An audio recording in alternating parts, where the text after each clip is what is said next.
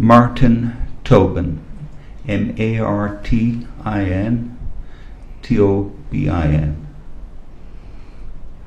Mr. Blackwell. Good morning, Dr. Tobin. Good morning, Mr. Blackwell. Would you tell us what's your current employment? I am a physician in pulmonary and critical care medicine. And whereabouts? In Chicago at Hines VA Hospital and Loyola University Medical School. And is Hines VA Hospital a large facility? It used to be the largest VA hospital in the country. I think it's now been superseded by one or two others. And you specialize in pulmonology? I specialize in pulmonology and in critical care medicine. Would you tell the jury what pulmonology is? Pulmonology is the study of the lungs. It deals with all diseases that affect the respiratory system. So the lungs, the chest wall. So what are the various elements, components of the respiratory system other than the lungs and chest wall? I mean, the respiratory system begins at the nose and the mouth.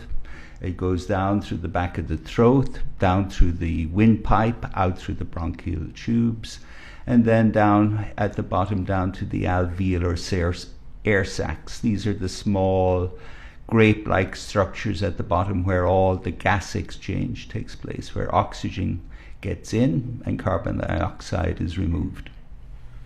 So this is the system for getting oxygen into the body? Correct. That is the prime purpose, to get oxygen in.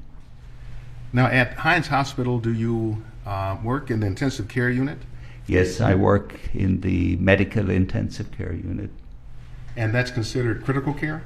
Same as critical care. These words all have the same meaning.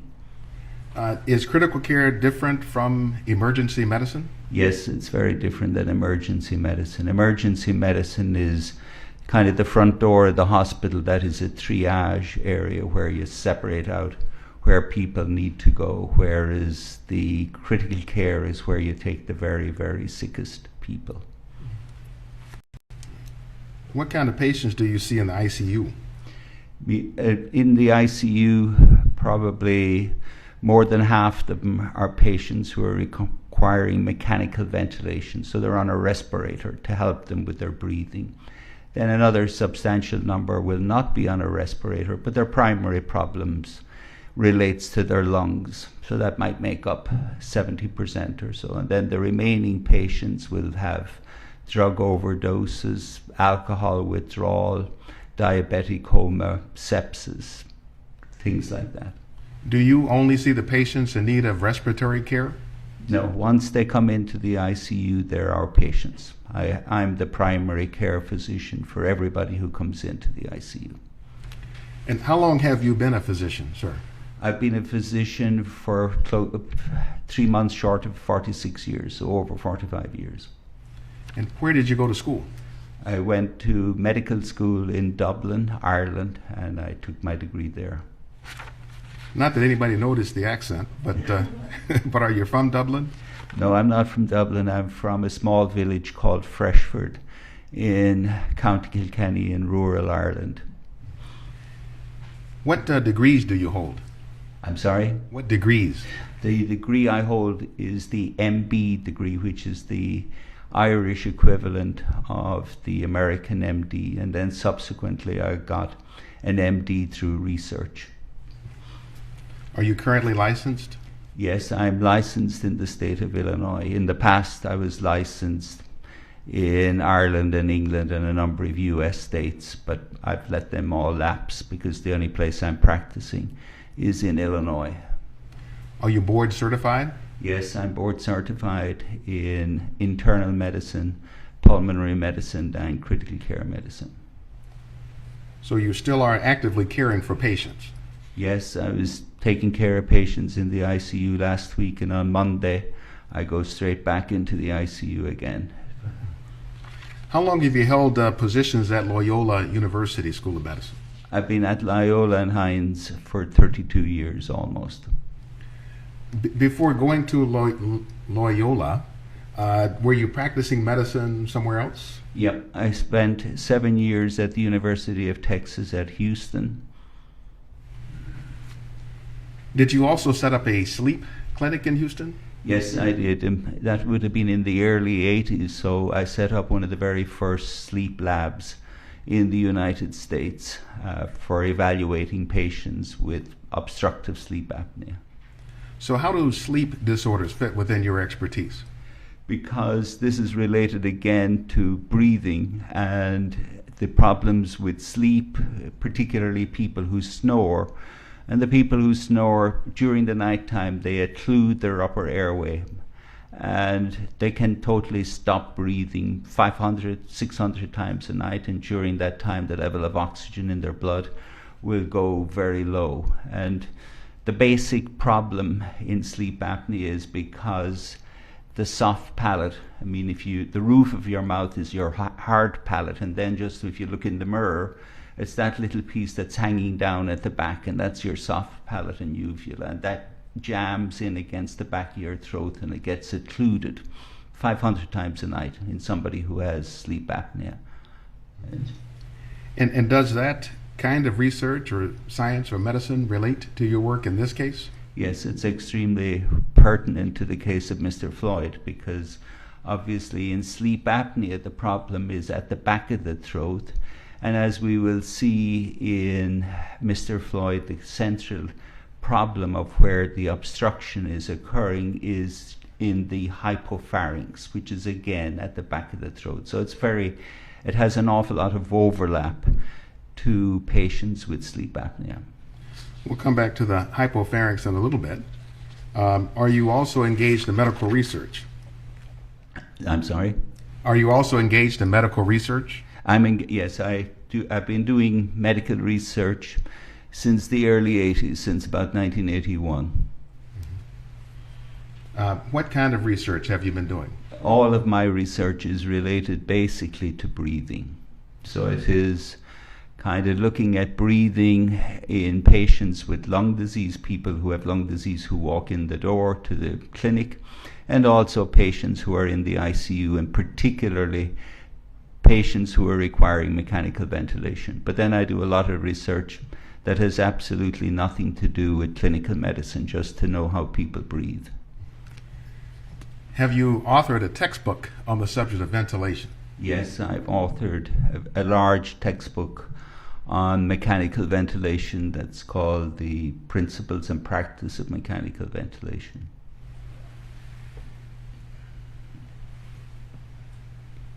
So I'm showing the cover of your textbook here on the camera. Is this the book you're referring to? That is correct. 1,500 pages? Correct, 1,500 pages, yeah. Are you familiar with the Lancet, Lancet medical journal? Yes, the Lancet is one of the top medical journals in the world. And does the Lancet medical journal refer to this book as the Bible on mechanical ventilation? Yes, it has called it that. Have you authored other books also? Yes, I am. Roughly how many? I think I've published 8 or 9 other books. And all related to respiration or respiratory failure? Correct. They're all on different aspects of the lungs. Have you published articles and abstracts also? Yes, I have. Approximately how many of those? I lose count, but I think I've published more than 750 probably, or something like that. Have you published in the New England Journal of Medicine? Yes, I've published several articles in the New England Journal of Medicine. The Journal of the American Medical Association? Yes, likewise. Are those two of the most respected medical journals in the world? They are for clinical work, yes. Have you also held editor positions at medical journals? Yes, I was editor-in-chief of the journal called the American Journal of Respiratory and Critical Care Medicine. So that's the premier journal in the world for all lung disease. It's also the premier journal in the world for intensive care medicine. And it's the official journal of the American Thoracic Society. Have you taught and lectured outside of Illinois and or Texas? Yes. Generally where?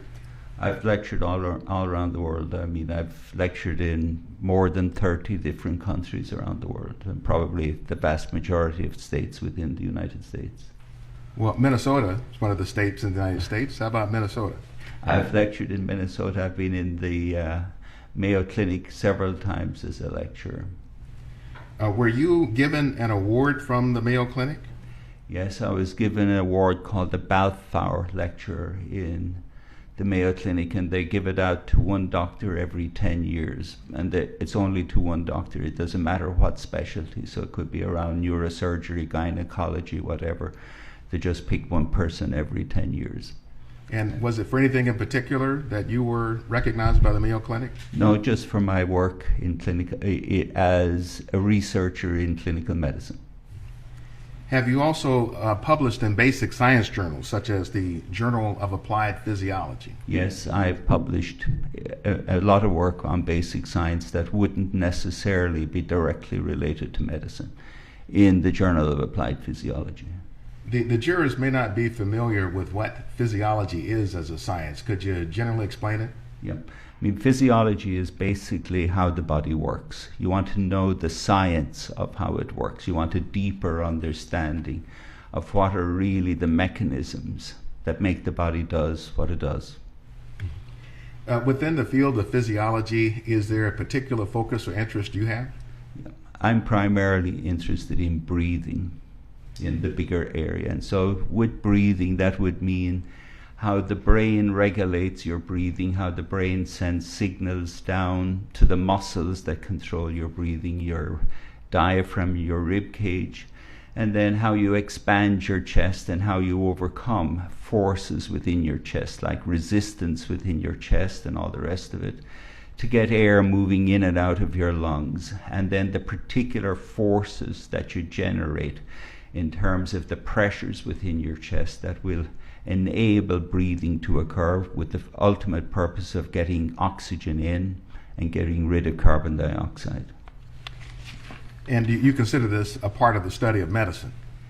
It's not quite as part of the study of medicine. It's really quite separate, because it's more the basic physiology. So it's more in the realm of math and physics, but then it's applied over, because to be a good doctor, you need to have a good knowledge of science, but the science part is really separate from the medical part, and it's to try and hone down on the science as best as possible. How long have you been working in respiratory physiology? Since 1981, so 40 years. And what exactly drew you to the physiology of breathing?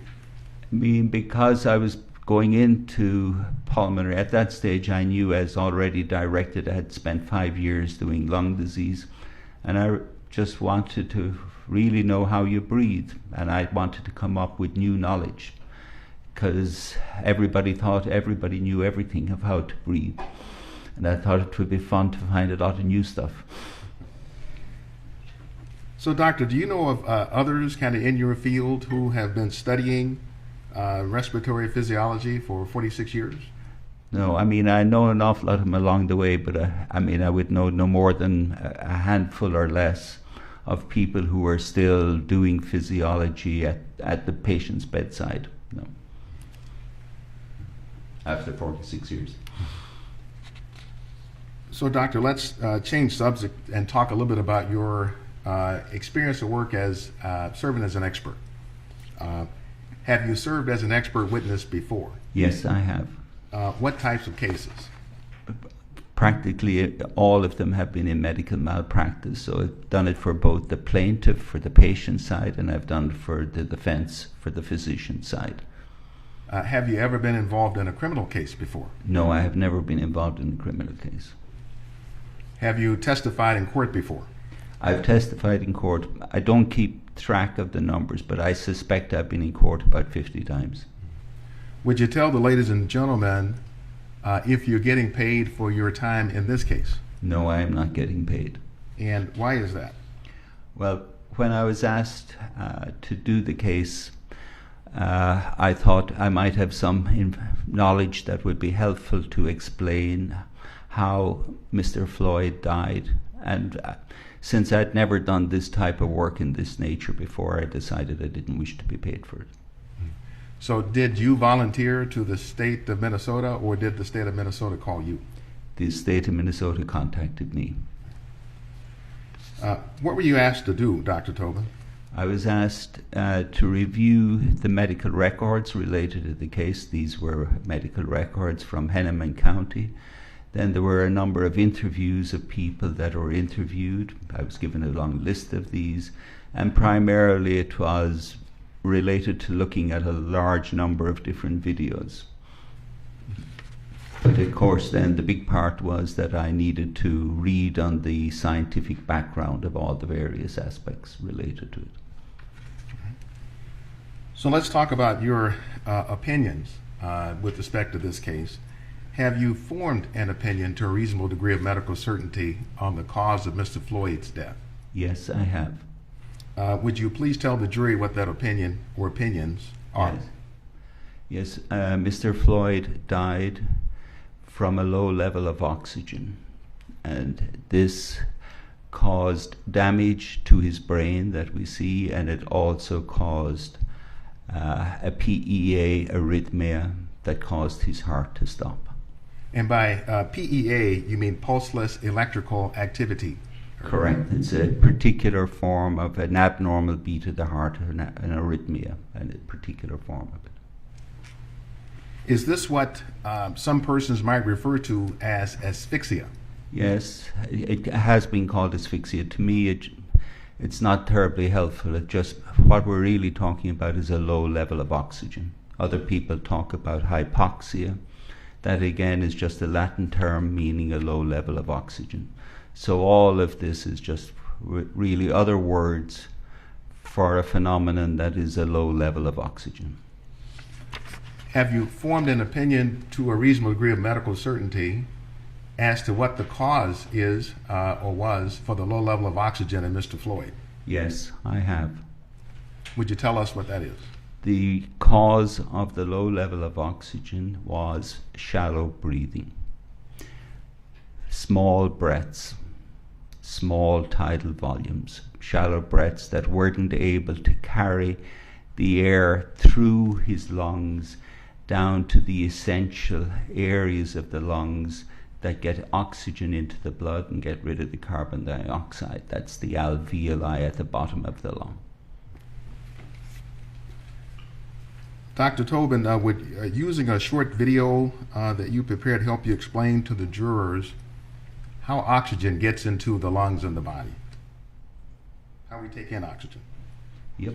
I'm going to show you what's been marked as Exhibit 950. Can you describe first what that is? So here we're looking at the lungs inside a body, and we see here that you can see the windpipe up at the top, the trachea, and then that splits into the bronchial tubes. And also you can see the diaphragm down at the bottom. And when the diaphragm contracts, there will be air moving. The jurors can't see it yet, so I'm just having you just identify. Oh, I'm sorry, terribly sorry. I apologize. Yeah, I'm going to offer it, Your Honor. Exhibit 950. 950 is received. Yeah, please proceed. We can, we'll display it so the jurors can see it. Okay, so now we're looking, and you can see the contraction of the diaphragm. That's the kind of pink area down at the bottom. We see air going down through the windpipe and then proceeding down to the bronchial tubes. And then it was going to continue down the bronchial tubes until it will reach out to the air sacs, which will be the alveoli. And now we're seeing that we're moving down here, and these are like the grape-like structures down at the bottom, and this is where all the action occurs. The oxygen goes across those air sacs, and also the CO2 goes across them, then it's expelled back out. So that's everything in a very rapid video. So then what happened in the case of Mr. Floyd that relates to the shallow breathing that resulted in his low oxygen? So there are a number of forces that led to that the size of his breath became so small. And so there are a series of forces higher up that are leading to that. And The main forces that are going to lead to the shallow breath are going to be that he's turned prone on the street, that he has the handcuffs in place combined with the street, and then that he has a knee on his neck, and then that he has a knee on his back and on his side. All of these four forces are ultimately going to result in the low tidal volume, which gives you the shallow breaths that we saw here. And so the air will not be able to reach those air sacs we just saw in the video, where the oxygen is exchanged and the carbon dioxide is removed. Doctor, is there a concept that in the respiratory medicine field known as dead space? Yes, there is. How does that relate to Mr. Floyd? So if you think of the video back all the way until you saw those clusters of grapes, where you saw the blood vessels surrounding the alveoli, everything up to there is dead space. So as you're breathing in, you breathe in through your nose, your mouth goes down through your windpipe, down through the bronchial tubes, radiating out until it reaches the air sacs. Up till you get to the air sacs, it's all dead space, because the reason we call it is because no oxygen can get across those bronchial tubes. No carbon dioxide can get across it. The oxygen and the carbon dioxide, the only place that gets across is those little grape-like structures. So everything in the lungs before that is dead space. So you mentioned several reasons for Mr. Floyd's low oxygen, and I just want to capture those for the jury, and then we'll talk about them. You mentioned one, handcuffs and the street.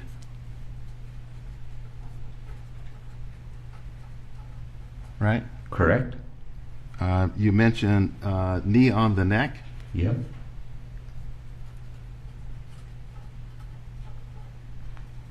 Sorry for my writing. You'll know what I didn't get an A in school. The prone position. Yep.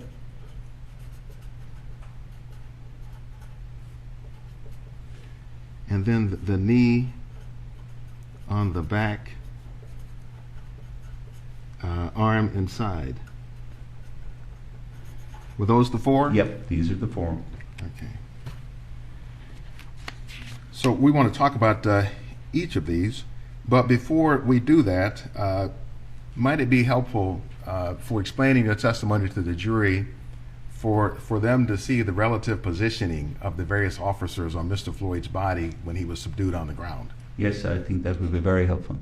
Did you assist in preparing an illustration to show the relative position of the officers on the ground? Yes, I did. And let me show you what's been marked as Exhibit 949. Could you just tell us, describe generally for the record what it is? I mean, I watched the videos and certain segments of the videos hundreds of times, and it's very difficult to kind of get an overall view of where everybody is positioned, because you're seeing different videos from different angles. And so the artist has taken all the different videos here and he's combined them into one moment in time, and you can see here, and also he will remove the police vehicle, so you're going to get a better view. So you're looking kind of at a bird's eye view of where Mr. Floyd is lying and where the officers are positioned in relationship to Mr. Floyd. Right. So the purpose of this is to show the relative positions of the officers on the Correct. body. Your Honor, we would offer Exhibit 949. Any objection? No, Your Honor. 949 is received. So what point in time, if you told us that this is at a particular point in time? Right, it is a particular point in time. I don't remember the exact minute, second at the top of my head, but it is like... Does 8:21 and 44 seconds? That's exactly correct. About right? Yes.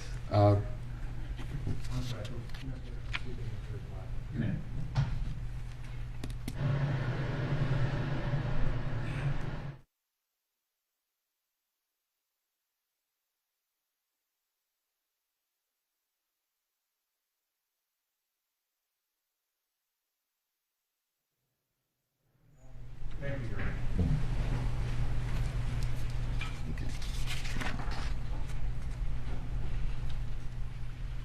Okay. So let's walk through Exhibit 949, Brad, if you could advance. And Doctor, tell us what we're seeing. Okay. Yep. Now you can see the car is being rotated. You're able to see Officer Chauvin, you're able to see Officer King, and then Officer Lane down at his feet. You see underneath Mr. Floyd, and now the car is being rotated. Now the car has been removed. And so you're able to see how they're positioned at different points. In terms of with Officer Chauvin with his left knee on the neck, his right knee on Mr. Floyd's arm and chest, and then you can see here Officer Lane holding his legs, and then you can see Officer King with his knee on his torso. So this represents a snapshot in time, as you told us. Did the officers' positions change over time as they were there on the ground? Yes, the officers' positions changed over time, and also the position of Mr. Floyd himself changed over time, and these become relevant in how we evaluate everything. And was it something you factored into your analysis then? Yes. Did you consider where Mr. Chauvin's left knee was during the encounter? Yes. For Officer Chauvin's left knee is virtually on the neck for the vast majority of the time. And when you say vast majority, are you able to be more specific? It's more than 90% of the time in my calculations. There's certain times where it becomes difficult because you don't get a good view of where it is. So for example, I know that an Officer Chauvin's right knee is on his back 57% of the time. The reason I'm not able to say for the 43% is that I don't get a good view. I can other times don't have a good view of exactly where it is. So did you focus on the first 5 minutes and few seconds? Yes, I focused on the first 5 minutes, 3 seconds, because that is up to the time that we see evidence of brain injury. So if Mr. Chauvin's right knee was on his back from time to time, at other times it was placed where, in your observation? It was placed on his arm and then rammed into Mr. Floyd's left chest. So really, whether you're making a distinction of whether the knee is on the chest per se, or whether it's on the left arm and rammed in against the left chest, from the point of view of breathing, the effects are extremely similar. So let's turn to the number one on the. Oh yes, on the dot cam. So I wanted to turn back to the notes that the number one here that written down for the reasons you told us for Floyd's low oxygen, Mr. Floyd's low oxygen, handcuffs and the street, to talk about the first one.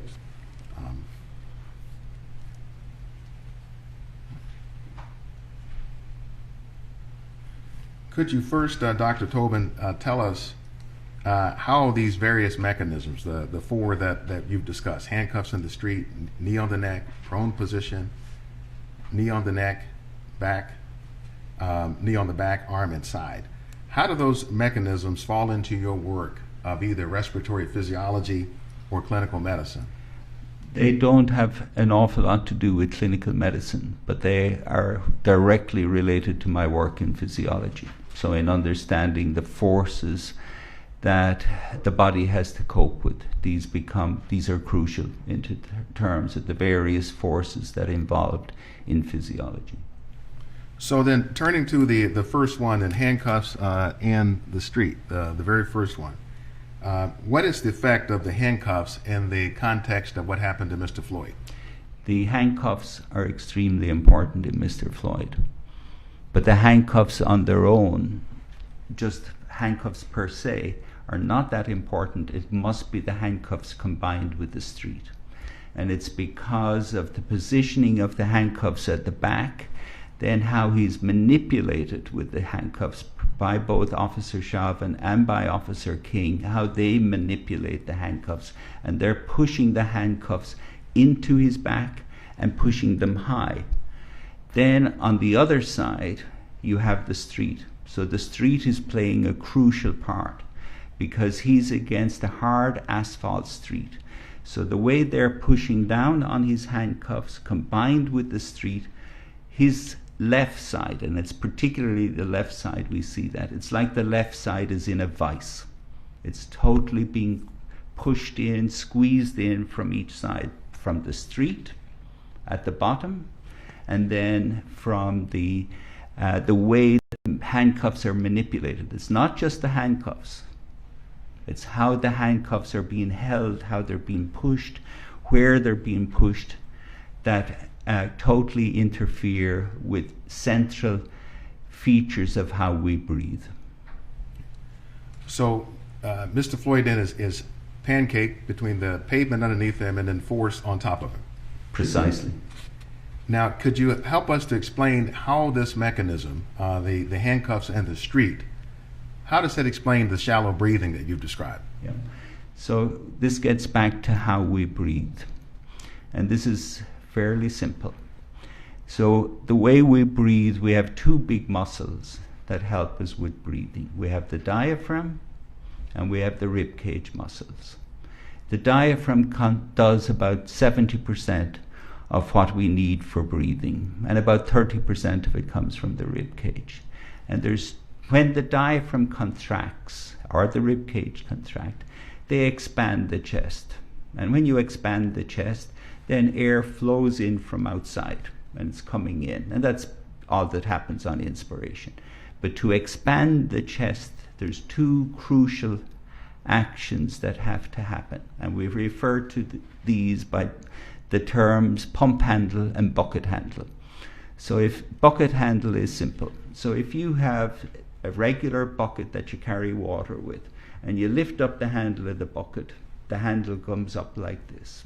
And so when you contract your diaphragm, you are performing a bucket handle movement on the rib cage. So you contract your diaphragm like that, and each time as you inspire, you can see it yourself. As you inspire, each of you there in the jury, you inspire, you see that your rib cage is going outwards like that. That's a bucket handle movement. The second movement that you have is called the pump handle. And this reflects to an old water pump that would be in the yard for pumping out water. And so you have the handle at the top of the pump, and you lift up the handle of the pump each time, and the water comes out the spout at the bottom. So you're filling up, getting your container of water. So with that action, you're lifting up here. This refers to the front to back movement of the chest wall. So with the pump handle, your chest goes out with each breath. And so you can do it yourself. As you take a deep breath, you can feel that front to back, you're expanding your chest. The front to back expansion of your chest is with your pump handle. At the same time, you're doing both of them at the same time. At the same time you're doing that, your chest is expanding from side to side, and that's with your bucket handle. So both of these are occurring, and these are vital. Without these, you can't breathe. If you don't have the bucket handle working and the pump handle working, there's nothing happening. There's no air going to get in there. So, Doctor, do you have a photograph that you brought that would help to better understand the pump handle and bucket handle? Yes. Let me show you what's been marked as State's Exhibit 951. Do you recognize what this photograph depicts? Yes. Is it an accurate portrayal of a certain incident, disaster? Yes. Would it help to explain the testimony? Yes. So this is an event that happened in England. Dr. Sorry, Tobin, just one moment. I apologize. Yeah, I need to offer sooner, Your Honor. We offer Exhibit 951. Any objection?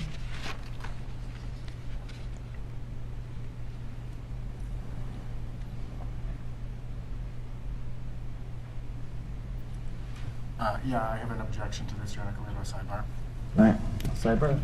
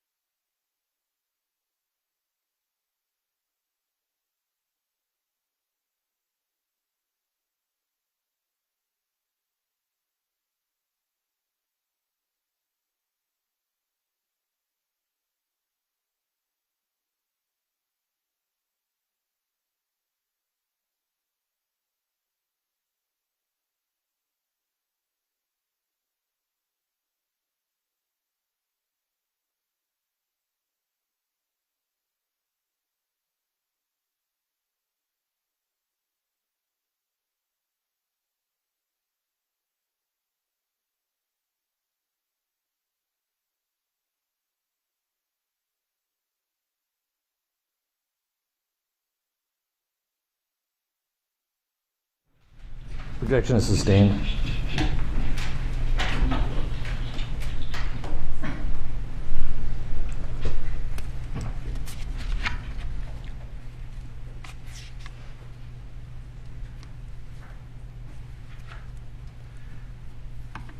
Doctor, in this case, were you able to observe whether Mr. Floyd's breathing was impacted by the handcuffs and the placement on the street? Yes, I was. What did you observe, Dr. Tobin? What I observed is particularly is in terms of the hands of the police and the handcuffs, particularly on the left side. So they were forcing his left wrist up into his chest, forcing it in tight against his chest, forcing it high up. And you have to keep in mind that the opposite side of this is the street. So he was being squashed between the two sides. And so this meant that he couldn't exert his pump handle, because the street totally blocked his pump handle. There was no way he could do any front to back movement. And again, the way they were pressing in on the back, there was absolutely no way that he could do any front to back movement. Then in addition, because of the knee that was rammed in against the left side of his chest, sometimes the knee was down on the arm or in against the chest, so this would have the same effect. So basically, on the left side of his lung, it was almost like a surgical pneumonectomy. It was almost to the effect as if a surgeon had gone in and removed the lung. Not quite, but along those lines. So there was virtually very little opportunity for him to be able to get any air to move into the left side of his chest. So he was going to be totally dependent on what he'd be able to do with the right side. Have you selected any footage from the body-worn cameras that you feel depicts Mr. Floyd's struggles to breathe? Yes. I'm going to show you what's been marked as State's Exhibit 944. And first, would you describe what it is? What you're seeing here is on the... Dr. Tobin, the jurors aren't seeing it yet. It's just describing it for the record. This is just for foundation on what it is. They will not see this. I'm describing what I'm seeing. For now, yes. Yeah, okay, that's fine. What I'm seeing is that his left hand is being grabbed by the police officers. So that's a handcuffed left hand, and it's being pushed into his chest. So he's just not able to expand that. In addition, what I'm seeing... All we needed was the foundation for Oh, I what it apologize. is. I apologize. I didn't. So let's hold off and turn it Okay, back. I'm Thank you, sorry. Judge. My misunderstanding. Your Honor, we'll offer State's Exhibit 944. Any objection? 944 is received. All right. Now, Dr. Tobin, the jurors can see it. Okay, So would you- I apologize. No, it was quite all right. Would you tell us what's Yeah. the significance? So, now you're able to see here with the yellow arrow, you're able to see that the officer is holding Mr. Floyd's left hand. He's holding it very firmly. There's a very firm grasp on it. And then Mr. Floyd's left hand is being pushed in against his chest. Also, we're able to see just on the side that Officer Chauvin's knee is coming in, and that's compressing in against his side as well. So the ability to expand his left side here is enormously impaired.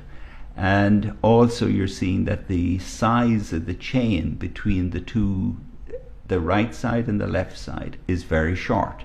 So his whole left arm is also being pulled over, and so it's preventing him also from expanding the right side. I've been focusing on the bucket handle and the pump handle on the left, but you can also see here that these are impaired, his ability to expand his chest. And of course, the key factor you must keep that isn't kind of in a sense seen here in one sense is the street.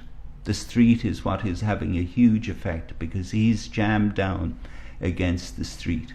And so the street is playing a major role in preventing him from expanding his chest. Thank you. If you could clear the screen, Your Honor. And Doctor, there is a stylus if you need to use to draw on the screen. Thank you. Now, did you select another still image that you observed as Mr. Floyd struggled to breathe? Yes. I'm going to show you what's marked as State's Exhibit 942. And if you could just identify it. I identify it.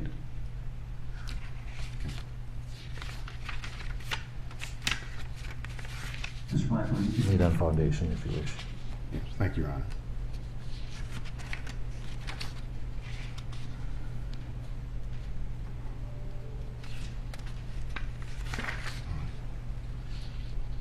So do you recognize this as the still image that you selected?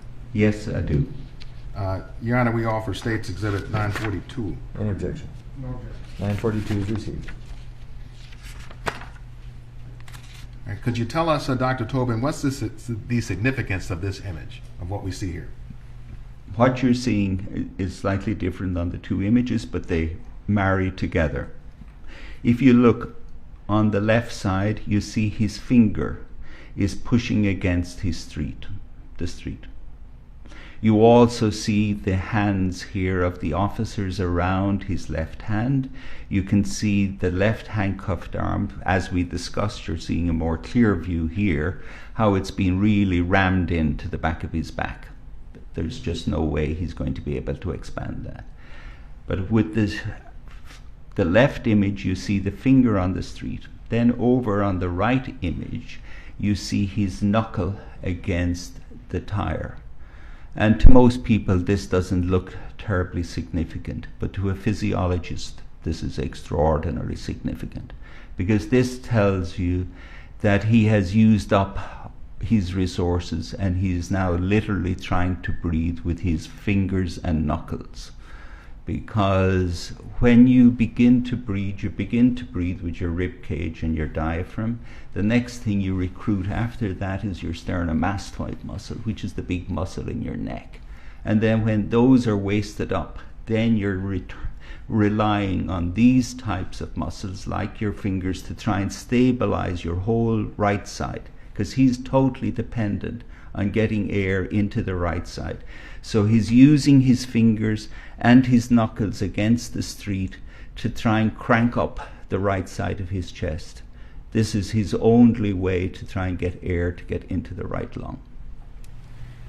You know, Doctor, showing you what's been marked as State's Exhibit 938, is this a related series of photographs and images? Yes.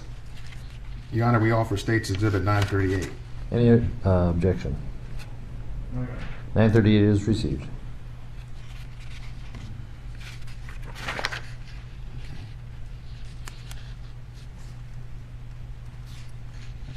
So, Doctor, tell us what we see here in Exhibit 938. The focus would be, the top panel is the same as the bottom one. The bottom is just a blow up of what you're seeing on the top. And the focus on the left-hand side is his shoulder. And again, as I mentioned, when you have difficulty in breathing, you begin with the diaphragm, the rib cage, you go on to the accessory muscles like the sternomastoid. One of the very last muscles that you will use is your shoulder. You don't really use your shoulder for breathing, but if you look here on the left-hand side, the shoulder is extremely prominent. So this would be what like people in a gym would call sculpting of the shoulder muscles, and you're seeing them standing out very prominently. So at this point on the left-hand side, he's taking a breath in, using his shoulder to try and get a breath in. And then on the right side, you see between a breath where he's relaxing. He's breathing out. And it's the two of them are shown, so as you see the marked effect on the left. But again, you have to realize that the shoulder is a very ineffective way of breathing, because at that stage the chest is all so expanded. So when you contract your shoulder, because the chest underlying it is so expanded, you get very, very little air in. It's a very poor way of breathing, but it's what you have to do when everything else is failing. When you're in extremis, you will call on the use of the shoulder to try and breathe. So, Dr. Tobin, have we covered the first item, that is handcuffs and the street? Yes. So let's talk about number two, the knee on the neck. Explain why the knee on the neck is so significant. The knee on the neck is extremely important because it's going to occlude the air getting in through the passageway.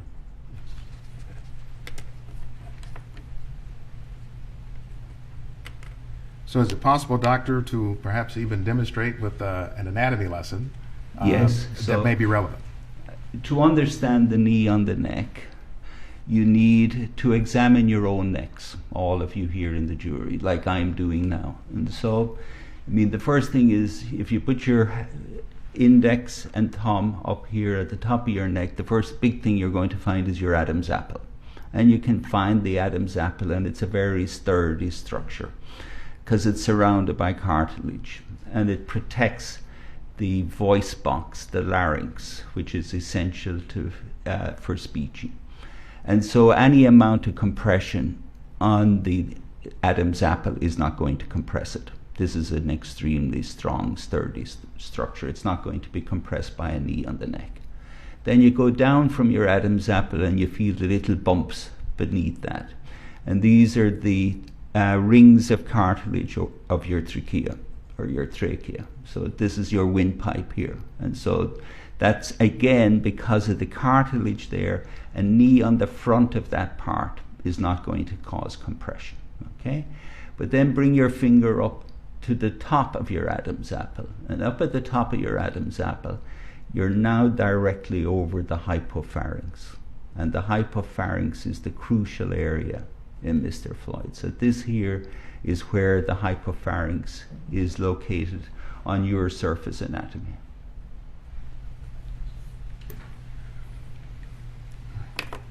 So why is the hypopharynx important for understanding this case, what happened? The hypopharynx is very important for understanding this case for a number of reasons, because it's so vulnerable, because it has no cartilage around it. It's going to be an area that is compressed. It's extremely small to breathe through, and it becomes very important for being able to continue to breathe through. Doctor, I want to show you what's been marked as State's Exhibit 935 and 937.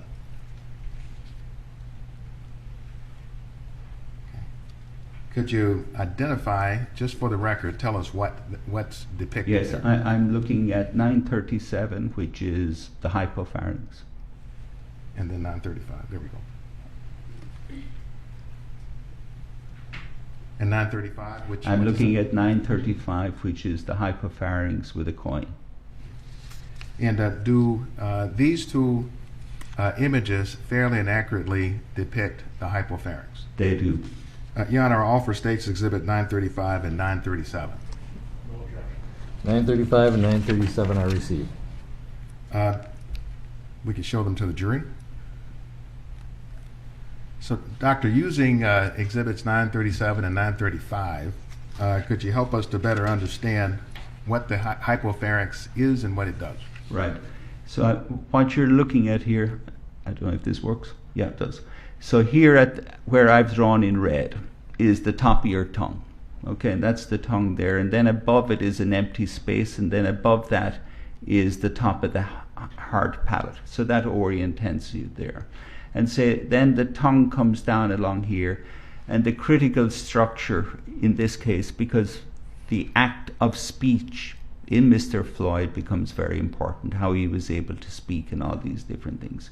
So the structure that gives us speech are the vocal cords right here, and they're in the voice box and in the larynx. And then we have a little area here called the epiglottis. It's a little sliver, and that comes back to prevent food going the wrong way when we're swallowing, because we use the hypopharynx both for swallowing, for eating, and we use the hypopharynx for breathing. So when we're breathing, the air is going to come in through your nose or your mouth, go on down through the hypopharynx, then through the vocal cords and into the windpipe, into the trachea, and go on down into the lungs. Whereas when you're swallowing, that trapdoor of the epiglottis will prevent the food going into the air passages and will direct it into the food tube at the back of the esophagus. The area of the hypopharynx then is exactly from the base of the epiglottis, the first yellow arrow, down to the second yellow arrow, which is the larynx. And it's just that little area that is the size of the hypopharynx. Could we see 935, Brett? And so we know that the cross-sectional area of the hypopharynx in adult people, I have it here in the millimeters, 199 to 303, which are obviously difficult to remember, those type of millimeters. But in fact, right in the middle of this would be the size of a dime. So a dime is basically the size of what the hypopharynx, and it tells you how small and how vulnerable is this area. So if it's going to be decreased in size, it's a very tiny area. And so why is the hypopharynx important in the case of Mr. Floyd? Because the hypopharynx is going to be the area that will be vulnerable to occlusion from the knee on the neck. But in addition, the hypopharynx has another aspect, and that is the hypopharynx is also controlled by the size of your lungs. As your lungs expand, you increase the size of the hypopharynx with every breath. And so there's a regulation of that that's going on. Was Mr. Chauvin applying force or pressure to the hypopharynx of Mr. Floyd that you observed? At different times. It varied from time to time.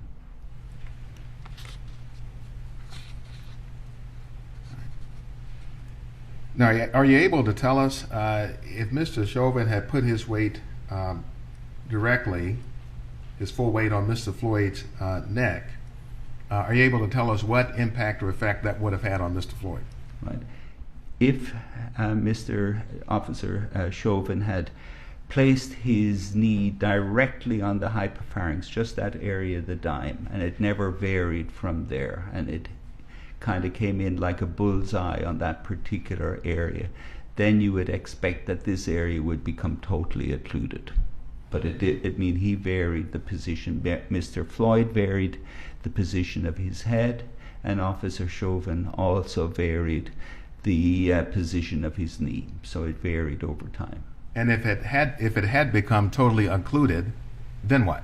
If it had become totally occluded, within seconds you were going to drop the level of oxygen to a level that will be produce oxygen deprivation in the body, resulting in either a seizure or a heart attack, one or the other.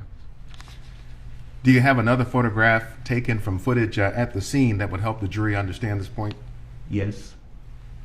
I'm going to show you what's marked as State's Exhibit 941.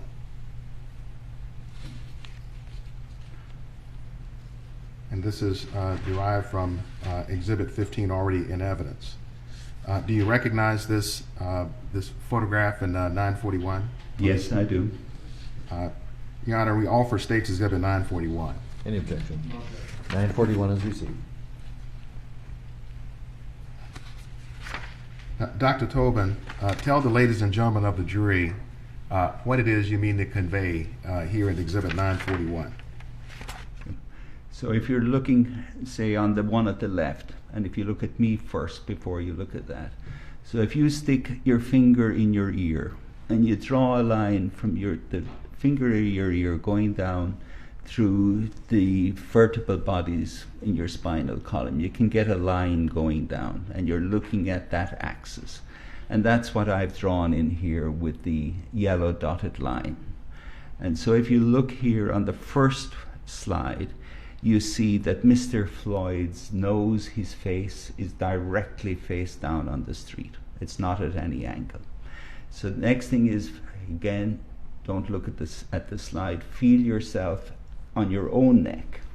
And now, if you put your hand at the back of your neck, and you feel the bottom of your skull, and so where the bone of the skull ends, and then you come down from that, and you'll find, and you put your whole palm of your hand around it.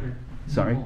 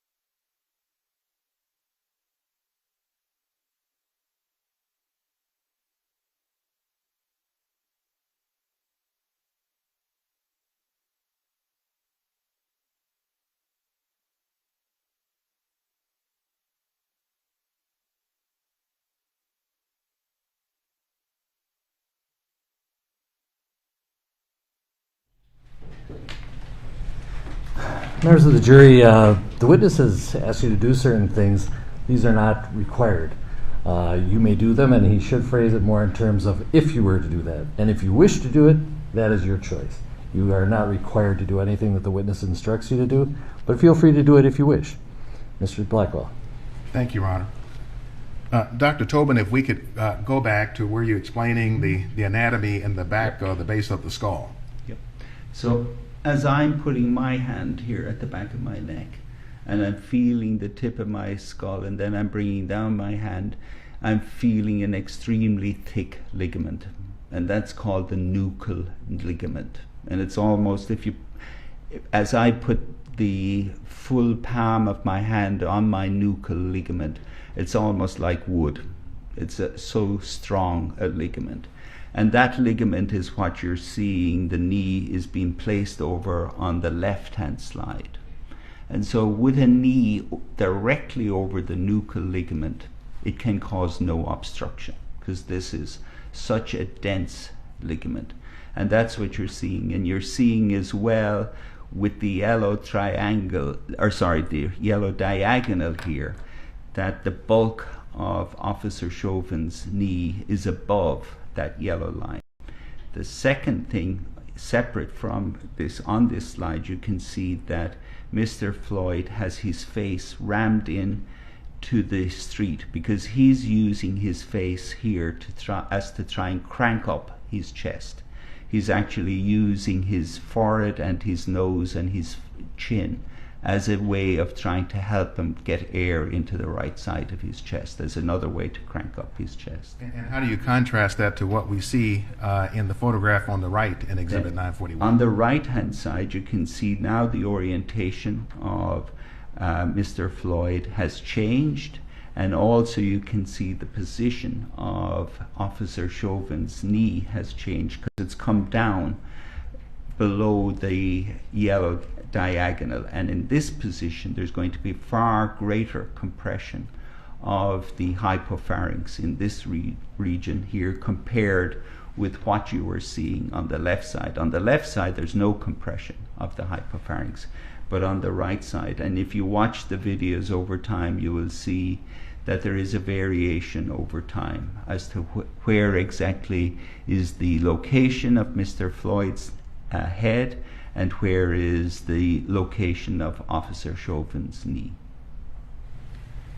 And in the photograph on the right, the knee is exerting, Dr. Tobin, greater force on the hypopharynx? Correct. Is it possible to calculate the amount of force? Yes, it is.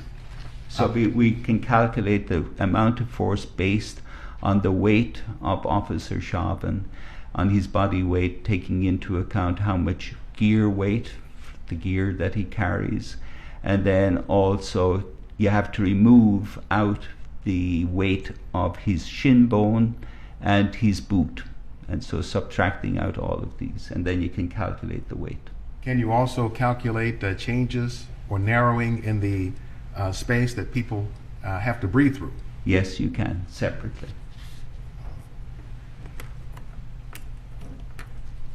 Would this be in any way akin to breathing through a small opening like a straw? Yes, it would. So, I mean, when you have to breathe through a narrow passageway, it's like breathing through a drinking straw. But it's much worse than that, because breathing through a drinking straw, I mean, is somewhat unpleasant, but not that unpleasant.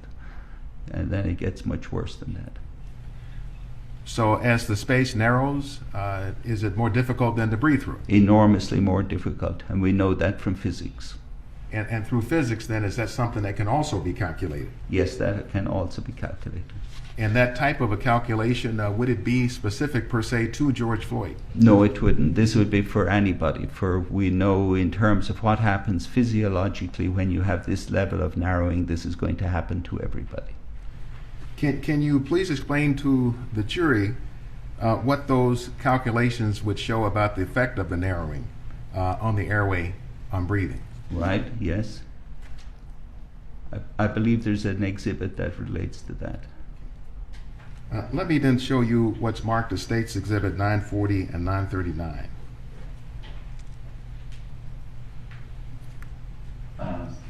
Yes, Your Honor.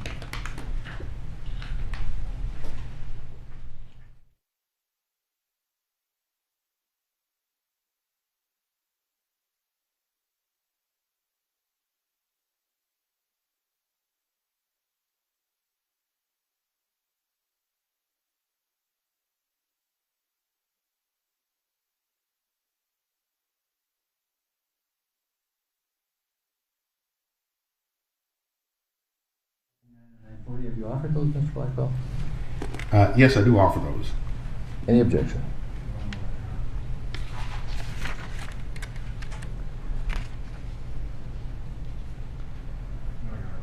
$939 and $940 are received. So let's start with Exhibit 940. Dr. Tobin, tell us what's depicted here. Describe this for us. Yep.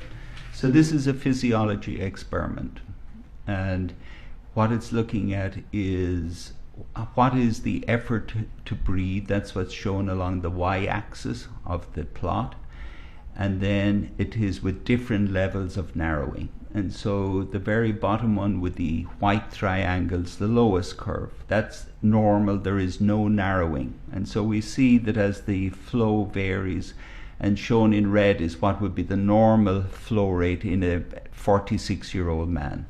And we can see what is the work that is done. If you look at the normal one, and then you look at 60% airway narrowing, and this is much more narrowed than breathing through a straw.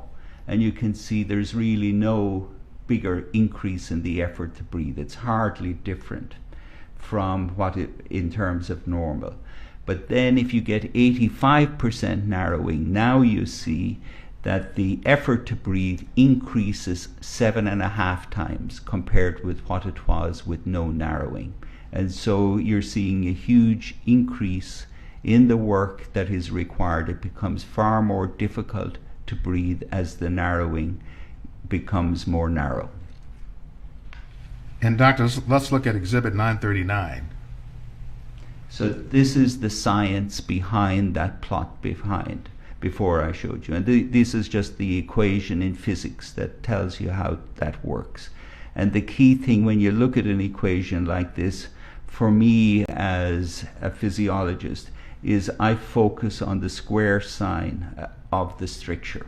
That tells me here when I see a square sign on top of it and it is below the level on the equation, it is the denominator. I know with that you're going to be fine all along for a period of time, and then suddenly everything is going to increase enormously. You're going into what we call an exponential increase. And that's exactly what we see on the experiment that was done, where we're seeing there's really nothing happening at 60. It's nothing much. But then at 85% it suddenly takes off, and if you had beyond 85% it would be even more and more.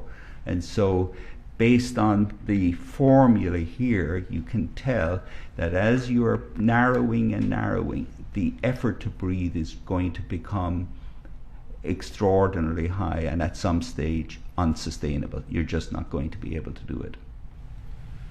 So in this case, in the case of Mr. Floyd, the narrowing was of his hypopharynx?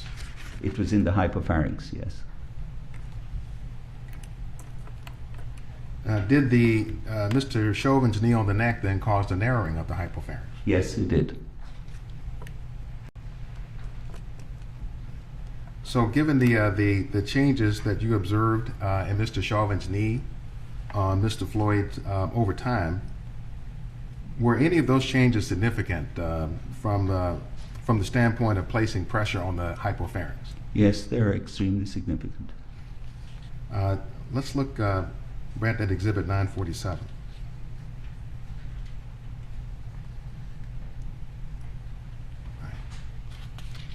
And Your Honor, we'd offer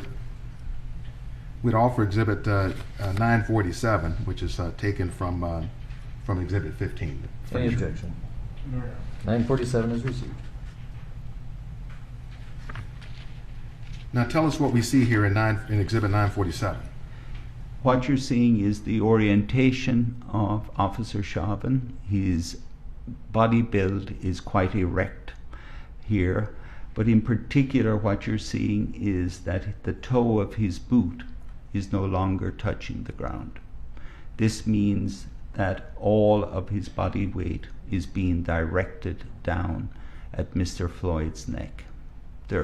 Because in many of the calculations, I excluded the effect of his leg and his shoe because some of it was touching the ground. But here you can see none of it is touching the ground. So we're taking half his body weight plus the weight of his half the gear, and all of that is coming directly down on Mr. Floyd's neck. I want to show you what's marked as Exhibit 943.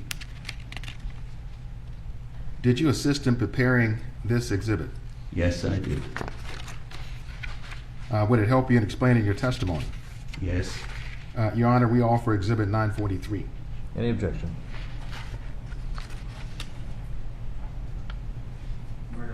943 is received. And Your Honor, if Your Honor could clear the screen. Thank you, Judge. So, Dr. Tobin, what do we see here in Exhibit 943? What we're seeing is that half of his body weight plus half his gear weight is coming down. That's 91.5 pounds is coming down directly on Mr. Floyd's neck. Is that all we see? And the reason we're seeing that is because the toe is off the ground and there is no body weight sitting back. He's not hunkering back on his heels. So everything is directed down on his knee. In this place, his shin and his toe and his boot is playing no contribution. And were there times also when Mr. Chauvin's left knee was on the back of Mr. Floyd's neck? Correct. And when was that? When his knee is on the back, that's a separate set of forces. It's the same force, but it's compressing a different area. It's compressing inside his chest. And what about the time when Mr. Floyd would have had his face smashed directly into the pavement? When his face is into the pavement, at that time, like one of the ones I showed you, if it's coming down on the nuchal ligament, it's going to be a huge weight for Mr. Floyd to try and breathe, but he won't be compressing the hypopharynx at the time when that's happening. So all of these different forces they're somewhat complex in terms of how they're interacting, but they're all coming to the same point. Now, you paid particular attention, you told us, to the first 5 minutes and 3 seconds of the subdual on the ground. Yes. How would you characterize Mr. Floyd's oxygen levels during the first 5 minutes and 3 minutes that Mr. Chauvin was on top of him? We know that his oxygen levels were enough to keep his brain alive, and the reason we know that is because he continued to speak over that time. We know that he made various vocal sounds for 4 minutes 51 seconds from the time that the knee is placed on the neck. And that's telling us partly that he's speaking, but the big thing is it's telling us because you can't speak without a brain being active. And so we know there's oxygen getting to his brain for whenever he is making an attempt to speak.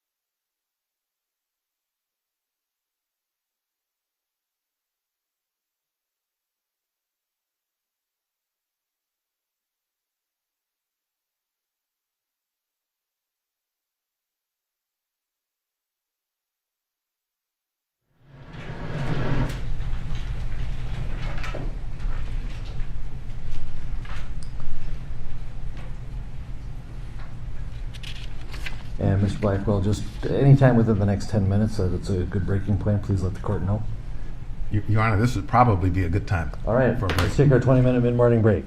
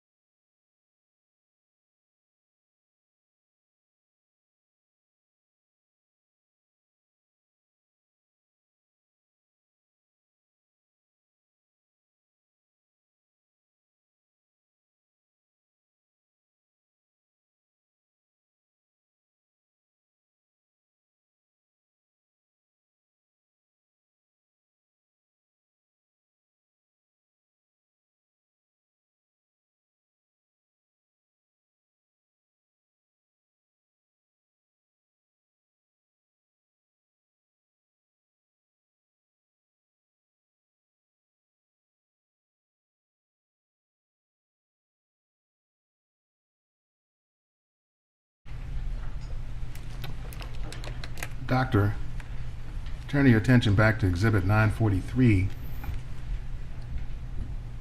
and focusing on the restraint on the ground. Yes. You were focused on the first 5 minutes and 3 seconds, in particular, that Mr. Chauvin was applying his weight to Mr. Floyd's neck. Correct. And why was the time period after the first 5 minutes and 3 seconds less significant to you? Because at that point where he extended his leg, that we see happening, at the point we see that happening is at 24:21. That is when he has suffered brain injury. We see and we can tell from the movement of his leg that the level of oxygen in his brain has caused what we call a myoclonic seizure type activity. They're just medical terms, but basically it means that he has kicked out his leg in an extension form, that he has straightened out his leg. And that is something we see as clinicians in patients when they suffer brain injury as a result of a low level of oxygen. We'll talk about that more in a moment, Dr. Tobin. But is it significant to you whether Mr. Chauvin moved his knee off of Mr. Floyd's neck after Mr. Floyd was unconscious? No, the movement happens around at different times, but obviously the key thing is everything up to the time that we see the hypoxia, the brain injury that's occurring. And where Officer Chauvin moved his knee after that really is not going to have a material impact on the case. Would you help the ladies and gentlemen of the jury understand that if Mr. Chauvin is applying pressure on the side of the neck, as we see here in Exhibit 943, how does that translate into narrowing of the hypopharynx? Again, it's going to depend on what is the orientation of Officer Chauvin's body, what is the orientation of his leg, and then also in particular into what is the orientation of Mr. Floyd. Where exactly is the orientation of Mr. Floyd's head? Because if it's the nuchal ligament is underneath Officer Chauvin's knee, there's going to be very little compression of the hypopharynx in this region. Then if it moves to the side and Officer Chauvin's weight is coming down on the side of Mr. Floyd's neck, then you're going to get huge compression of the hypopharynx. And again, looking at Exhibit 943 and focusing on the first 5 minutes, was his knee overarchingly on the side, or was it on the back of the neck? For the first 5 minutes, the left knee is on the neck virtually all of the time. The right knee, by my calculation, the right knee is on his back 57% of the time. The reason I can't say that it's on 100% is for the most of that other time I don't get a good view. The cameras move around, it's the body cameras, and so I can't see it. But for that period of time, the crucial period of time of the 5 minutes and 3 seconds, I can see Officer Chauvin's knee on his back for over 57% of the time. Let's talk about the third mechanism, the prone position. Would the fact of Mr. Floyd being placed in the prone position also had an impact on the narrowing of the hypopharynx? Yes, placing him on the prone position has several different effects, but particularly it also causes narrowing of the hypopharynx, among other things that the prone position does. Is there a concept in physiology referred to as lung volumes? Yes, there are. What is that? What does that refer to? That's just the way that we lung specialists, we measure how big is the size of the lung in different patients, and we quantify out in different areas what level of the lung there is, whether it is different segments of the lung behave in different ways. Do you have an illustration you brought to help us better understand this concept? Yes, I have. I'm going to show you what is marked as Exhibit 929 and have you first just identify it. Yes, I identify 929. What is it? This is it shows you lung function and it shows you tidal volume. And is it an accurate illustration Yes, of it is. lung function and tidal volume? Yes, it is. Your Honor, I offer Exhibit 929. Any objection? 929 is received. All right, so if we could start at the beginning of it, Mr. Altini. So do I go ahead and describe? Yes, would you please? Yep. Hold on. Oh, Also, let's not talk For over each other, we're getting into that bad habit. So, Right. if you could ask the question again, Mr. Blackwell, I forgot. Thank you, Your Honor. I'm just going to ask you, Dr. Tobin, if you would explain to us what we see in Exhibit 929. yes. We're looking here at the lung inside the chest. The chest is in gray, and then we see the lung inside it, and surrounding it is the pleural space. And we're seeing that as the you were looking at breath going in and out, it generates a tidal volume. The tidal volume is shown as a waveform down at the bottom, and so that's what happens in somebody with regular breathing. All right, let's see if we can get our tidal volumes to tide. So here you can see that the chest is expanding. Like on the front, you're seeing the pump handle action of the chest. And then with each breath, you can see air going into the lung, and that produces the tidal breath. So this is the tidal volume. And then on exhalation, it's going back out. Dr. Tobin, is there a standard or normal size of breath? Yes, there is. In virtually all adult people, it's about 400 cc's is the size of a tidal volume. Same for men and women? Same for men and women, and it's the same for teenagers and grandparents. So can lung volumes be calculated? Yes, then you can calculate all further additional lung volumes in addition. Did you actually do a calculation for Mr. Floyd's lung volume? Yes, I calculated out his lung volumes precisely based on his age, his sex, and his height. I want to show you what's marked as Exhibit 939 and tell me if this reflects your calculation.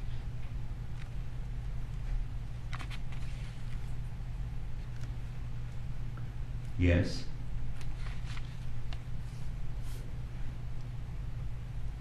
I said 939 is 930, Exhibit 930.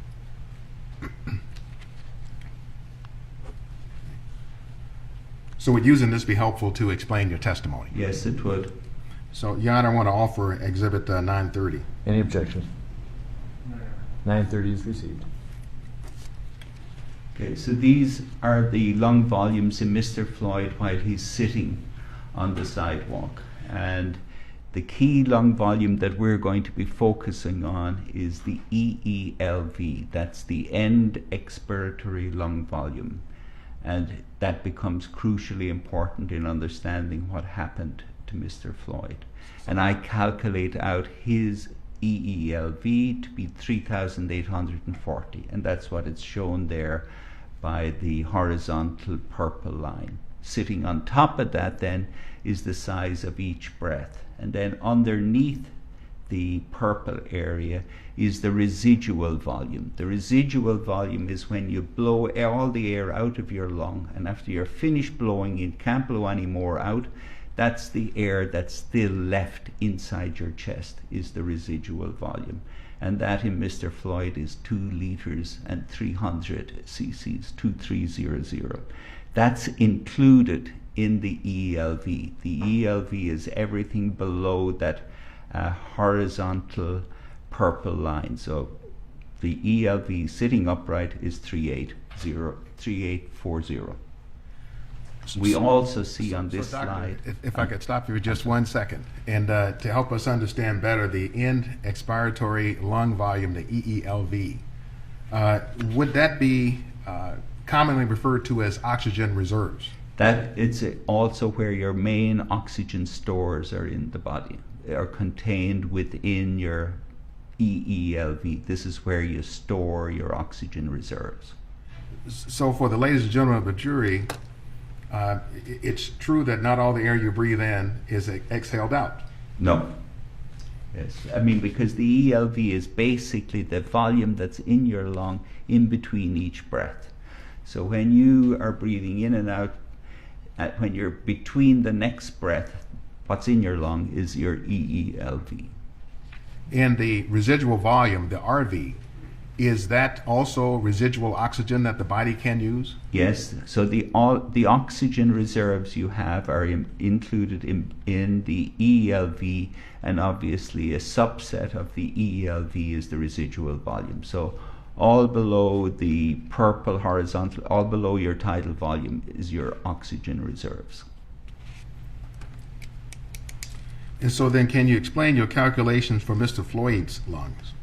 So here we see, based on his age, his sex, and his height, we're seeing exactly that his ELV sitting upright is 3,840, and we see his residual volume is 2,300.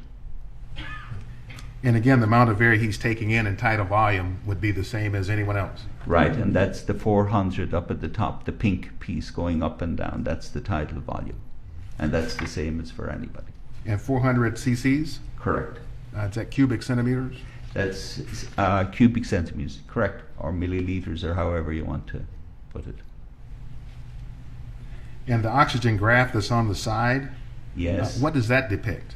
So the level of oxygen in anybody varies with age, and this is exactly the level of oxygen you expect in a 46-year-old man. So it's a PO2, that's the level of oxygen measured, and pressure of oxygen. If you were to do an arterial blood gas where somebody stuck a needle into your wrist, took out a sample of arterial blood, that is the level of oxygen they'll find, 89 millimeters of mercury is the units we use when we describe levels of oxygen. Now, you told us that Mr. Floyd, being in the prone position, served to narrow the hypopharynx or decrease the volume of oxygen in the lungs. Right. It had multiple effects, including those two. Why is that? Because the ELV is very important in terms of, obviously, it's where we store the oxygen, but as well as that, it has an effect on the upper airway. So when you breathe in, you don't notice it. As you're expanding your lungs, you're aware of expanding your lungs, but at the same time, the size of your hypopharynx also widens out because there's attraction forces that are occurring between it. It's just part of normal breathing that as you inhale, you expand your lungs, but you also expand that little area that you have, the air has to go down through. And so that is influenced by the size of the ELV. Likewise, when the ELV gets less, then the size of the opening of the hypopharynx will also get less. It's going to collapse down as your ELV goes down. Did you actually calculate the reduction in lung volume for Mr. Floyd due to the prone position? Yes, I did. Brett, could I show Dr. Tobin Exhibit 927? Doctor, is Exhibit 927 the calculation that I'm referring to? Yes. Your Honor, I offer Exhibit 927. Any objection? Yes.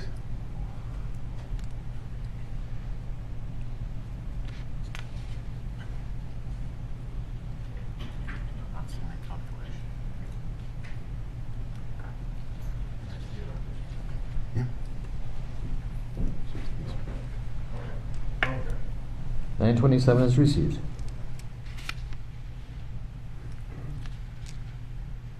So, Dr. Tobin, tell us what we're seeing here in Exhibit 927 as relates to Mr. Floyd in the prone position. You're seeing a drop in his end expiratory lung volume. It's smaller when you're placed face down.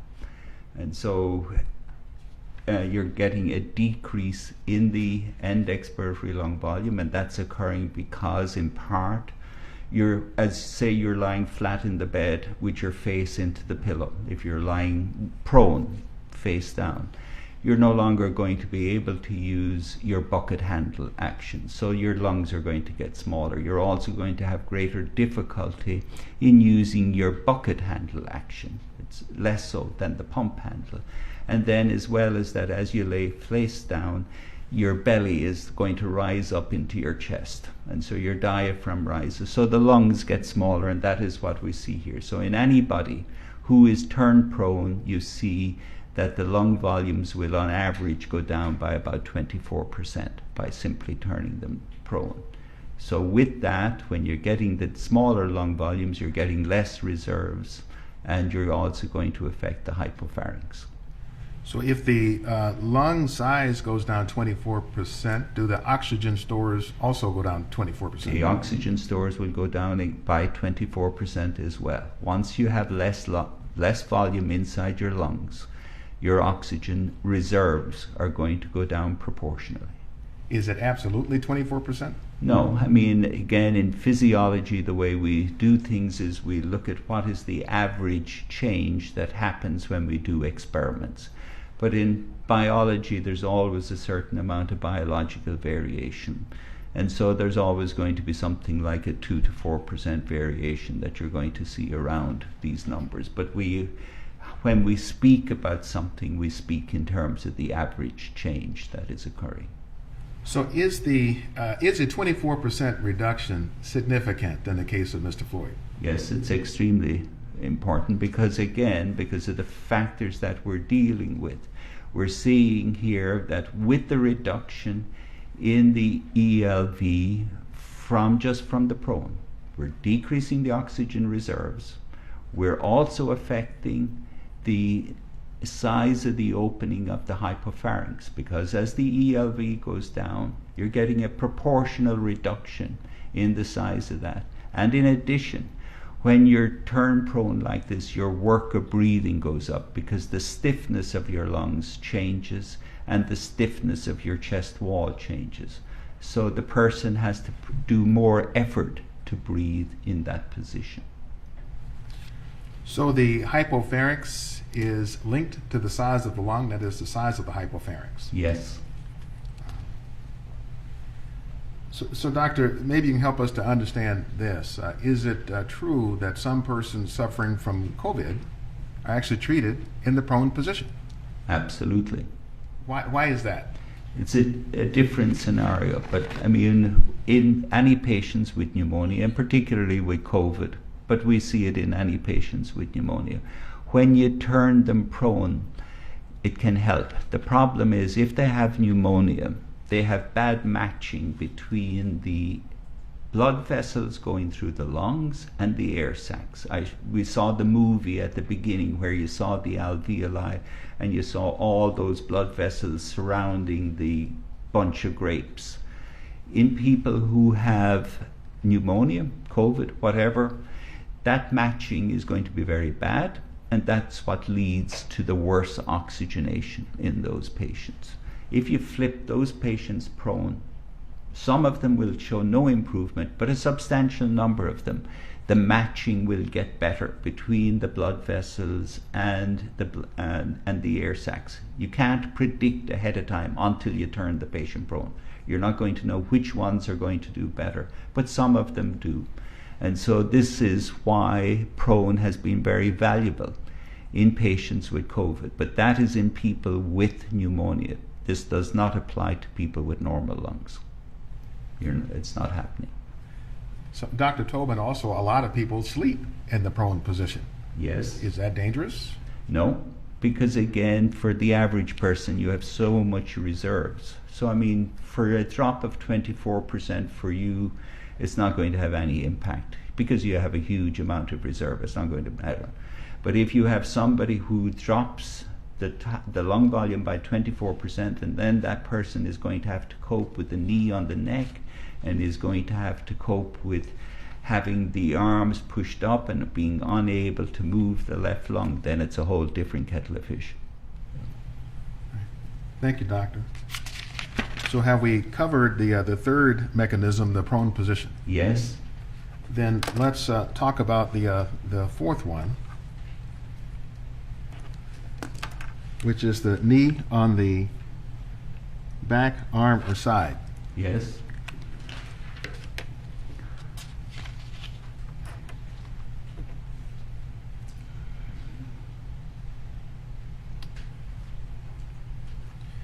Now, if we bring to mind Mr. Chauvin's right knee on Mr. Floyd's back or left side, well, let me ask this, forget that question. Does it matter whether the right knee was on Mr. Floyd's back or left arm or his side? No, it's really all amounting to the same, because we're talking again back to the bucket handle and the pump handle. So whether it's on the back or rammed in against the side and down on the arm, all of these are just going to markedly impair your ability to be able to move your chest with your bucket handle and your pump handle. You just can't do it. It's all rammed in. And what you have to, the whole time in this case, you have to constantly keep in mind that this is taking place on the street. The street is playing a huge part because it's coming in the front and totally preventing every action happening on the front. And did that influence then Mr. Floyd's oxygen stores or reserves, the EELV? Right, yes, they're going down. As a result of, once the ELV goes down, every proportional decrease you're seeing in the EELV, you're seeing the same proportional decrease in the oxygen stores. And were you able to calculate what that influence was? Yes. I want to show you what's marked as Exhibit 932.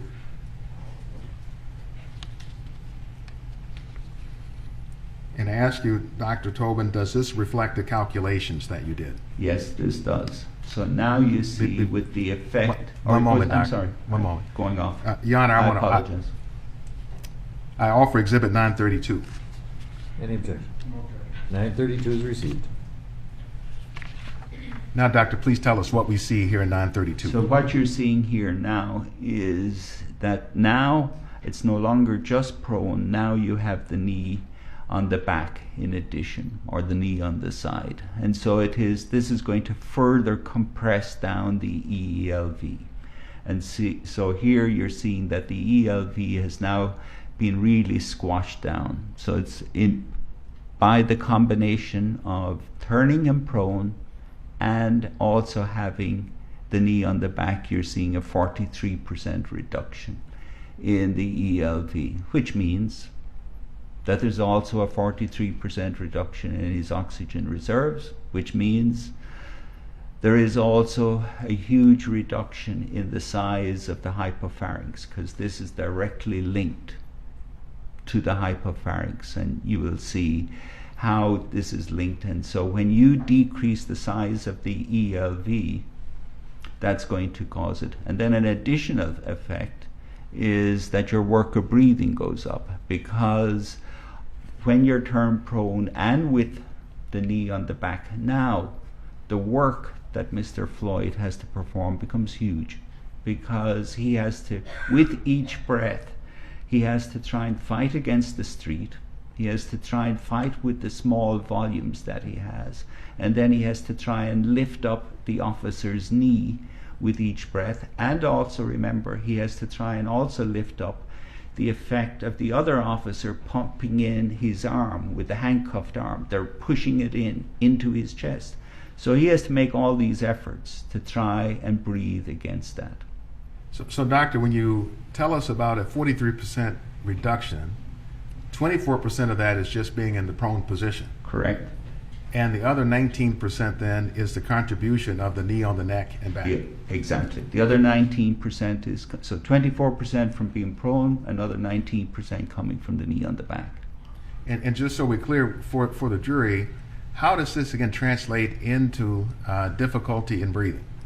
So again, I did calculations of this, and basically you're looking at more than a threefold increase in the work of breathing in terms of just from the effect of nothing else. That's even leaving out the effect of the knee on the neck, just from looking at what's happening within the chest. So there's a huge increase in the work that Mr. Floyd was performing just to try and cope with what was happening below the neck, leaving aside what is happening above the neck. Doctor, I want to show you exhibits 922 through 926. And after you have a chance to see them, I want you first just to identify just what you're seeing in those before we show it to the jury. Yes, I identify. Tell us, please, what it is for the record. We're looking at the effect of the lungs on the hypopharynx, beginning with Mr. Floyd sitting on the sidewalk. Your Honor, we offer exhibits 922 through 926. Any objection? No objection.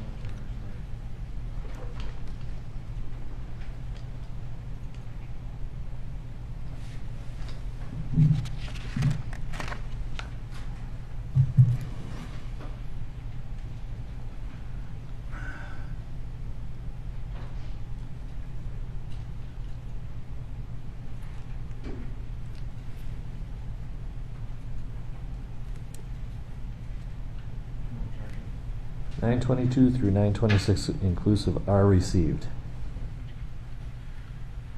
So, Doctor, if you will walk us through these to help us to understand the narrowing of the hypopharynx in the case of Mr. Floyd. Right. Before you look at the hypopharynx, just look down at the lungs, and you see that the lungs, as you would expect, are expanding with each breath. You see the diaphragm going down. You can see the pump handle action. The lungs are getting bigger front to back. But then you see that exactly as the lungs are expanding, if you focus up in the yellow boxed area, and then the yellow boxed area is enlarged over on the right side. And you can see that as you inspire, the size of the hypopharynx is also enlarging. So you're seeing both of these happening. So it's the effect of the lung volume, how it influences the opening of the hypopharynx. And this is sitting on the sidewalk. So looking at exhibit 922, what do we see here now in the prone position? Right, so now we see Mr. Floyd after he's turned prone, and now we can see the lungs are smaller than they were because they fall, we know when you turn prone. And then you also see now that the area of the hypopharynx is further narrowed because the lungs, as they get smaller, they have less effect in keeping that open, and so that gets smaller. Okay. And then we have the knee on the back, and now we see with the knee on the back, then the lungs become further reduced, like I showed you for the precise calculations of the volumes. And now you see here is the size of the hypopharynx further is shrunk as a result of it. So the opening through the hypopharynx is impacted by the knee on the back. And if we compare them all together, all three? Right. So here you're seeing them all together. So on the left is sitting on the sidewalk, then just the effect of prone, and then the effect of prone with the back compression. And you can see the arrow is pointing out to you on the first one, where is the hypopharynx, right, that area, and with the epiglottis directly in front of it, and you can see that it's expanding when he's sitting down. And then when he's prone, and when he is prone with the back compression, you're seeing that the area that of expansion is getting smaller, as exactly as what you would expect to happen.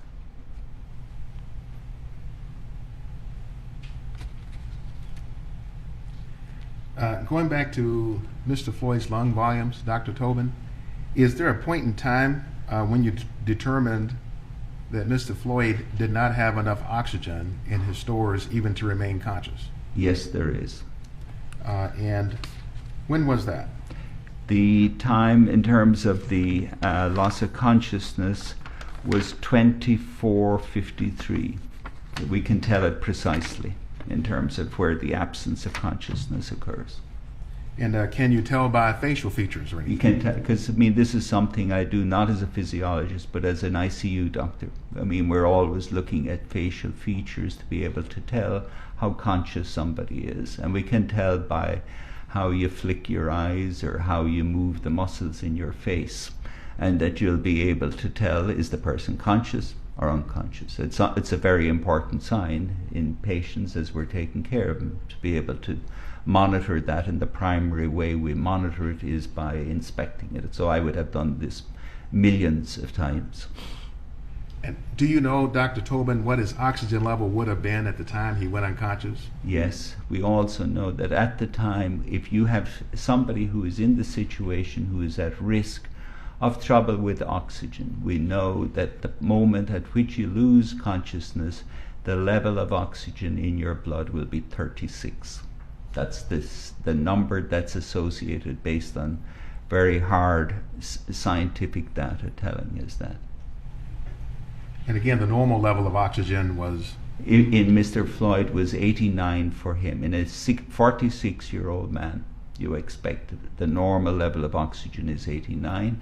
The level at which you will have an absence of consciousness then will be 36. Doctor, I want to show you Exhibit 928. If we could clear the screen, Your Honor.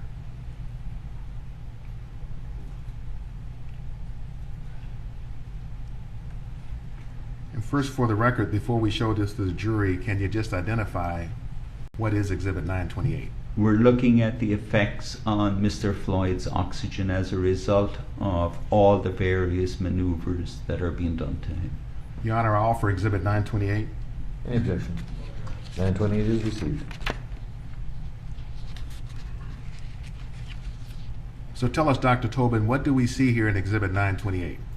We're looking at, I mean, when it began, the level of oxygen, when I saw it, began with a level of oxygen of 89, and then we see that it falls down to 36. The slide is looking a bit different than what I saw before. Yep, so here you see that the level of oxygen beforehand, it's 89, and then at the point when we notice the lack of consciousness in his face, that the level of oxygen will drop down to 36. One more advance, right?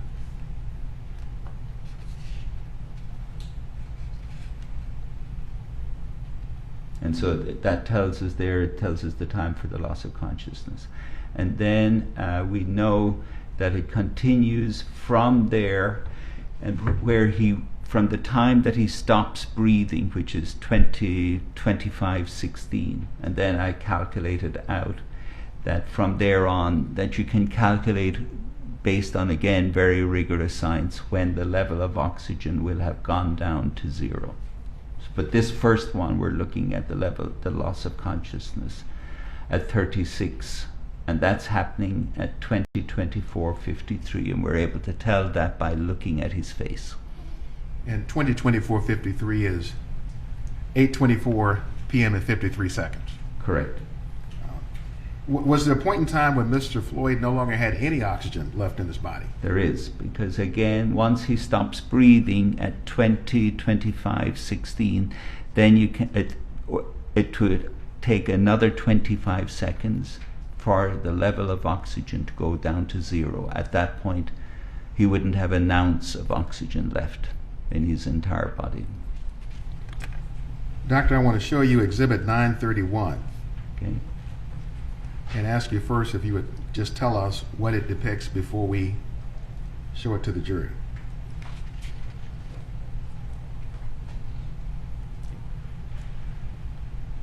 Yes, that's showing exactly.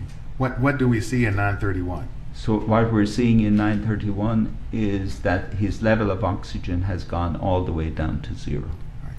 So we're going to show this to the jury, but first let me move to admit Exhibit 931. Any objection? 931 is received. Now, Dr. Tobin, would you explain to the jury what we see here in Exhibit 931? Right. We're seeing that the level of oxygen has gone down to 0. that there is, at that point, there's not an ounce of oxygen left in his body. And again, this is totally, you can figure this out with very precise science, looking at once somebody stops breathing, what will be the rate of decline in the level of oxygen, how long it will take to reach zero. And this is, so we see here that he reaches a level of zero of oxygen at 20, 25, 41. And so at that point, there's not an ounce of oxygen left in his body, in his entire body, at 20, 25, 41. And so was the knee then lifted off of his neck at the point there was no more oxygen in his body? No, the knee remained on the neck for another 3 minutes and 2 seconds after we reached the point where there was not a 1 ounce of oxygen left in the body. Thank you, doctor. Are you aware of studies suggesting that putting someone in the prone position and putting a weight on the back is not dangerous? Yes, I'm aware of these studies. They largely come out from San Diego, from the group of Dr. Chan and Vilke and his colleagues.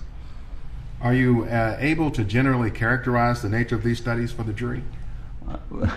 The bottom line is they're highly misleading. Are they relevant to the analysis you've just given to the jury this morning? No, they're not relevant to the analysis we've gone through this morning. Help us to understand why. Okay. The problem is in these particular studies, and there's, I don't know how many in total, but could be close to 10 of them, and where they take people, first of all, they take perfectly healthy volunteers, they bring them into the physiology lab, and they lay them flat and they put a mat underneath them, which is different than the street.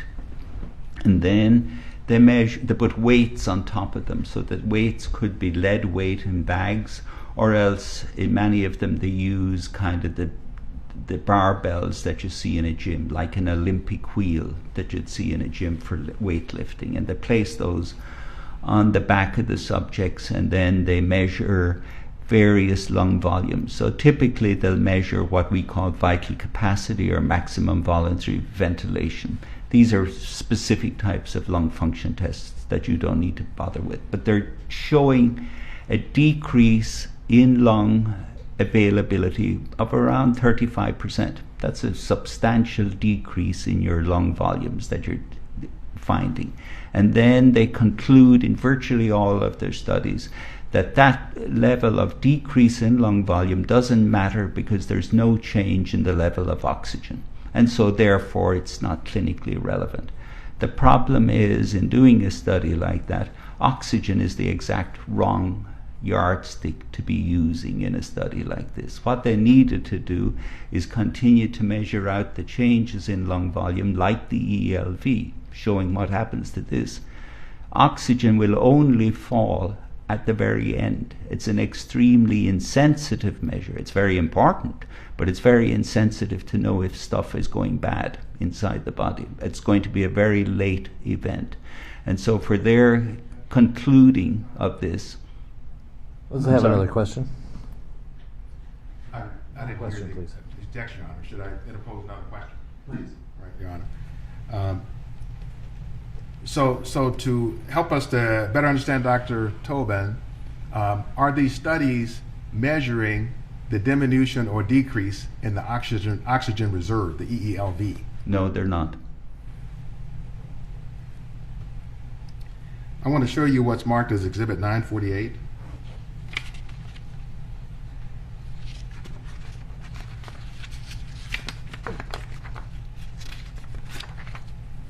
And it does Exhibit 948 point to one of the studies that you were referring to? Yes, it does.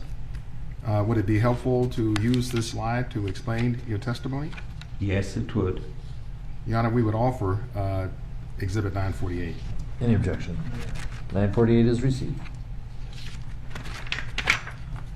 So looking here at this slide, Dr. Tobin, what does this tell us in terms of, for example, the surface area that's involved of the weight on the back? So if you look at the subject's back, you can see here that there are 4 weights out of a gym that are placed on the back of the subject. And the big wheel out of the plate, out of an Olympic plate, is going to have a diameter of 17.5 inches. And so you can measure the cross-sectional area of that is going to be 240 square inches. The trouble is that when officers kneel on the back of a suspect, they don't place an Olympic wheel on their back, they place their knee. And so the cross-sectional area of the knee is 24 square inches, which is 1/10 of the area of the big bell that you're looking at here.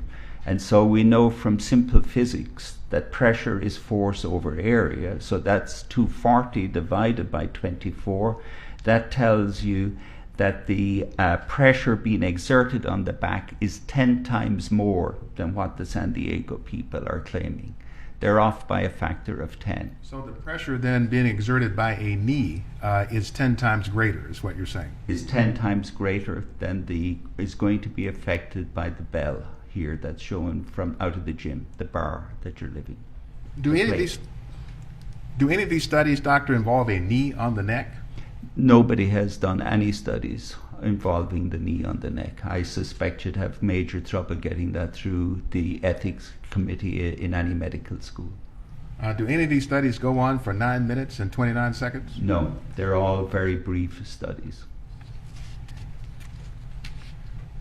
So, doctor, have we now covered the 4 mechanisms that resulted in Mr. Floyd's shallow breathing and the reduction of the hypopharynx? Yes, we have. Now, Dr. Tobin, were or are you aware that Mr. Floyd had some pre-existing health conditions? Yes, I am. And how are you aware of that? I mean, I read them in the records from Hennepin County, and obviously also saw them mentioned in the autopsy. Do you have an opinion to a reasonable degree of medical certainty as to whether a person who had none of those pre-existing health conditions, a healthy person, would have died under the same circumstances as Mr. Floyd? Yes, a healthy person subjected to what Mr. Floyd was subjected to would have died as a result of what he was subjected to. Are you also aware that Mr. Floyd was found to have a type of tumor known as a paraganglioma? Yes, I am. And for the ladies and gentlemen of the jury, what is a paraganglioma? A paraganglioma is a type of a tumor that is found in the paraganglions, kind of sometimes in the pelvis. And is the finding of a paraganglioma significant to you as relates to Mr. Floyd and his death? no, because one of the key things about a paraganglioma is that it's called the 10% tumor, which means that 10% of people who have a paraganglioma secrete adrenaline. Well, that could be important, but 90% of them don't secrete adrenaline. So you don't, 9 out of 10 at the times that you have a paraganglioma, you have no increase in the amount of adrenaline.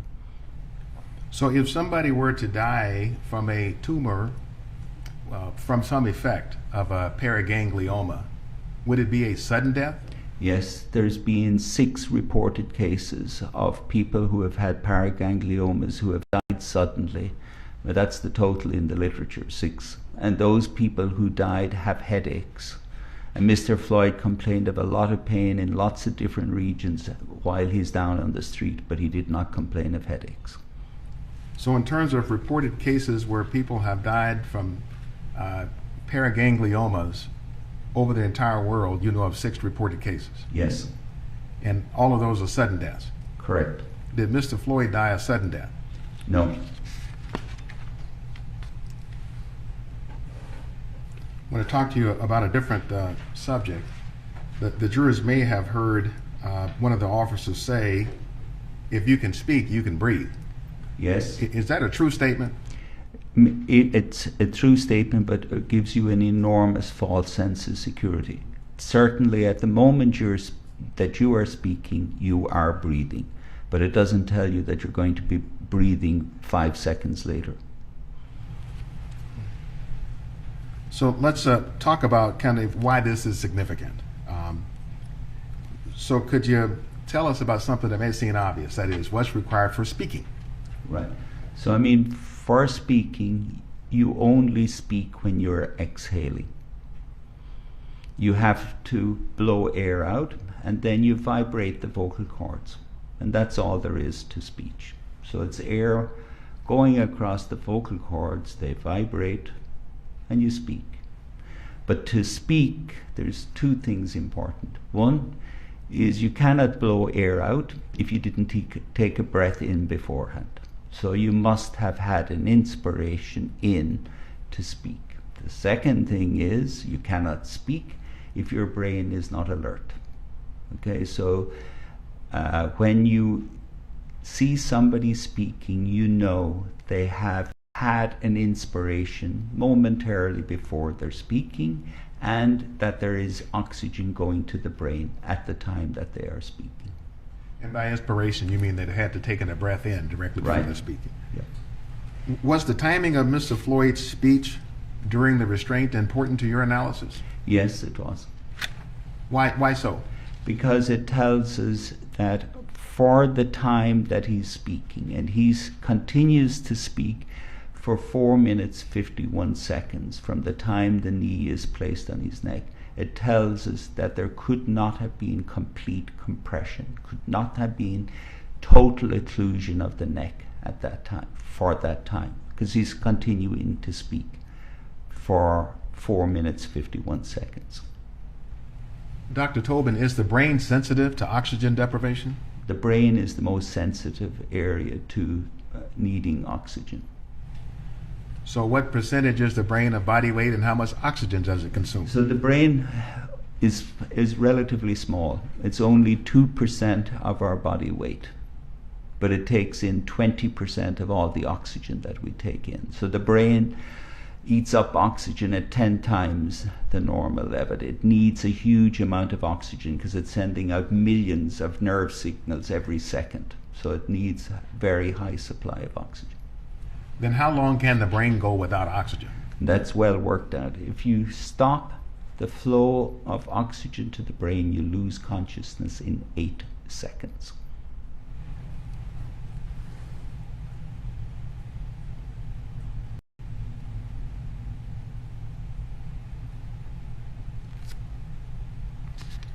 So if you might recall Mr. Floyd's last words, I can't breathe.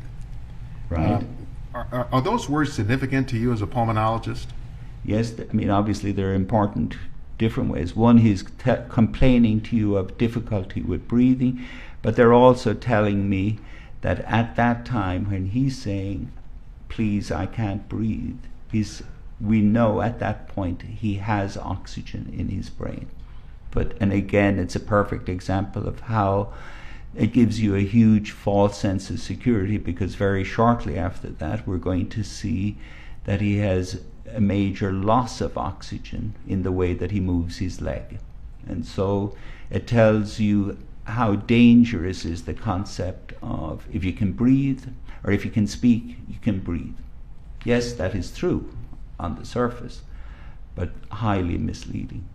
A very dangerous mantra to have out there. So that if I'm hearing you correctly, when he says I can't breathe, that shows his brain is alert. Yes. But then immediately thereafter, his brain wasn't. Correct. And did you see, or is there anything in the video that you can show the jurors that they can see also that would point to the fact that his brain was no longer alert? Yes.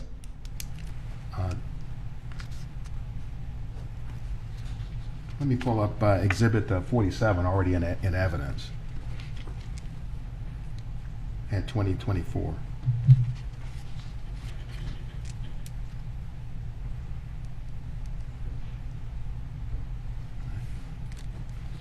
So I'm going to play a clip for you, Dr. Tobin, and then tell the jurors what they see afterwards. Yes.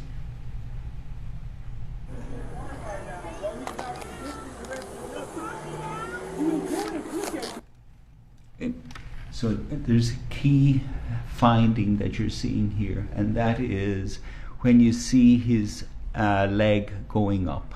And you have to keep in mind he's prone, so he's facing down. So this is his leg coming up backwards. And so that's what we call as clinicians, that's an extension movement of the leg. And that is something we see when somebody suffers major brain lack of oxygen. And it tells us at that point he's having what are sometimes called a myoclonic seizure, sometimes called a hypoxic seizure. There's different terms that are used, but really they all amount to saying that you're seeing here fatal injury to the brain from a lack of oxygen. It's sometimes also called an anoxic seizure. It has all of these different words. There's a lot of different words that are used, but they all come down to the same thing, that it is that at that point the brain is responding to the drastically low level of oxygen that's present. And does the fact of an anoxic seizure reflect damage to the brain? It indicates severe damage to the brain.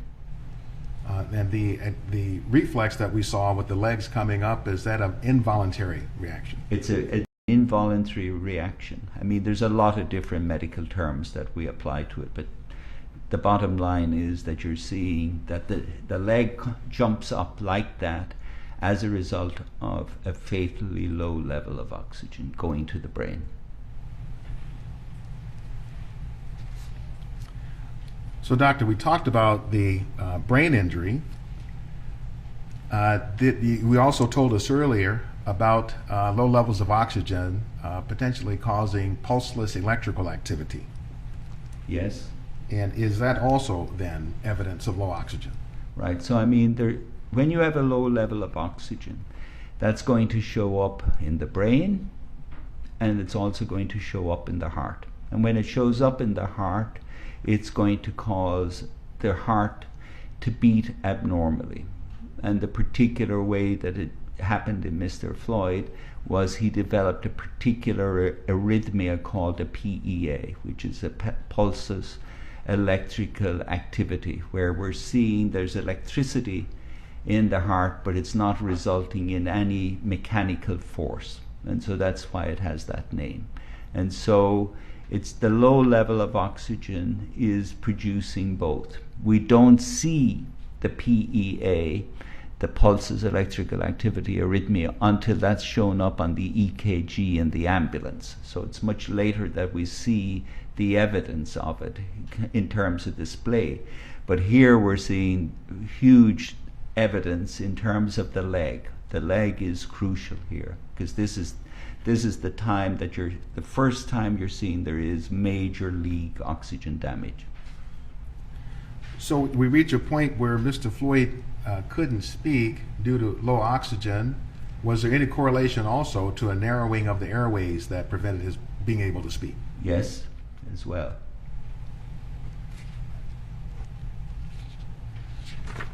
I want to show you what's marked as exhibits 934, 936, and 933. And just tell us, what are these images in general? So we're seeing again the same MRI, but at a different view of it that we looked at before. Your Honor, I offer exhibits 934, 936, and 933.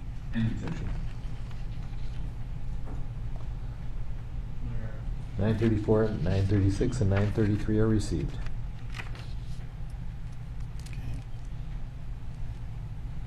So, Doctor, tell us what we see here, starting with the first. Right. So this is the same MRI that you saw before, but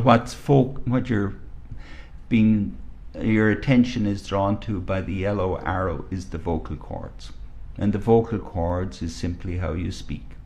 So to speak, you must inhale, you must take air into your lungs, and then when you let the air out, you're going to vibrate those little vocal cords there, and that's what makes the sound of speech.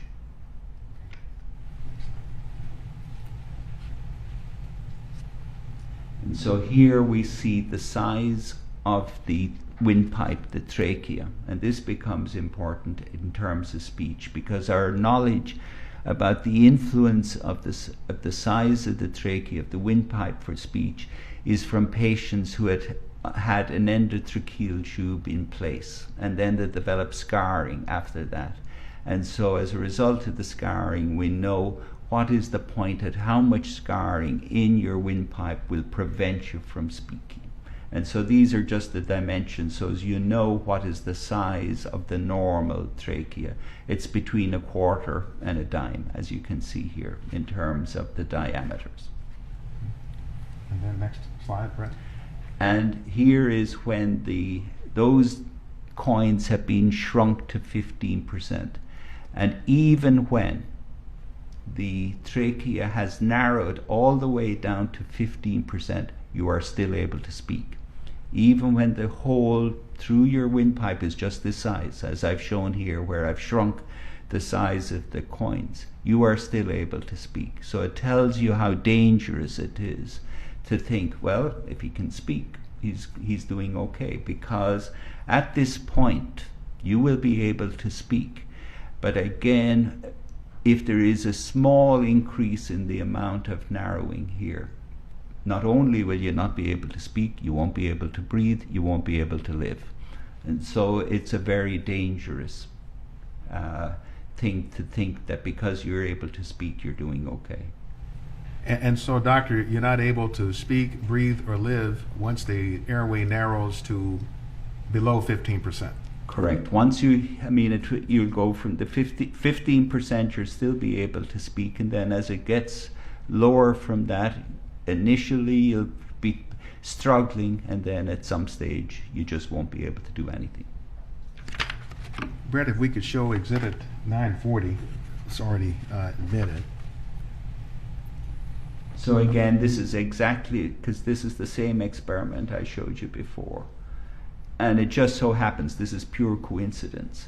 It's at 85%. You're looking at that top curve, and that's the same number that we showed you on the MRI. This is pure coincidence. But you can see here, once you're up at 85%, that the work of breathing is enormous. It's 7.5-fold increase. And then as that narrowing would get further and further, then the work will become unbearable. So again, it just emphasizes at the point where you can't speak and you are in deep trouble.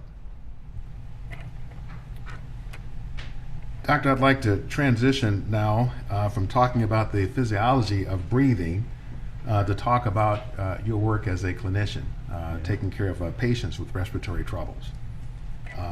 Does that experience factor into your opinions today also? Yes. Did you do anything to try to understand Mr. Floyd's actual rate of breathing? Yes, I did. Why was that important to do? Because a major part of my work as a lung specialist is looking at people's breathing. You get an awful lot of information by looking at how they breathe, by looking at how they use their chest wall. All of this is extremely informative. And at the lowest level, one of the simplest things to do that is especially informative is simply to count how many breaths somebody takes in. It's one of the vital signs, like with blood pressure, pulse rate, temperature, is the respiratory rate. It's one of the signs that tells us, and it gives us a lot of clues as to what is happening inside the body.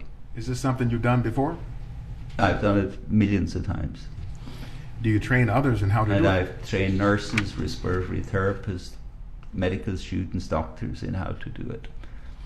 And so you're counting the breaths. Do you observe the muscles and things also?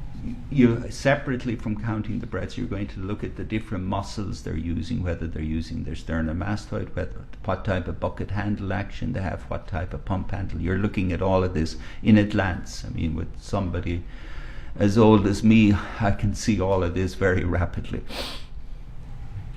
So did you take this clinical experience and apply it to your observations of Mr. Floyd's breathing, in this case on the videos? Yes, I did. Was there video evidence from which you could take measurements? Yes, there is. I want to show Exhibit 43 that's already in evidence.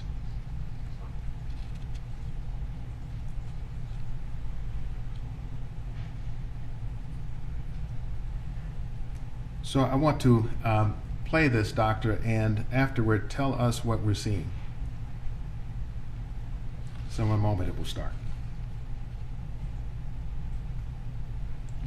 So if you focus down here on where the handcuff is and where his arm is close to his black shirt is the best place to see. And you can count out his respiratory rate. So you're seeing that he's making a respiratory rate here, then another.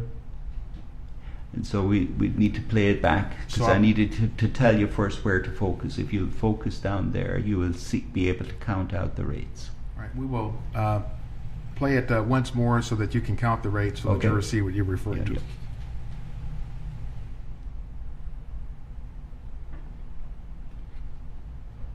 1, 2, 3, 4, 5, 6, 7, 8,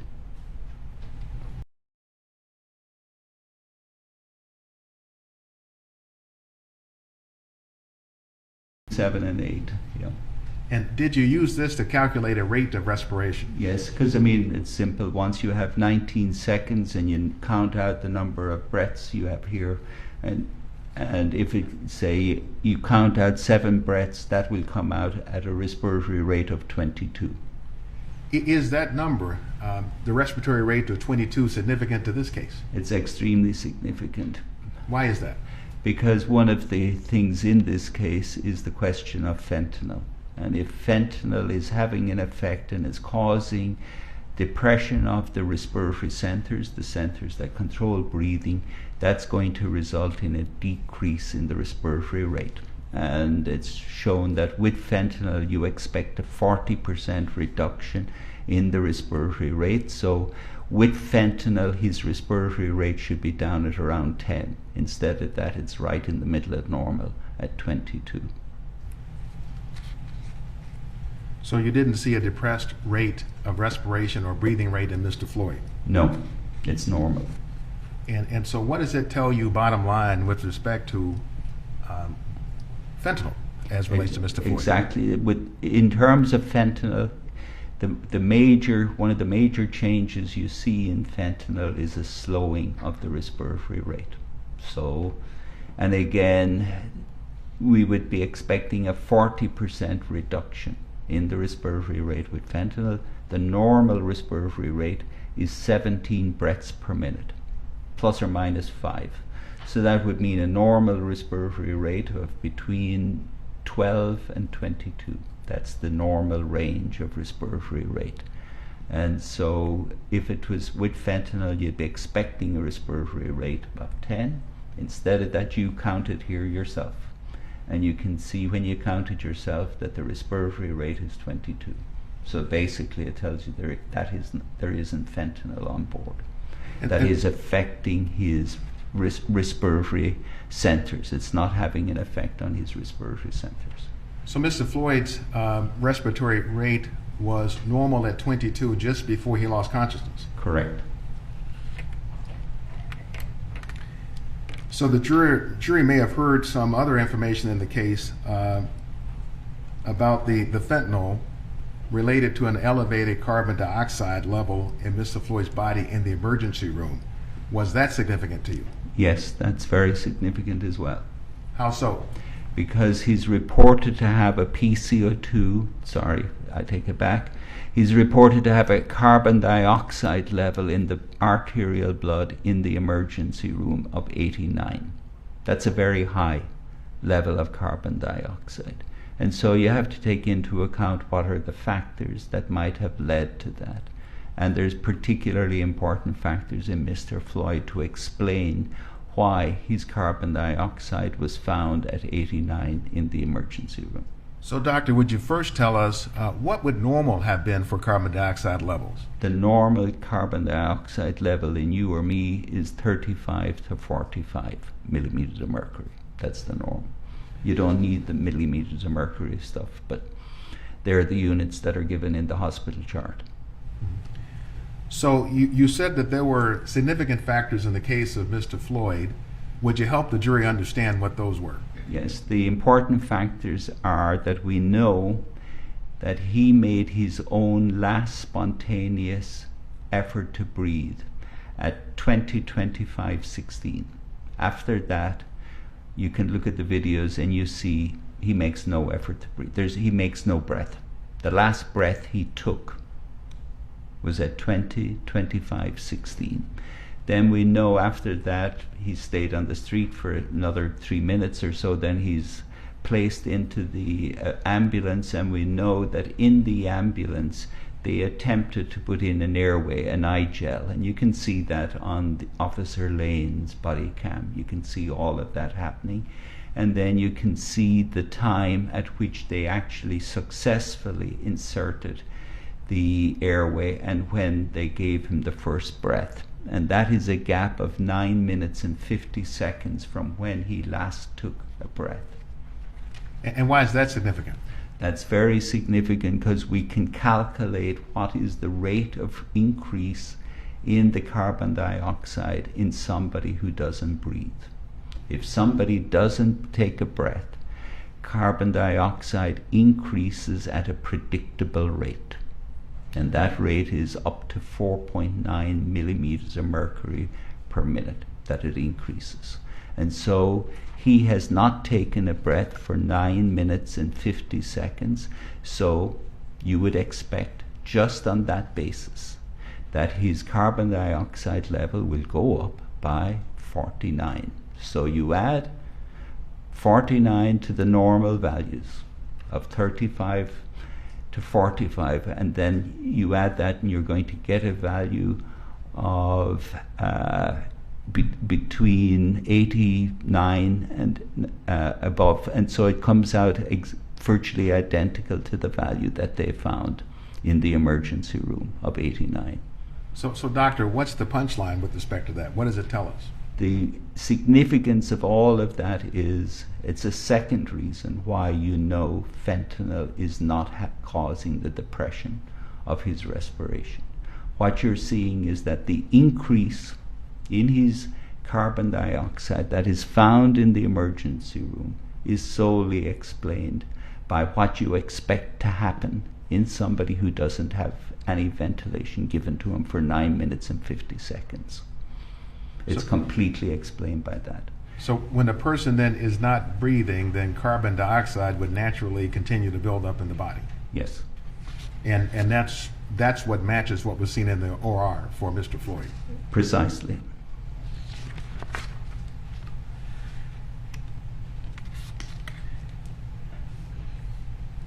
Now you said that there were other things that were significant that were related to the rate of respiration, and we talked about fentanyl.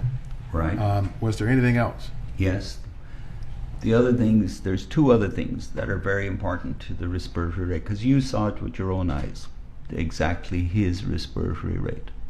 And the first thing is that if you have somebody who has underlying heart disease, and the heart disease is so severe that it's been said that it's causing shortness of breath, that it's causing you difficulty with breathing. If somebody has heart disease that's causing shortness of breath, virtually all of those patients are going to have very high respiratory rates.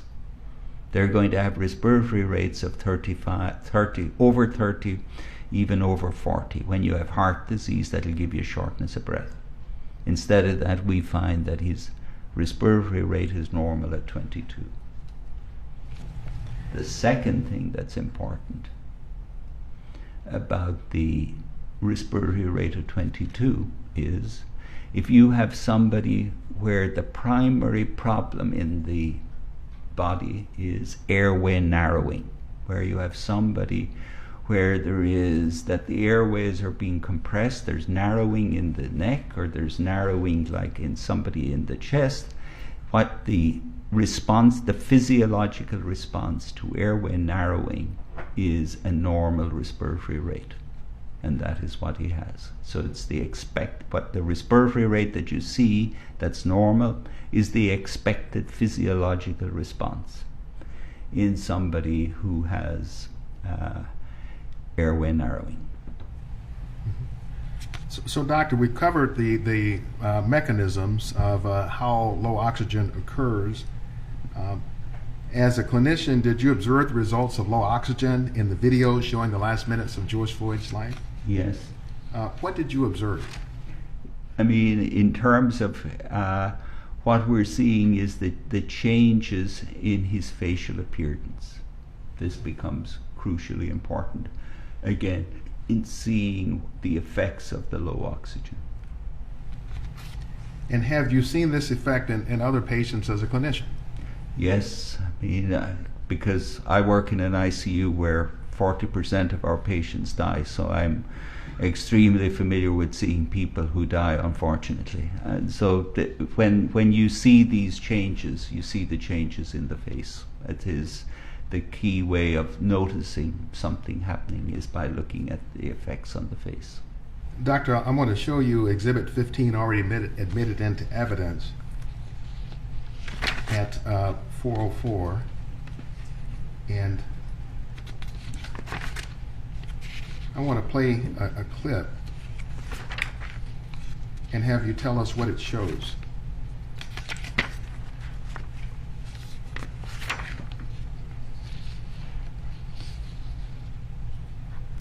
At the beginning, you can see he's conscious. You can see slight flickering, and then it disappears.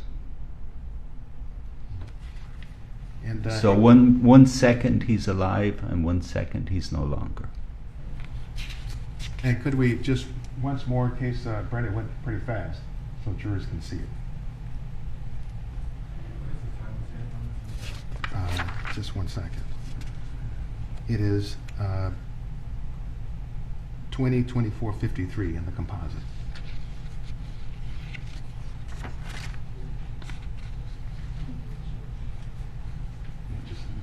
Yeah, and the speed is slowed down by a third, just so we can see it.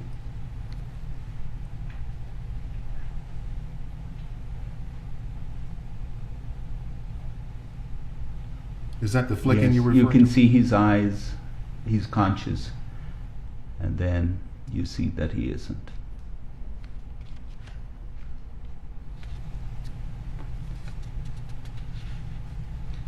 That's the moment the life goes out of his body.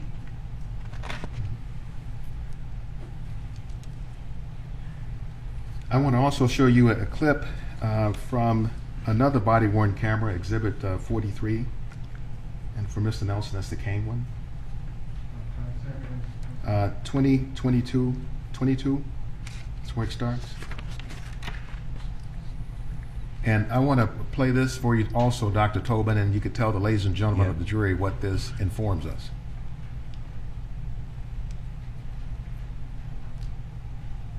Dr. Tobin. Yeah. My stomach hurts.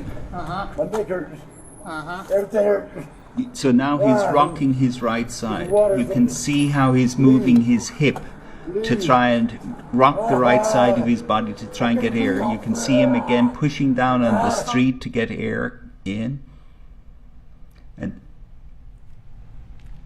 these movements of his hip you may miss, but he's having to use all his internal spine to just try and get air into that right side of the body. Keep in mind the left side is non-functional from the way they have manipulated him and pushed him into the street. So he's cranking up his right side of his body, you can see it right there, to try and get some air into his right side of his chest.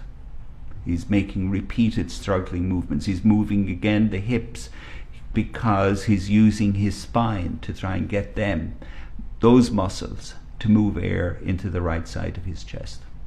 And he's again trying to use his right arm, and he's unable because of the chain, the small chain linking it over to the left side. He's trying to have pushed down on that right arm into the street to try and help him, but he's unable to do it because of the chain on the handcuffs. And at some point, Mr. Floyd stops speaking, and what does that tell us about his oxygen supply? That tells us at that point where he's not speaking, it tells us that the airway narrowing in his upper airway is more than 85%, and then it's separate from in terms of the oxygen level. That we're seeing by the face, but they're all happening together. And so once seeing how much narrowing there is in the airway, but they're all happening, they're all coming in together. And then did the restraint stop Right. at the time of the brain injury and the PEA arrhythmia? Yes. The restraint stopped at that time? No, the restraints continued after that. He has the cessation of respiratory efforts. When he last take a breath, the knee remains on the neck for another 3 minutes and 27 seconds after he takes his last breath. There's the knee remains. After there's no pulse, the knee remains on the neck for another 2 minutes and 44 seconds. After the officers have found themselves there's no pulse, the knee remains on the neck another 2 minutes 44 seconds. Thank you, Dr. Tobin. No further questions. Okay. Mr. Nelson. Cyber.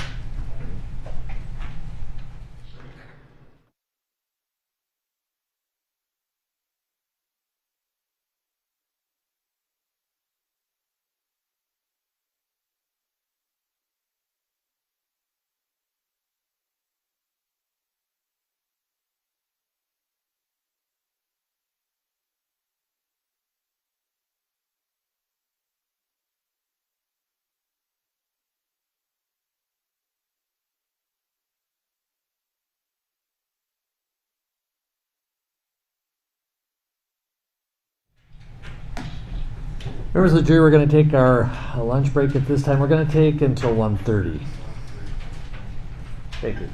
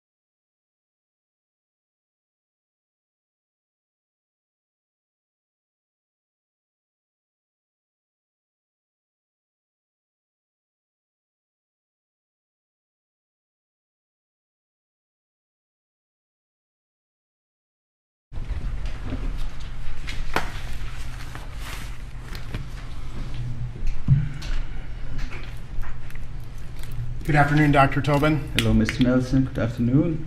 Thank you for being here with us today. We'll take a sip. Cheers. Like they do Cheers. in Ireland, right? Yeah. All right. So I just want to kind of review a few things with you, sir. I don't think we'll take too long, but so you were ultimately approached by the state of Minnesota to assist them in the review of the medical issues in this case, correct? Correct.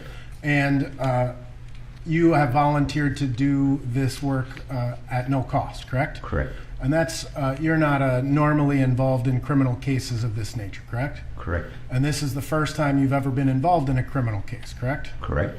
And it was that reason that you decided not to charge a fee, correct? Correct.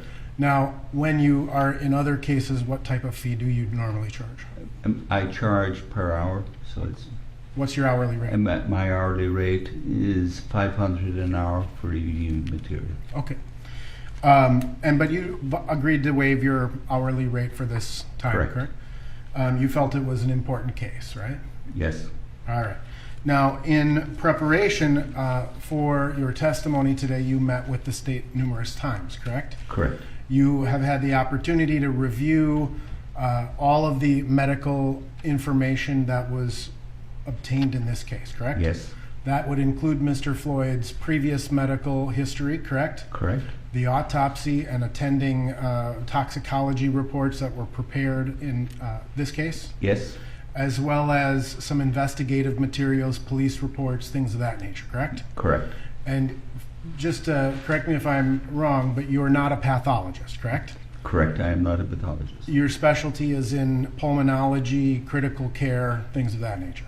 Correct. And then you also have an interest and an impressive resume relevant to applied physiology as well. Correct. And you've been honored quite extensively for your work in that regard, right? Correct. You're not a Minneapolis police officer. Correct. It's fair to say that the training that is provided by the Minneapolis Police Department in terms of medical care comes nowhere close to your level of expertise. Correct. You understand that Minneapolis police officers are not even EMTs. Correct. They have a basic life-saving certificate dealing with gunshots, chest seals, tourniquets, and CPR, right? Yes. Right. So you've also had the opportunity to review a lot of the body camera footage, correct? Yes. You've done, I think you testified that you've watched these videos hundreds of times. Correct. And you've watched them all from all different angles, correct? Correct. And you've had the luxury of slowing things down, moving it into slow motion, still framing various times, right? Correct. And so your analysis of this case comes after hundreds, if not thousands, of hours of time spent looking at this information. I don't know the total amount of time that I've spent, but it's substantial. Right. So then you ultimately, based on the review of all of that, you prepared a report, correct? Correct. And you provided that to the state of Minnesota in late January of this year, right? January 27, yeah. Right. And after that, you've had numerous meetings with the prosecution team in this case? By phone or by Zoom, yeah. Right. Including January 30th of this year? I don't know the dates, but I mean, that sounds correct. Right. So if I were to tell you the dates were January 30th, March 3rd, March 9th, March 17th, March 21st, April 6th, and April 7th, you would not have any reason to dispute me. I'd have no reason to dispute. And you understand that notes are made of those meetings and provided to the defense in this case, correct? I understood that. Yep. And then you've also been able to spend a substantial period of time preparing the exhibits that the jury was able to see earlier today, right? Correct. And those were all prepared by you or someone within your team, right? They're prepared by me, yeah. And you provided those to the prosecution in advance of today's testimony? Correct. And you understand those were provided to me last night? I have no idea when. But, Okay. Yep. All right. So you've had a lot of time to prepare both yourself as well as the prosecution team in connection with this case. Fair to say? Correct. Now, you talked quite a bit about physics in your direct testimony. Agreed? Yes. And you would agree that physics or the application of physical forces is a constantly changing set of circumstances. I didn't catch what you said. Sure. You would agree with me, would you not, that when you look at the concepts of physics, these things are constantly changing, right? Yeah, all science is constant changing. Constant. I mean, Yes. in milliseconds and nanoseconds, right? Yes, And so if I put this much weight or this much weight, all of the formulas and variations will change from second to second, millisecond to millisecond, nanosecond to nanosecond. Agreed? I agree. Similarly, biology sort of works the same way, right? Yes, My heart beats, my lungs breathe, my brain is sending millions of signals to my body at all times. correct. Again, faster than the speed of light, right? Correct. Millions of signals every nanosecond, right? Yes. And I think in your report, you even kind of discuss that when you're talking about these instances, when you're talking about the physics or the biology, what you're really talking about is a single kind of nanosecond. But all of these processes are working in concert at all times, right? Right. I mean, the way we calculate it is the mean value, but I mean, it's then into one instant. Right. You've taken this case and you've literally boiled it down into a nanosecond. Oh, I wouldn't say that, no, because it's obviously in my report, as you see, it's sequentially, there's a whole chronology. I begin from the time the knee is placed on the neck, and then all the time until what's happening in Hennepin County ER. Right. And so your report talks about the sequential nature of things, but when we talk about the biology and the physics of this case, these things are working simultaneously, contemporaneously, all together, right? That's correct. In an Yeah. incredibly rapid fashion. Yes.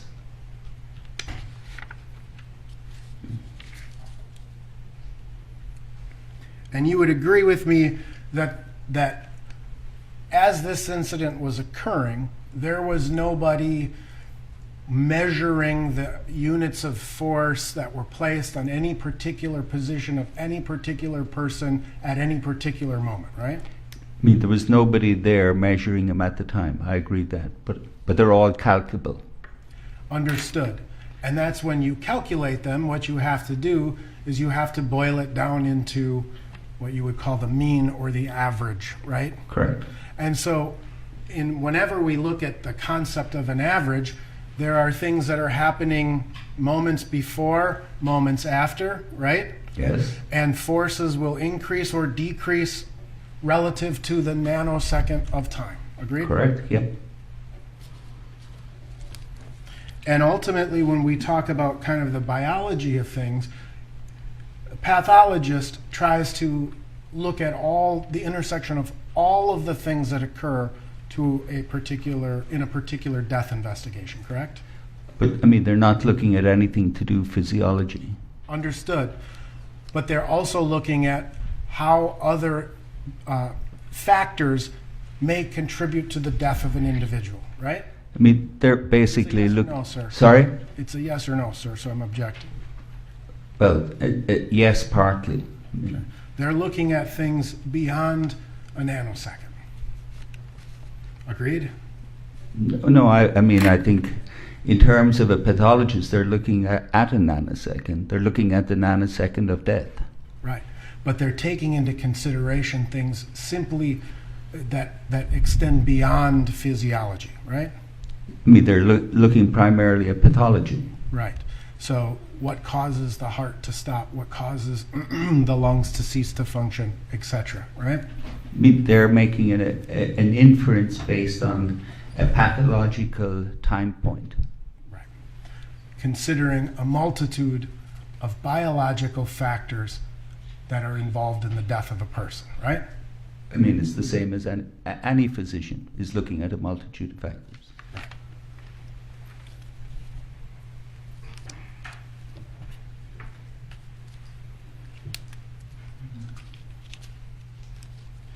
So in terms, again, of your review, you would agree that the amount of time that you've spent looking at videos, analyzing these videos from different perspectives and angles is far greater than the length of this incident. Yes. Probably to the times 1,000. I can't. I really don't know. But I mean, but it's substantially longer than the incident. Right. And ultimately, you conclude that Mr. Floyd died as what we would call a hypoxic death. He died of a low level of oxygen. Right. That there was a low level of oxygen that caused damage to the brain, which resulted in a pulseless electrical activity, correct? Not quite. How did you phrase it? He had a low level of oxygen that caused damage to the brain. The brain didn't cause the pulseless electrical alternance. The low level of oxygen caused both. The low level of oxygen caused the damage to the brain. The low level of oxygen separately caused the pulseless electrical alternance. So it's an example of how multiple processes are occurring simultaneously. Well, not really. It's just one process. It's a low level of oxygen that's doing both. That's having an effect on multiple, the heart and the brain and the lungs, right? Not really. It's just two. Okay. The brain and the heart. The brain and the heart. All right. Now you talked about, I think you called it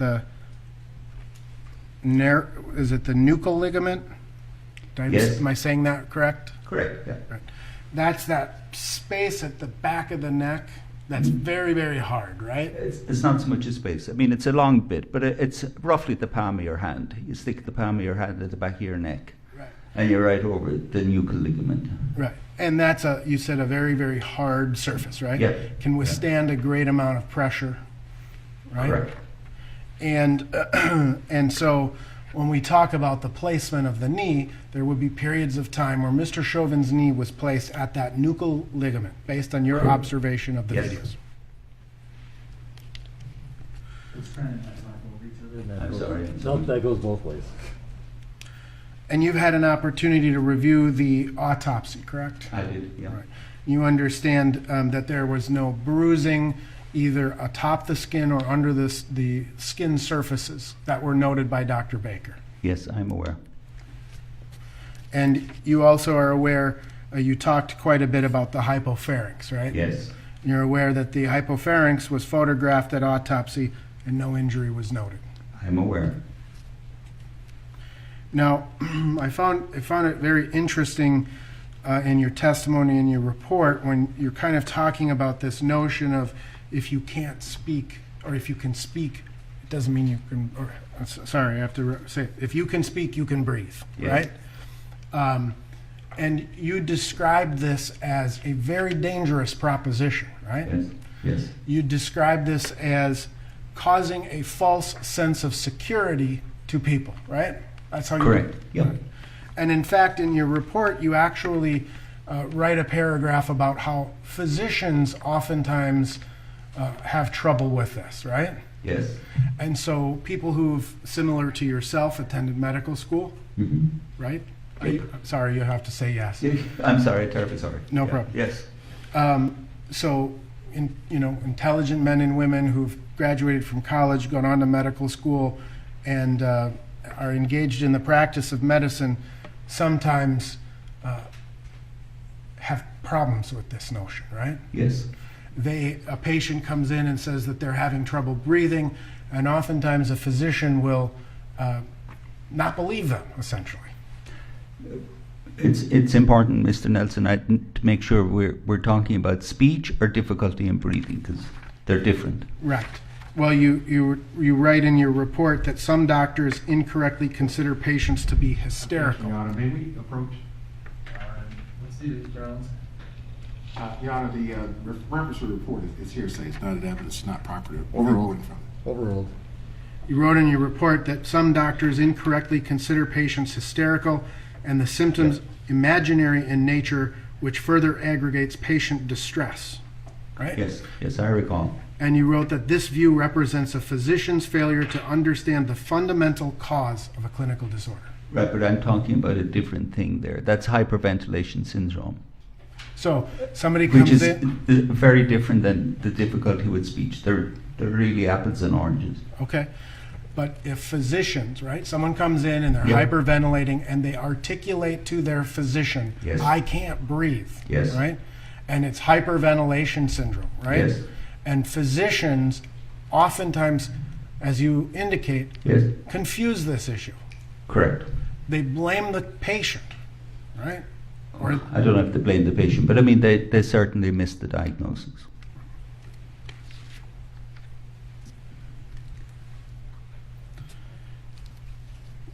and it's a kind of when we're talking about speaking and breathing simultaneously, Yes. which is a different consideration.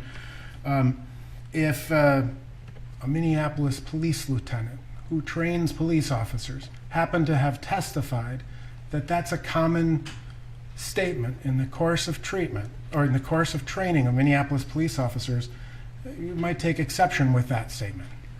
I didn't follow your question. I'm It's very hard to hear through that plexiglass. and I'm losing my voice, I think. Excuse me.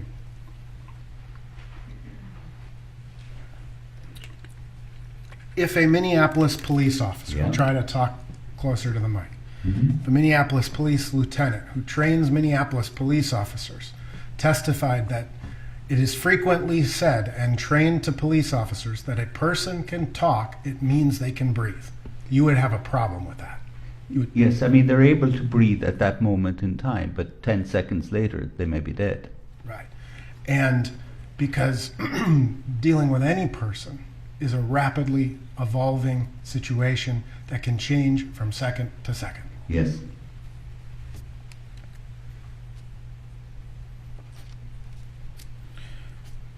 Now, in terms of the calculations that you've made, you would agree that your calculations are generally theoretical, correct? No, they're not theoretical. I mean, they're based on direct measurements. They're based on extensive research. But you're making certain assumptions in the application of that science, are you not?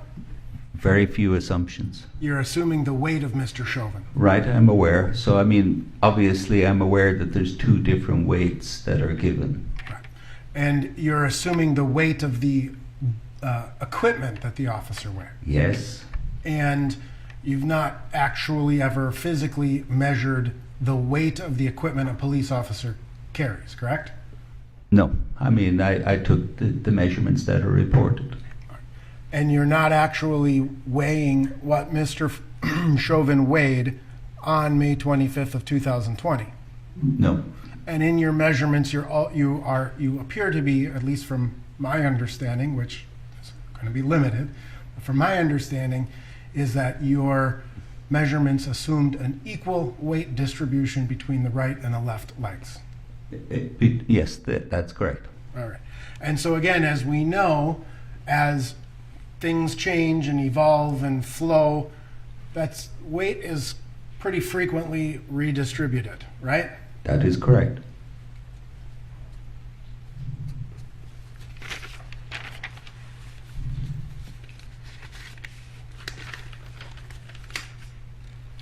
And again, in terms of the EELV, am I saying Yes. that right? The EELV, that's the, can you? End expiratory lung volume. All right. You're also basing that those calculations on the presumption that a person is a healthy individual, right? For the ELV, it's not going to change, really. But in terms of the normal respiratory rate, some of the other factors that you put into your analysis, it's all premised upon a healthy individual, right? Right. It's based on a 46-year-old person of a particular height and sex. Yes. Who's healthy. Correct. And so you would agree if biology can change rapidly, that the biological, the specific biological conditions of Mr. Chauvin and or Mr. Floyd come into play, right? Correct. And those volumes or those figures that you've assessed in connection with this case, they are conditioned upon him being a healthy individual. Right. I mean, it varies in terms of the lungs. I mean, say, for example, compliance will vary, but end expiratory lung volume is pretty robust. It just isn't going to vary. Okay, so but other factors, like you said, what was the first sentence? Lung compliance will vary from one person to the next person, but it varies different segments within the lung. They're not all monolithic. Okay. Now, and you talked about one thing in terms of, and this is a little bit of an aside, in terms of the prone position and the pushing of the stomach into the lungs, right? Yes. The size of a person's stomach has some bearing on that, right? It does. A person like myself who has a few extra inches, if I'm prone, it's going to perhaps push further or harder up into my lungs, right? Yes. A person who is healthy, physical, muscular, it's going to have less of an impact. That is correct. All right. But again, in terms of what we have learned about Mr. Floyd from his autopsy and his medical records, is that we understand that Mr. Floyd had some heart disease, right? That is correct. In fact, I believe that he had in some of his arteries somewhere between a 75 and 90% occlusion of his ventricular arteries, right? Correct. And that's going to affect blood flow in a person, right? It's going to make the body work a little harder to get the blood through the body. No, not really. It's not going to do that. Okay. How does that affect a person's respiratory? The coronary artery? Mm-hmm. If the coronary artery is affecting it, and if the coronary artery was contributing to shortness of breath, you would expect that he would be demonstrating a very rapid respiratory rate. We don't see either. Okay. And we'll come back to the respiration. I can't say it right. I'm taken by your accent. The respiratory rate. I can't compensate for it. Appreciate it. I'll say it like you, his respiratory rate. Okay. There you go. All right. We also understand that Mr. Floyd, based on his medical records, has a history of hypertension or high blood pressure. Yes, right? that's correct.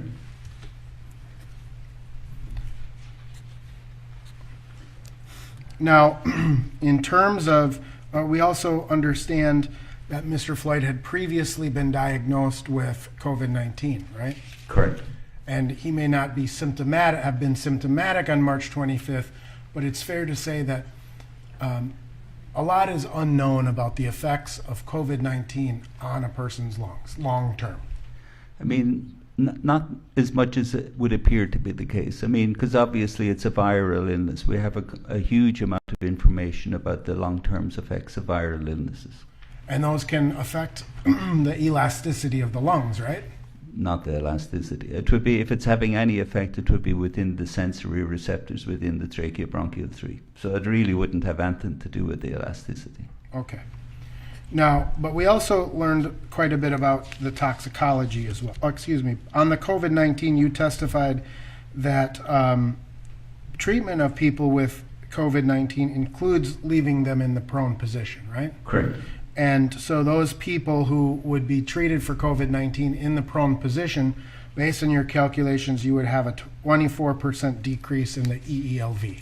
Right. I mean, this is people with COVID where they're during the time that they have COVID. Right.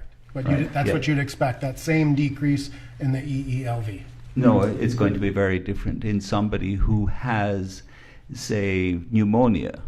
What's going to happen in the prone position will be very variable from one person to another as a result of the pneumonia. It's different than normal lungs. Okay.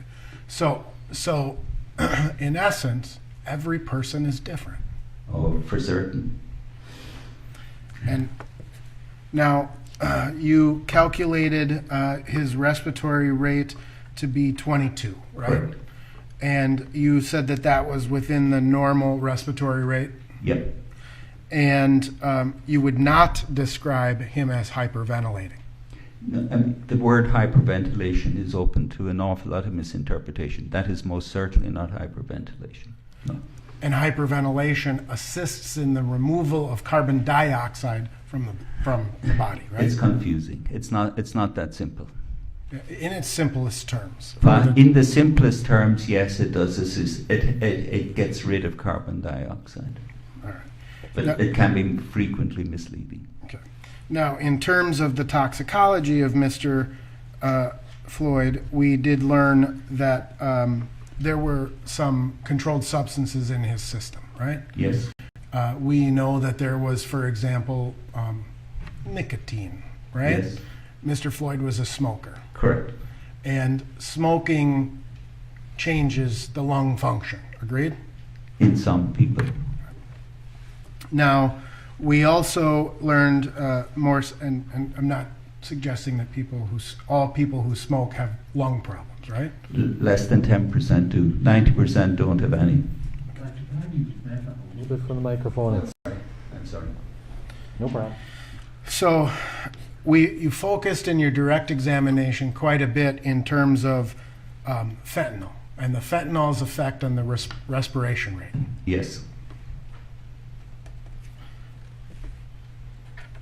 And you would agree generally that fentanyl is a respiratory depressant. it can be. It's used in operating rooms, right? Yes, And it's also used in the management of chronic pain, right? that is correct. And medically speaking, those are really the only two reasons that fentanyl would be prescribed. Yes, probably. But you understand that fentanyl has become far more prolific in street drugs, right? Yes, I'm aware.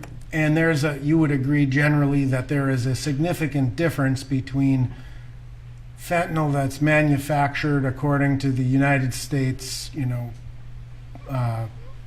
their whatever rules apply, right? The pharmaceutical companies make it much differently than the street dealers do, right? I imagine so. Right. And so when a person is ingesting illicit street purchased fentanyl, it's every time they take a fentanyl dose, it's a different experience for that person. Right, but if it's affecting the respiratory center, it's going to act through the mu receptors in the medulla oblongata. There's no way around that. Right. It's not. Fentanyl isn't going to have an effect on respiration by some other mechanism. Understood. But the end result of fentanyl can include respiratory depression. Right, through the mu receptors. Right. And we also learned that there was methamphetamine in a low dose in Mr. Floyd's system, right? Correct. And the fentanyl and the methamphetamine, they can kind of counteract each other, right? Well, I mean, they're up and downers, but in terms of the respiratory centers, there's not going to be.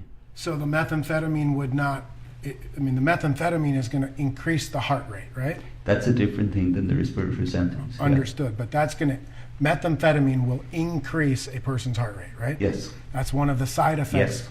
And there are a few there are a few conditions where a physician can lawfully prescribe methamphetamine, right? Yes. But it's exceedingly rare that it's actually done. I can't say, but I mean, it's definitely a prescribable agent. Kind of, it used to be used commonly for appetite suppressant. And I think ADHD, is that Yes. right? Yes. Okay. So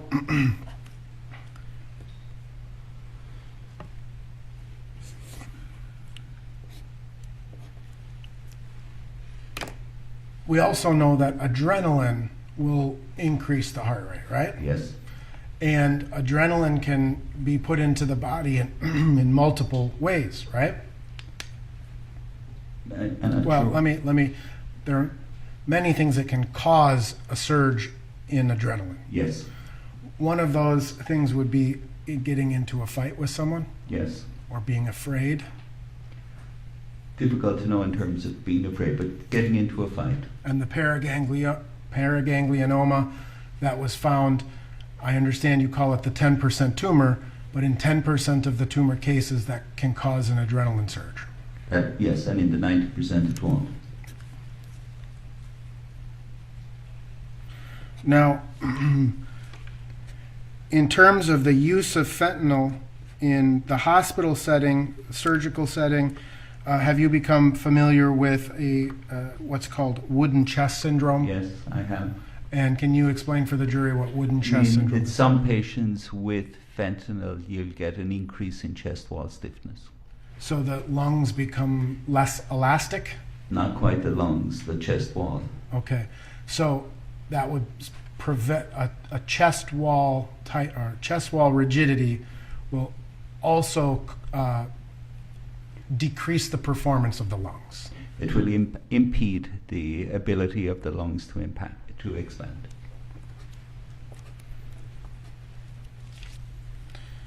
Now, in your report, you wrote that you would expect the peak respiratory depression to occur from fentanyl within 5 minutes of ingestion. Right? Yeah. And have you come to learn that tablets were found or controlled substances were found in the back seat of Squad 320? I mean, I've heard reports to that effect. I don't know what the status of it is. All right.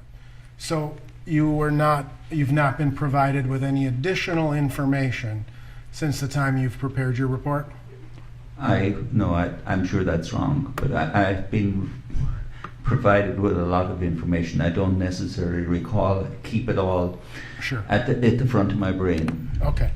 Well, yesterday we heard testimony from the state crime lab that there were in the back seat of the squad car 2 partially consumed pills found in the back of Squad 320. Objection, Your Honor, to the characterization of testimony. To the characterization of? Overruled if it's foundational to your question. It is. You understand that? No, it's I kind of, but not fully. Yesterday, a chemist from the state crime lab Okay. testified in this case. Counsel, I'm going to reverse my Ruling, it's sustained, you can state it in the form of a hypothetical, however. I'm sorry, Your Honor. I can't hear you. The sidebar.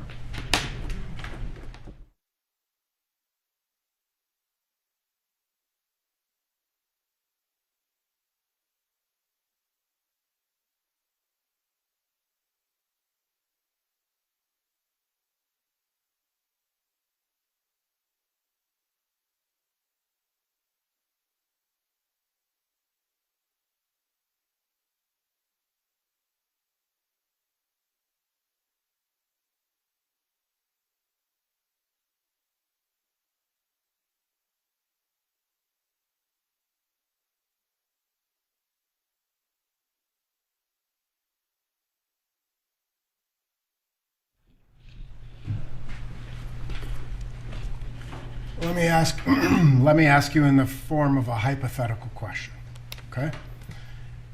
If partially ingested pills that were determined to contain both fentanyl and methamphetamine were found partially ingested in the back seat of the squad car, and that those pills had the DNA of the deceased individual on them, meaning that they took them, and those pills would have been in his mouth at about 2018, right? Is it fair to say that you would expect the peak fentanyl respiratory depression within about 5 minutes?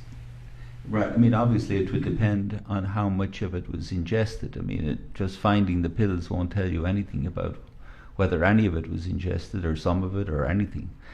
But if there was any amount of it ingested, yes, the peak would be 5 minutes. Right. And so if it happened at 2018 or thereabouts, when the individual was in the back of the car, you would expect that peak respiratory depression to be around 2013, right? 2023, I'm sorry. 2018 to 2023 is You're 5 trying years. to really confuse me, Mr. Nelson. I'm sorry. I think I can actually say it's been a long week now. Yes. So 2018 is the ingestion point. You would expect peak respiratory depression by 2023, Correct. right? That's the peak, meaning that it could continue afterwards, right? Right. All right.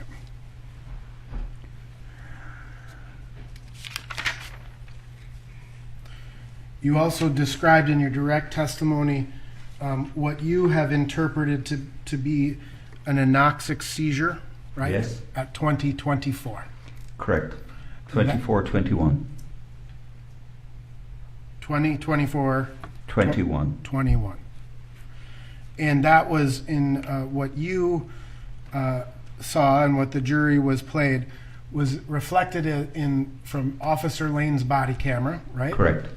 And it was the kick of the legs, right? Yes. And after that point, you can see Officer Lane hold the leg down, right? Yes. And you can see it kick up again, Yes. right? Once again, try not to Talk over each other. Sorry. A tendency to go fast. That's what you recognize based on your 46 years of being a pulmonologist and an intensivist and your experience, right? Right. I mean, obviously there was additional information from the hand, but I mean, the leg was the key. Right. And would be reasonable for a police officer to interpret that same behavior as resistance. Objection, Your Honor. The foundational witness to talk about what's reasonable for a police officer. sustain. Now, you testified that the last breath of Mr. Floyd was at 20:25:16, right? Correct. Prior to that point, to all people who were there and monitoring him, he would have appeared to have been breathing, right? It's just hard for me to hear. Sorry. Prior to that point, Yeah. it would be reasonable that he would appear to be breathing, right? Yes. And in fact, you showed us a segment where you were able to count his respiratory rates, Yes. right? And then you said that at 20:35 and 06 seconds is when the first air was pumped back into him. Correct. All right. And you understand that paramedics arrived at 20:27 and 45 seconds? Yes. And so the time between when the paramedics arrived and Mr. Floyd got his first air was roughly 8 minutes, almost 9 minutes. Yes. Yeah. And according to timelines, the drive to the hospital is about 5 minutes. I'm sorry, I didn't catch that. Were you aware that the drive to the hospital is about 5 minutes? I wasn't aware, but I have no reason to dispute it. And so between 20:27 and 45 seconds when the EMTs first arrived and the time they got him to have an air in his lungs, that was a crucial 9 minutes. Yes. Your Honor, I have nothing further. Mr. Blackwell.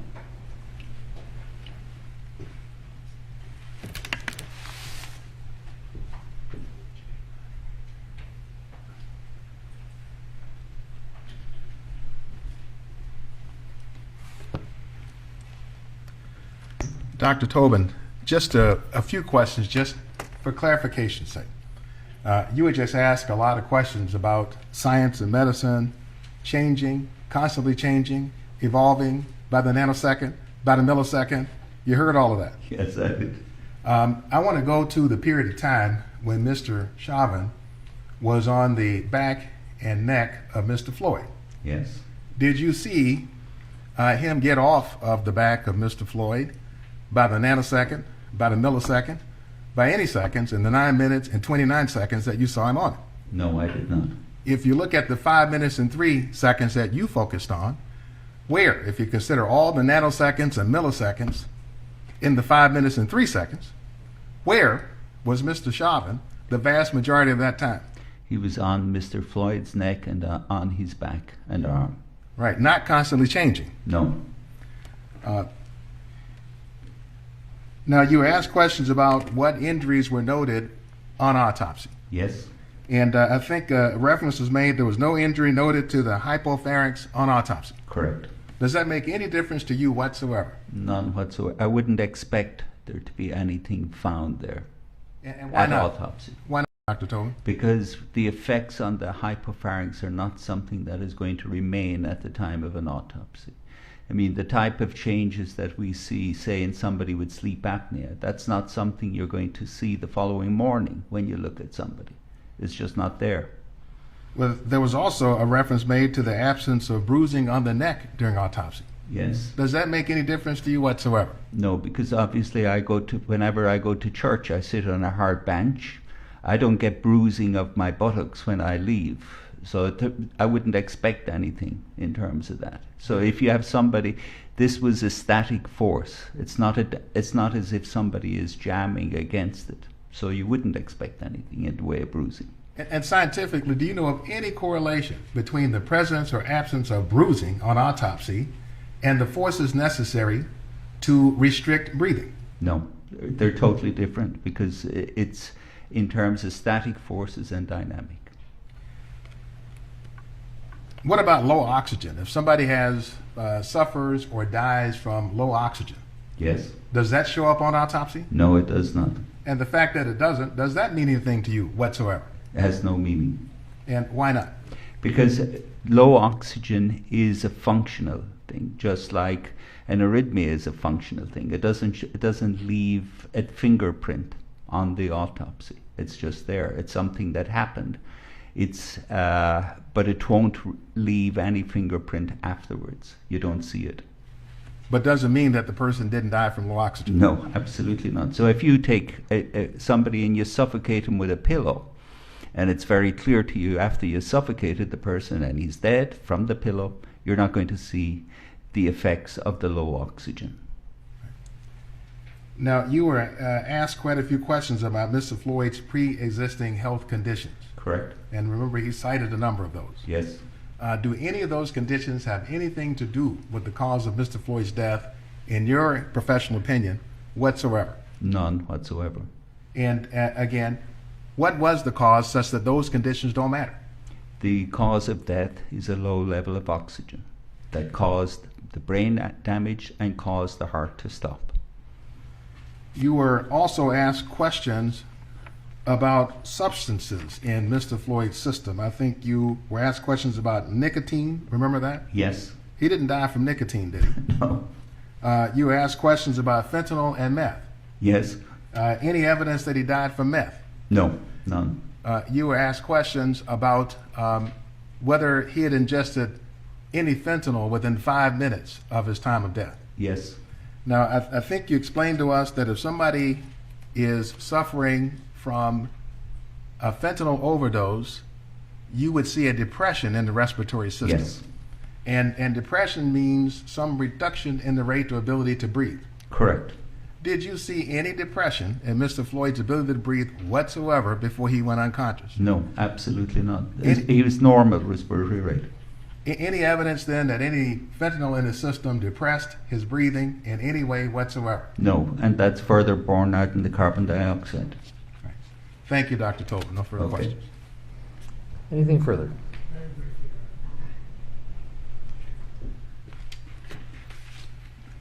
Two very quick questions. In terms of the carbon dioxide level, you testified that it was at a 96? Yep. So, I'm sorry, I didn't catch. You testified that the carbon dioxide was at a 96? I think it was 89. 89. It was also measured at 102. Did you? Well, that's the venous one, but not the arterial is the one you need to look at. And in terms of the ingestion of, or just generally speaking, fentanyl can also cause death as a result of low oxygen to the brain, right? But it would have to be low through respiratory depression. The question is, fentanyl can also cause a death as a result of low oxygen. Well, your answer is yes, but only in part. Fair enough. Thanks. Briefly. Just one. Mr. Nelson brought up again fentanyl as a cause of death. Yes. Doctor? You're familiar with the way people die from fentanyl. Yes, very. Do they or do they not go into a coma before they die from a fentanyl overdose? Yes, they will. Was Mr. Floyd ever in a coma? No. Thank you, Dr. Tobin. Okay. Anything else? Thank you. Doctor, thank you so much. Thank you very you much. are excused. Okay, thank you. Let's take a 5-minute break so we can all get our voices back.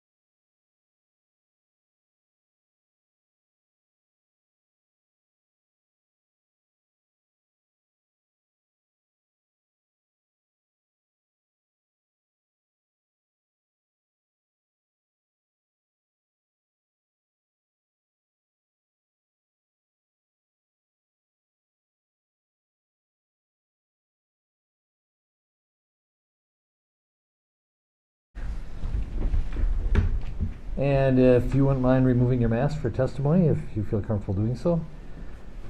And let's begin by having you state your full name, spelling each of your names. My name is Daniel, Daniel, Eisenschmidt, Isenschmid. Ms. Aldridge. Thank you, Your Honor. Good afternoon, sir. Good afternoon. Where do you work?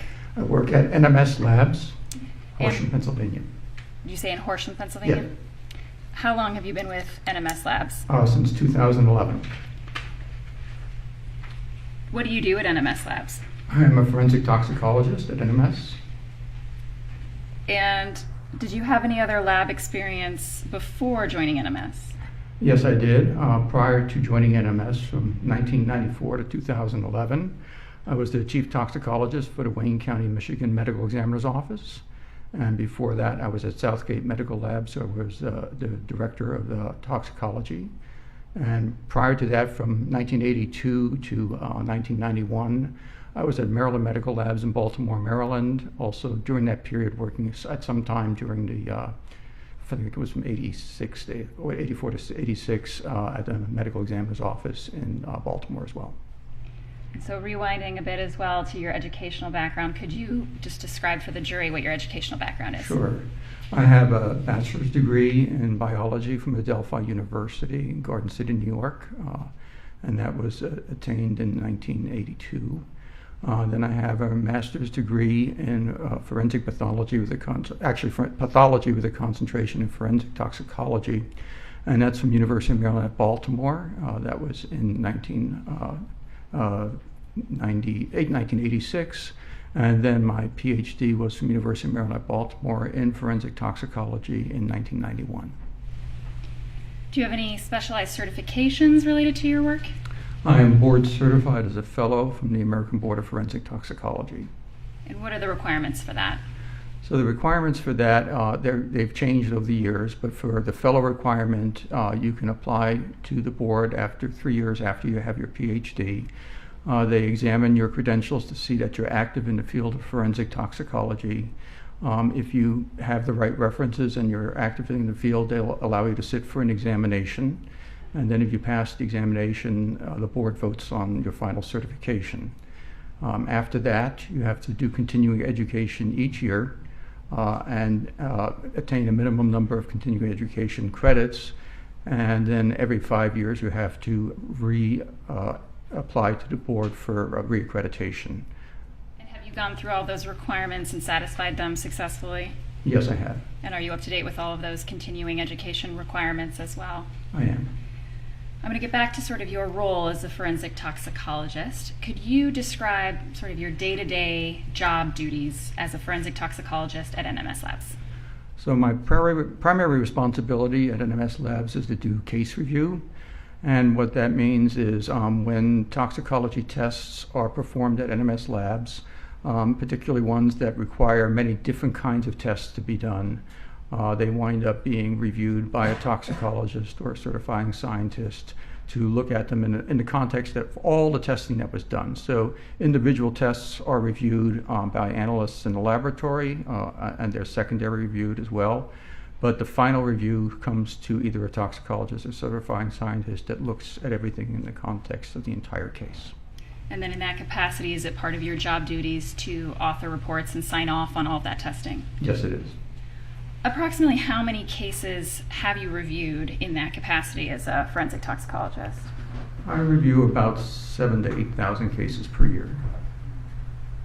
And in terms of the work that comes into NMS Labs, are there a variety of agencies that submit samples to NMS Labs for testing? Yes, we get samples from medical examiners and coroners. We get samples from police agencies for DUI cases. And we also get a lot of clinical samples from hospitals and referral laboratories.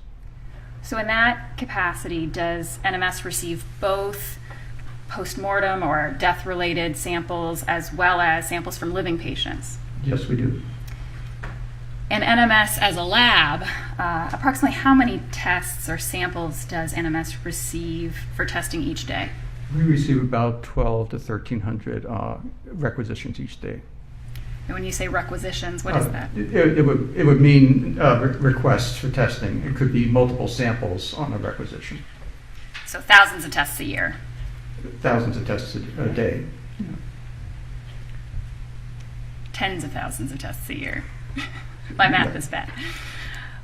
All right. Is NMS a licensed and accredited lab? It is. And does that include national accreditations as well? National and state accreditations. I'm going to turn to your work in this particular case. Did NMS Labs receive some samples for testing from the Hennepin County Medical Examiner's Office related to George Floyd? We did. And were there a number of different samples that were received? Correct. What were the samples that were ultimately tested by NMS Labs? So we tested the samples that were requested by the Hennepin County Medical Examiner to be tested. So we tested samples that were labeled as hospital blood, and we also tested urine that was collected at the autopsy. And in terms of the testing that was performed at NMS Labs, were those tests pursuant to standard operating procedures at the lab? Yes, they were. And that process was followed for all of those tests? Yes. Getting to the results from that testing, what were the notable findings from that testing? So the most notable findings in the hospital blood was the presence of fentanyl at 11 nanograms per milliliter. And then the metabolite of fentanyl, the breakdown product of fentanyl, norfentanyl, at a concentration of 5.6 nanograms per milliliter. In addition, we found methamphetamine at 19 nanograms per milliliter. So I'm going to talk about each of those substances one by one, and you indicated these were the results from the hospital blood in this case. Is that right? That is correct. So let's start with methamphetamine. What is methamphetamine? So methamphetamine is a central nervous system stimulant. It can actually be prescribed. It rarely is, but it can be prescribed under the brand name Digoxin, and it is used for attention deficit hyperactivity disorder and also obesity. It was also experimentally used for treatment of narcolepsy. And between 2016 2018, there were about 10,000 prescriptions in the U.S. written for Digoxin that year, each year. So can methamphetamine be both a street-level recreational drug and also a prescription drug? It can. With respect to the results, the 19 nanograms per milliliter that you found of methamphetamine, what significance, if any, is there to that amount? Well, that is actually approximately the amount that you would find in the blood in somebody that was given a single dose of methamphetamine as a prescribed drug. So when you say you described the prescription drug form in which methamphetamine can be available, the results would be consistent with the prescription dose of that. Is that right? Yes, it could be. Would that be considered a low level of methamphetamine? Yes, very low. And you also talked about the fentanyl results of 11 nanograms per milliliter. First, what is fentanyl? So fentanyl is a opioid and analgesic. It's used similar to morphine. It's much more potent than morphine. It can be used to treat pain and also be an adjunct use in surgery and for anesthesia. And you talked about opioids. Maybe you could just describe what an opioid is. So opioids actually include both natural, semi-synthetic, and synthetic drugs that act on a mu receptor, which are where opioids act. Opiates are natural products that are found in the poppy plants, such as morphine and codeine. So opiates are opioids, but not all opioids are opiates. So what are some examples of opioids? So fentanyl would be an example of an opioid. Would oxycodone also be an opioid? Yes, it would. And then you talked about similarities between opioids and opiates. Is that right? Yes. And you mentioned morphine as an opiate. Yes. Is that heroin? So heroin is actually made from morphine, but when heroin breaks down, it breaks down into a metabolite called 6-acetylmorphine, and then eventually to morphine. So heroin would break down into 6-acetylmorphine and morphine. Is that right? Yes. Do opioids and opiates have similar effects? Yes. Getting back to the fentanyl level in this case, you mentioned it was 11 nanograms per milliliter. Can fentanyl levels vary widely depending on an individual? Yes, they can. And why would that be? Because of tolerance.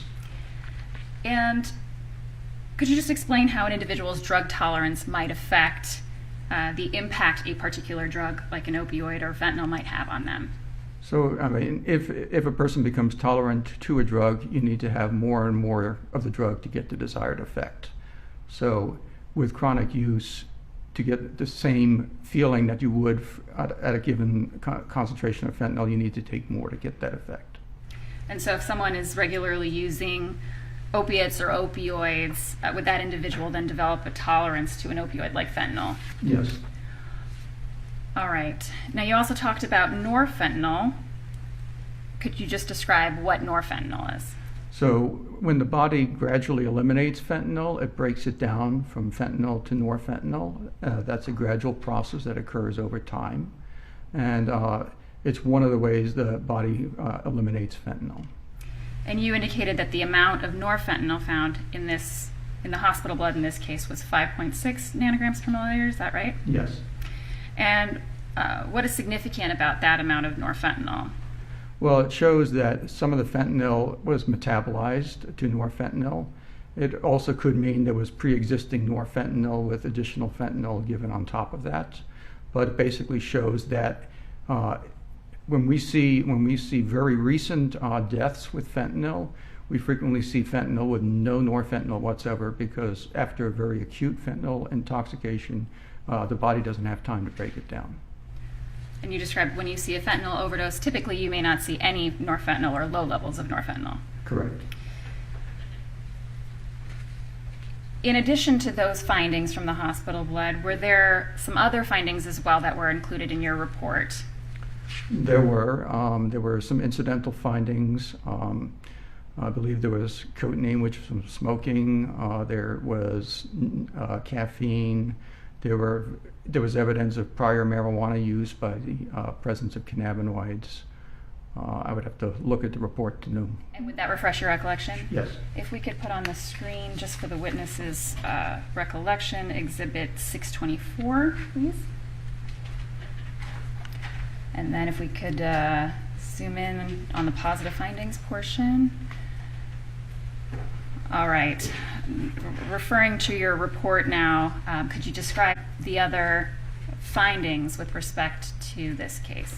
Yeah, so the additional finding was a compound called 4-ANPP. That is actually a precursor to fentanyl manufacturing, but it is also a metabolite of fentanyl. It's not pharmacologically significant. That's probably mostly inactive, but it was measured as part of some additional testing that was requested by the Hennepin County Medical Examiner. And then in the urine findings, we had presumptive positive findings not confirmed for cannabinoids, amphetamines, and fentanyl. Those were not confirmed because they were present in the blood, so that follows that. And then we also had findings for opiates in the urine, and we were asked to confirm those, and we found a concentration of morphine in the urine of 86 nanograms per milliliter. Apologies. Sorry, you were saying that you found morphine in the urine of 86 nanograms per milliliter. Is that right? Correct. And was that morphine found in the blood? No, it was not. And can a finding of morphine in the urine be indicative of a prior use in advance of a time of death? Yes, it can. You can see morphine in the urine for several days, depending on the dose and prior use pattern. And again, is that because it shows up in urine longer than blood? Yes. So you tested both hospital blood as well as the urine. You described the findings in the urine with respect to morphine. You were also discussing the 4-ANPP finding in the hospital blood. With respect to the other findings in your report, can you just sort of summarize what they were and whether they were significant at all? So I think I mentioned, so there was caffeine, which is present in many of us. and cotinine, which is present as a metabolite of nicotine from smoking, and then cannabinoids. There was delta-9 THC at 2.9 nanograms per milliliter, and its breakdown product 11-hydroxy delta-9 THC at 1.2 nanograms per milliliter, and then the inactive delta-9 carboxy THC at 42 nanograms per milliliter. And when it comes to these THC findings or THC findings relating to cannabinoids, what, if any, impact does that have? It's very hard to interpret those, given the nature of the samples, and also what happens with cannabinoids, because they go into the fat, so they can be released slowly with time. And certainly, anything like CPR or something like that's potentially going to release THC from the fat. So it doesn't really mean a whole lot other than cannabinoids were used at some point in time. So they can remain in the system and be detected for an extended period of time. Yes. Is that right? Yes. Okay. We can take that down. Thank you. Now, as part of your testing process at NMS Labs, were there also some metabolites or other substances that were detected as part of the testing but below your lab's reporting limits? So we did find substances that were below the threshold to report, and that is why they're not on the report. But they are in part of the data package that was requested, and one can see those there. And do you keep those litigation packages or that data as part of your standard operating procedures or the course of business at NMS Labs? So all of the data is part of the course of business. The litigation package is actually pulled from that data on request, but yes. So as part of your testing, the lab's testing of the samples in this case, I'd like to ask about the testing process for methamphetamine and whether there were findings of amphetamine. Sure. So when we had a positive, the screen was positive for methamphetamine by a method called LC time of flight mass spectrometry. And anything that's positive above a certain threshold by that procedure is then confirmed by an alternate procedure. In this case, methamphetamine was positive on a screen, and we ran the confirmation test for amphetamines. The amphetamines confirmation test actually consists of 10 compounds, but we're only interested in the target compounds that we are actually confirming in this case. So in this case, we did detect methamphetamine, and because it's a metabolite of methamphetamine, there was evidence of amphetamine, but it was below the reporting limit, so it was not reported. And you indicated that amphetamine is a metabolite of methamphetamine, is that right? Correct. And does that mean then that the body breaks down methamphetamine into amphetamine over time? Yes, it does. In addition to confirming the presence of amphetamine, was there also an indication on initial testing of buprenorphine? There was an indication on the LC time of flight screen, but because it was below the reporting limit, it was not confirmed, so it's merely an indication. And when you say indication, that just means it didn't go through that second step of the process, is that Correct. right? What is buprenorphine? Buprenorphine is a drug that's prescribed. It's called Suboxone, and it's typically prescribed for opioid agonist therapy for people that are going through opiate treatment. And are the components of Suboxone both buprenorphine but also naloxone? Yes. And is naloxone essentially generic Narcan? Yes. Getting back to the blood that was tested in this case, you indicated that it was hospital blood, is that right? That's correct. What's significant about using hospital blood for testing? Well, hospital blood is if it's antemortem blood, is more representative of what is actually circulating in the body prior to the time of death. After death, there are changes that occur with drug concentrations, particularly in central blood, such as blood collected from the heart. And that phenomenon is known as postmortem redistribution, where drugs go from areas of higher concentration to a lesser concentration. That is less of an issue with peripheral blood samples, such as femoral blood, but it can still occur. So it's ideally you would want to try to get a sample as close to the time of death as possible. And if a blood sample is taken after death or after extensive CPR on a patient, can there be some postmortem redistribution? I think that's possible. There's a lot you don't know, but it certainly is possible, and if it does, it tends to increase concentrations. When you say increased concentrations, does that mean that the level might show higher than it actually was at the time of death? Correct. What about hemolysis? What's hemolysis? Hemolysis is the breakdown of a red blood cell. And does that, or did it have any impact on the testing in this case? No, I mean, that would have an impact on certain clinical chemistry tests like potassium, which is stored in red blood cells, but when you analyze a blood sample for drugs, you're analyzing the whole sample, so it would have no effect. So you mentioned that NMS Labs receives thousands of samples a day, tens of thousands of samples a year. Did you review and compile some data from the year 2020 with respect to NMS's fentanyl cases and methamphetamine cases? I did. And would those help you to contextualize the results in this case? Sure. Your Honor, I would offer for demonstrative purposes Exhibit 920. Any objection for demonstrative purposes?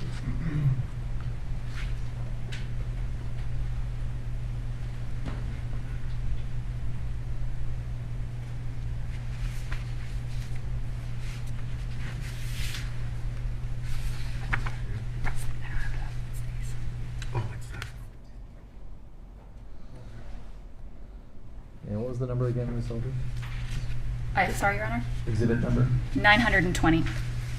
920 is received for demonstrative purposes only, which means members of the jury won't go back with you for deliberation, but it'll be received to illustrate the witness's testimony. And if we could publish.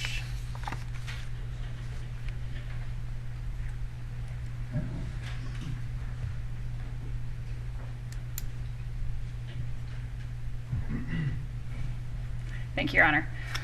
All right, Dr. Eisenschmidt, I'm going to have you describe what's shown on this screen. So as of right now, we're looking at what happens when fentanyl is metabolized over time to norfentanyl. So gradually, the amount of fentanyl starts to decrease and the norfentanyl starts to increase. And that's what happens as the body metabolizes fentanyl, is that right? That is correct. Right, next slide, please. And could you describe what's shown here, please? So this is data from NMS Labs from year 2000, and we looked at the fentanyl concentrations in postmortem cases, specifically in those, and only those, that were collected in peripheral blood. Again, for the reasons I mentioned before, central blood, like cardiac blood, can have a significant postmortem redistribution. So we wanted to look at samples that have a minimal amount of that. I think you indicated the year 2000. Is this data from 2020? Sorry, 2020, my mistake. Okay. So this is from the year 2020. And we had 19,185 cases that we looked at. And in the peripheral blood, in these postmortem cases, the mean fentanyl concentration, average fentanyl concentration was 16.8 nanograms per milliliter. And the median concentration was 10, median being 50% above and 50% below.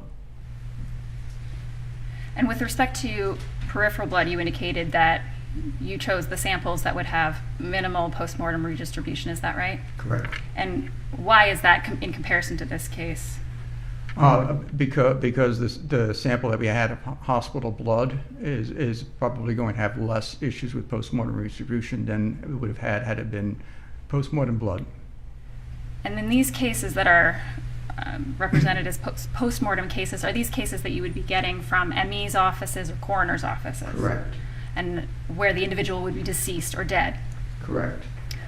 Okay, so we also looked at the norfentanyl concentrations, and those were 6.01 as a mean, and the median down at 2.2 nanograms per milliliter.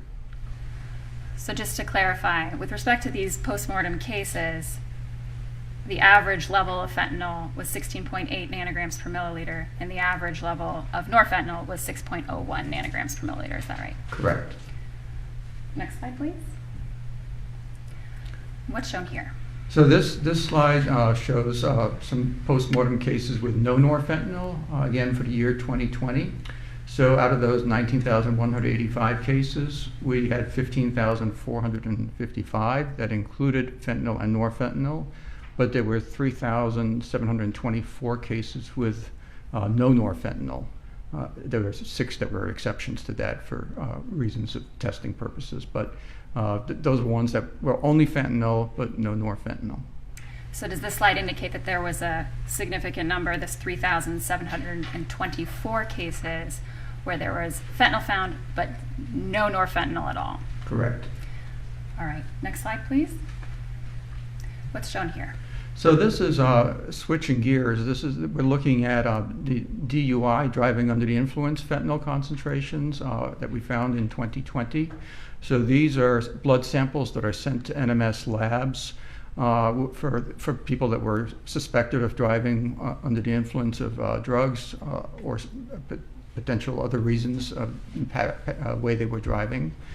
And in this case, we tested, we had 2,345 cases that were individuals that were alive that had fentanyl on board. Of course, other drugs may also be present, but this was specifically looking at fentanyl.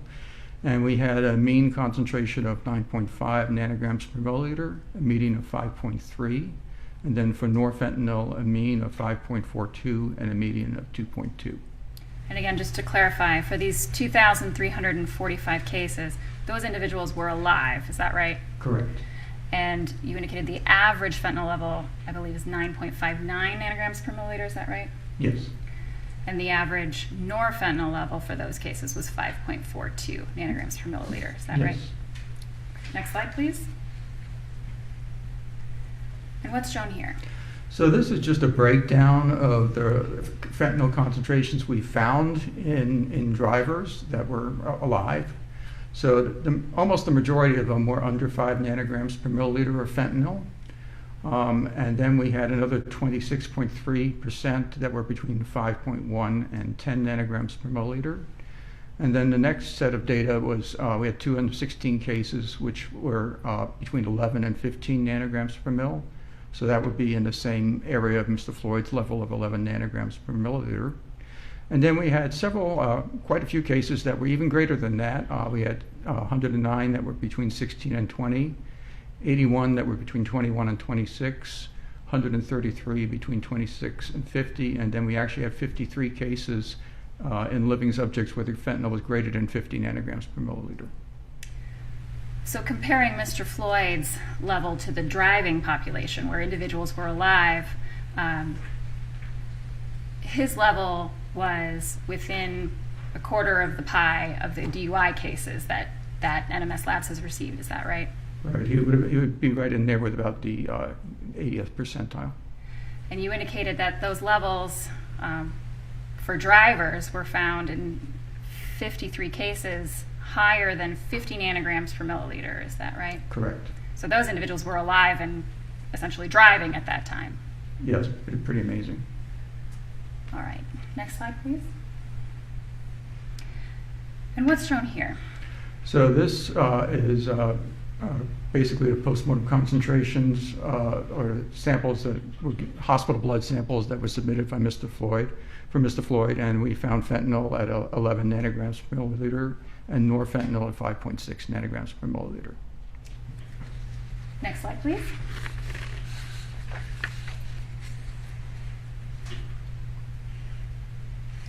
So this slide shows what the ratio of the parent drug to the metabolite is. So 11 nanograms per mil divided by 5.6, the norfentanyl gave Mr. Floyd a ratio of fentanyl to norfentanyl of 1.96.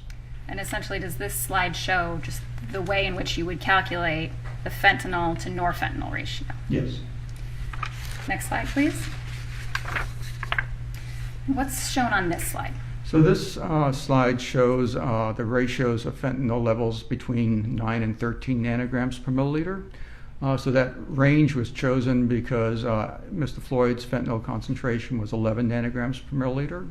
And when we do driving under the influence work, we actually assign an uncertainty of measurement to that result. So if a driver had an 11 nanogram per mil fentanyl present, we would report that as 11 nanograms per mil plus or minus 2 nanograms per milliliter.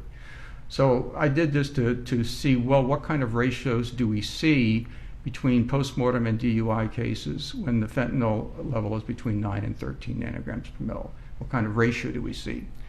And we can see in the postmortem cases, the mean ratio of fentanyl to norfentanyl was 9.05 with a median of 5.88 versus the DUI population where the mean was 3.2, median 2.24. And then just to clarify, in the bar that shows the postmortem cases, were there 3,088 cases that you looked at between the range of 9 to 13 nanograms per milliliter? Yes, between 9 and 13 nanograms per milliliter. And the ratio in the postmortem cases was 9.05 on average, is that right? Correct. And then with respect to the DUI cases, you were looking at 275 cases between the range of 9 and 13 nanograms per milliliter, is that right? That's correct. And so the average ratio within that group was 3.20, is that correct? Yes. How does Mr. Floyd's ratio compare to that data set? So Mr. Floyd's ratio is roughly just a little bit below the median ratio in DUI. So in postmortem cases, we know fentanyl concentrations can be much higher than norfentanyl concentrations because frequently these are deaths due to fentanyl. Other drugs may be present, and there could be other reasons for the death. It doesn't say that these are all fentanyl intoxications. But just looking at it as a whole, with a large amount of data, this is what we observed. And we know with the DUI population, they are alive, but other drugs may be present as well. So it's really just to sort of look at how things look differently in the living and postmortem population. And does this slide also show that Mr. Floyd's ratio was below the average and even below the median for that found in DUI cases? Yes. All right, next slide, please. So this slide is actually just a sort of a summary of the previous slide, but it basically shows the relationship between fentanyl and norfentanyl between the postmortem DUI cases and Mr. Floyd's. And again, does it show how norfentanyl levels essentially increase over time in relation to the fentanyl levels? As one lives and metabolizes fentanyl, yes. Next slide, please. Now, did you also look at data with respect to methamphetamine for 2020 at NMS Labs? We did. And what's shown on this slide that's up right now? So this slide shows the concentration of the methamphetamine found in Mr. Floyd's hospital sample. It was 19 nanograms per milliliter. And then, as we talked about earlier, amphetamine was below the reporting limit, so it was not reported. Not reported, but detected as part of your confirmation process. You can see it in the confirmation data, yes. Next slide, please. And what's shown here? So this slide shows DUI on methamphetamine cases with amphetamine and without amphetamine as a metabolite. So we had 3,271 cases that had methamphetamine in our driving under the influence population. 2,975 of these included amphetamine, and then 296 were just methamphetamine with no amphetamine. And again, when we're talking about the DUI population, these are individuals, this 3,271 number, individuals who are alive, is that right? Correct. Next slide, please. What's shown here? So this is a further breakdown of what we see in our DUI methamphetamine cases. So the mean methamphetamine concentration in all of our DUI cases was 378 nanograms per milliliter of methamphetamine. The median was 240 nanograms per milliliter. And in the 5 to 20 nanogram per mil range, with 5 being our lowest limit of quantitation, we had 192 cases between 5 and 20 nanograms per milliliter, which is in that range that Mr. Floyd's methamphetamine was. And does this graphic also show Mr. Floyd's level of 19 nanograms per milliliter? Yes, it does. It shows on the bottom, and again, 94% of the DUI cases that we tested had methamphetamine concentrations in excess of 20 nanograms per milliliter. So in essence, Mr. Floyd's level was within the bottom 5.9%. Is that right? Correct. Next slide, please. And what's shown here? So this is just a further breakdown of what kind of methamphetamine concentrations we have observed in drivers in 2020. And again, other drugs may be present.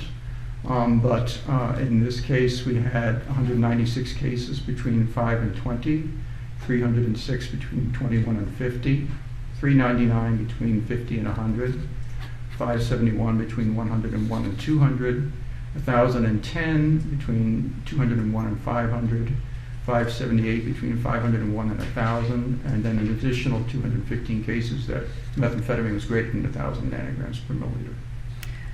So again, you had 215 cases where the number was greater than 1,000 nanograms per milliliter. Is that right? Correct. And the biggest piece of the pie, the 30.9% of the cases were between 201 and 500 nanograms per milliliter. Is that right? Yes. So Mr. Floyd's level of 19 nanograms per milliliter, that was exceptionally low. Is that right? In relationship to the DUI driving population, yes.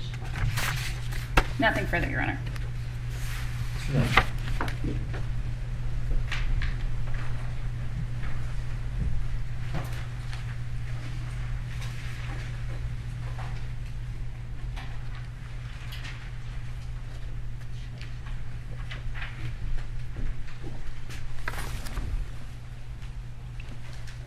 Good afternoon, sir. Good afternoon.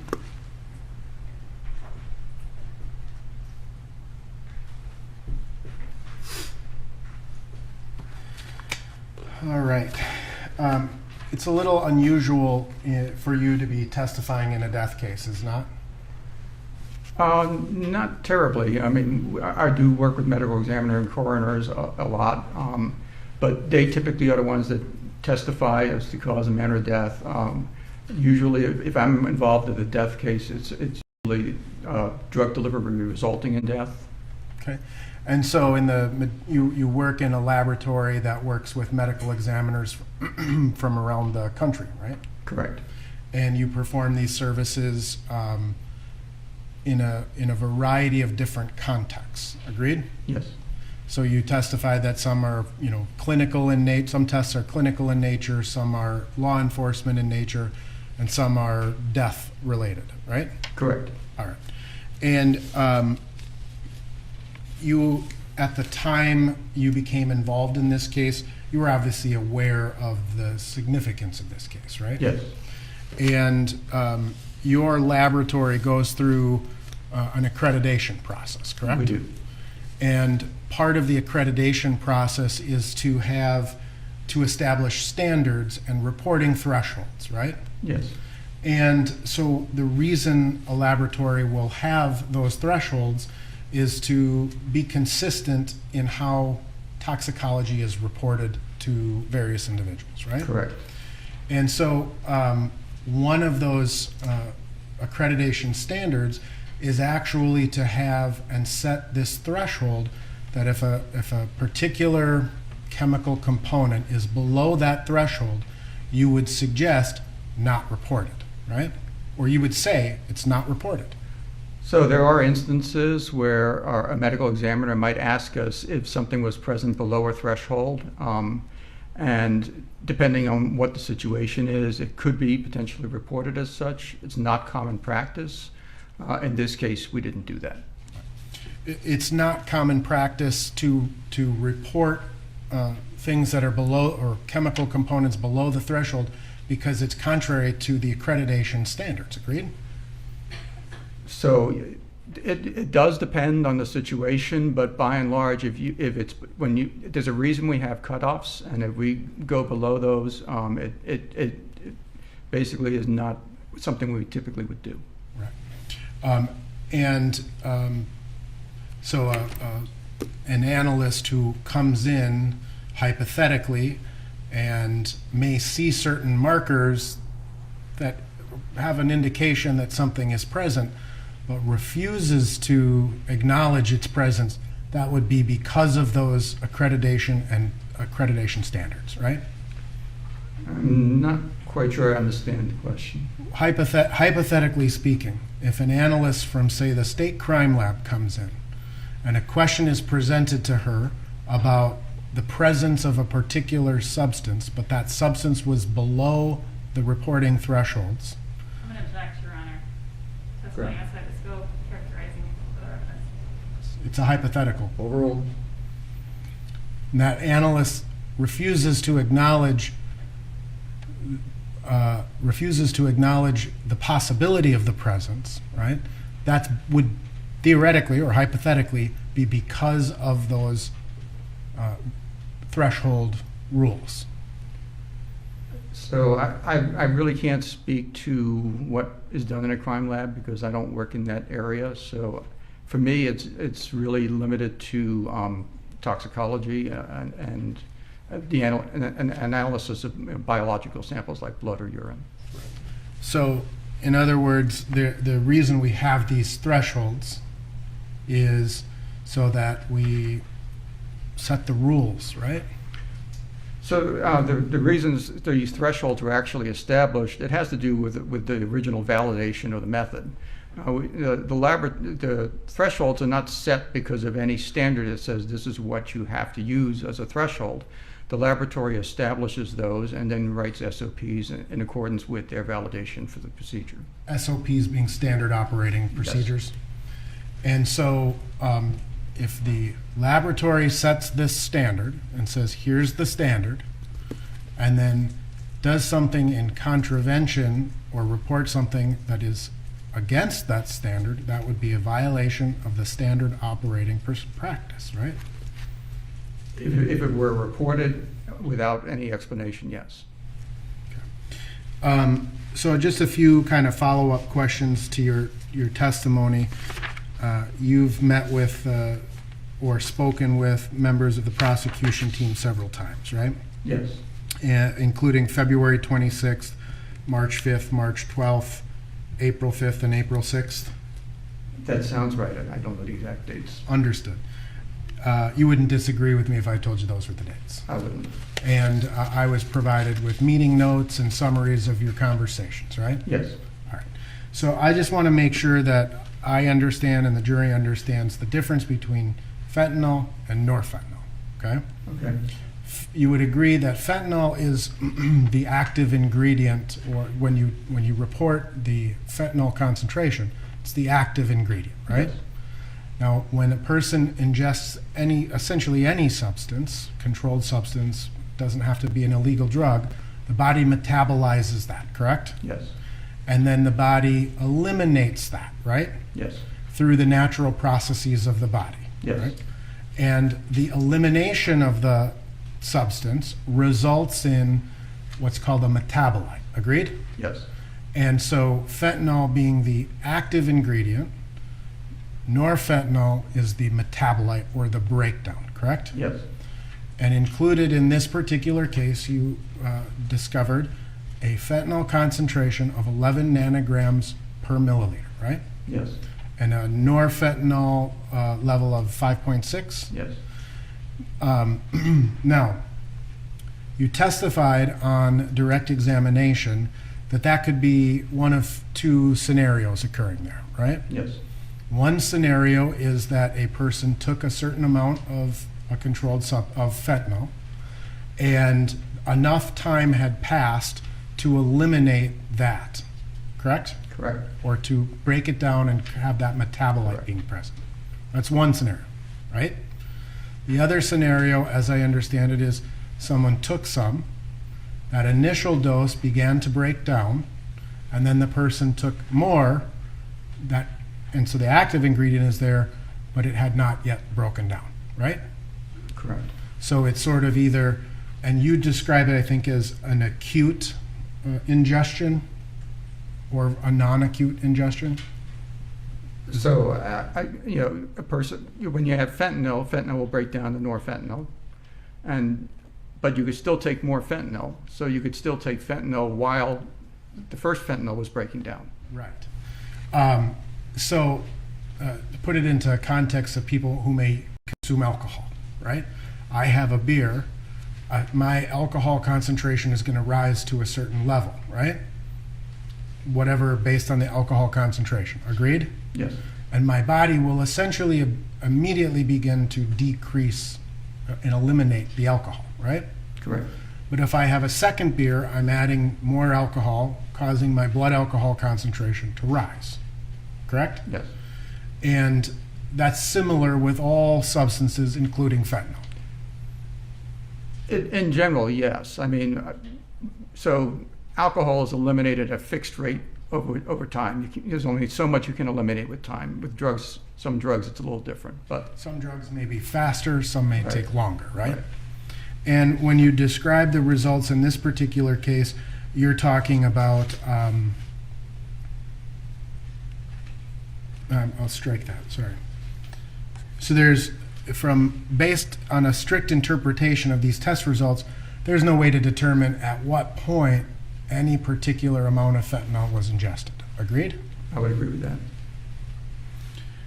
Now, fentanyl, again, being a toxicologist, is a lawfully manufactured, controlled substance in the United States, right? It can be prescribed as a fentanyl patch. It can be a lollipop. It can be used in surgery. So there's different forms Right. lawfully prescribed. And the fentanyl that is contained in a patch or a lollipop or that an anesthesiologist may administer is in a very controlled and known manner, right? Yes.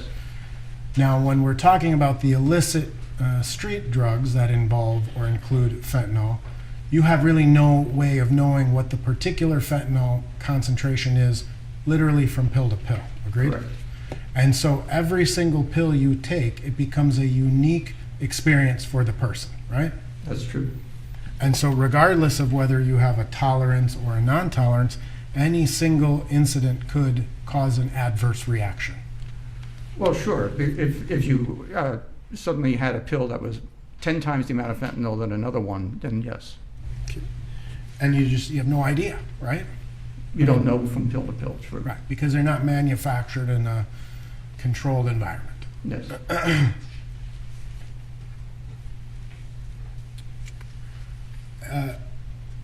Now, in terms of,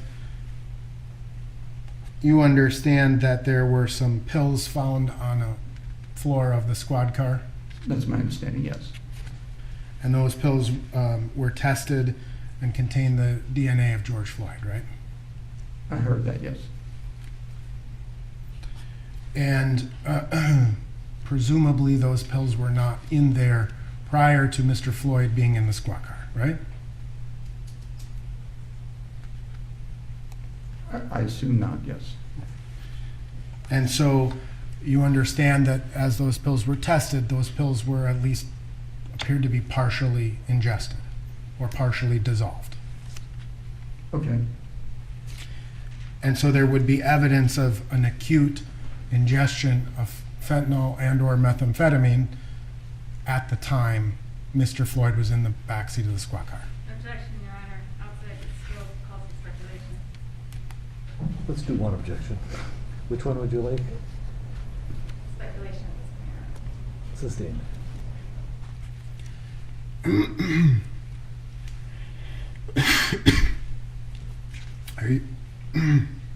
you familiar with the term hooping?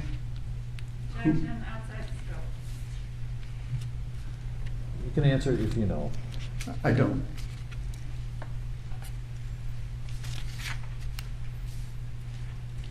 Now, in terms of your slideshow, and I don't have an electronic copy of it. Just some follow-up questions on some of your slides. You reviewed in 2020 a total of 19,185 fatal overdose cases, right? No, they were not necessarily fatal overdoses. They were cases that were from medical examiners where we found fentanyl in a peripheral blood sample. But they could have been homicides, they could have been other drugs involved. Right. So they were just basically random fentanyl concentration. Gotcha. So someone may have been shot as a part of and killed as a result of a gunshot, but as a result of the autopsy process, they collected the blood and analyzed the blood as a part of the normal autopsy process, right? Correct. So the cause or manner of death being, gunshot wound, homicide, but we still look at the blood, Yes. right? Okay. And it was a total of 19,185, right? Correct. Peripheral blood samples. So when the slide says 19,185 fatal overdose cases, you're not suggesting, it's somewhat misleading, I think, to me, because you're suggesting it's a fatal overdose case. I didn't think it said that. Well, we can, If it did, I mean, that was something I corrected on the other day, and I said that's not correct. okay. So just, this is, and I apologize for the writing, where it says fatal overdose cases, that's not correct.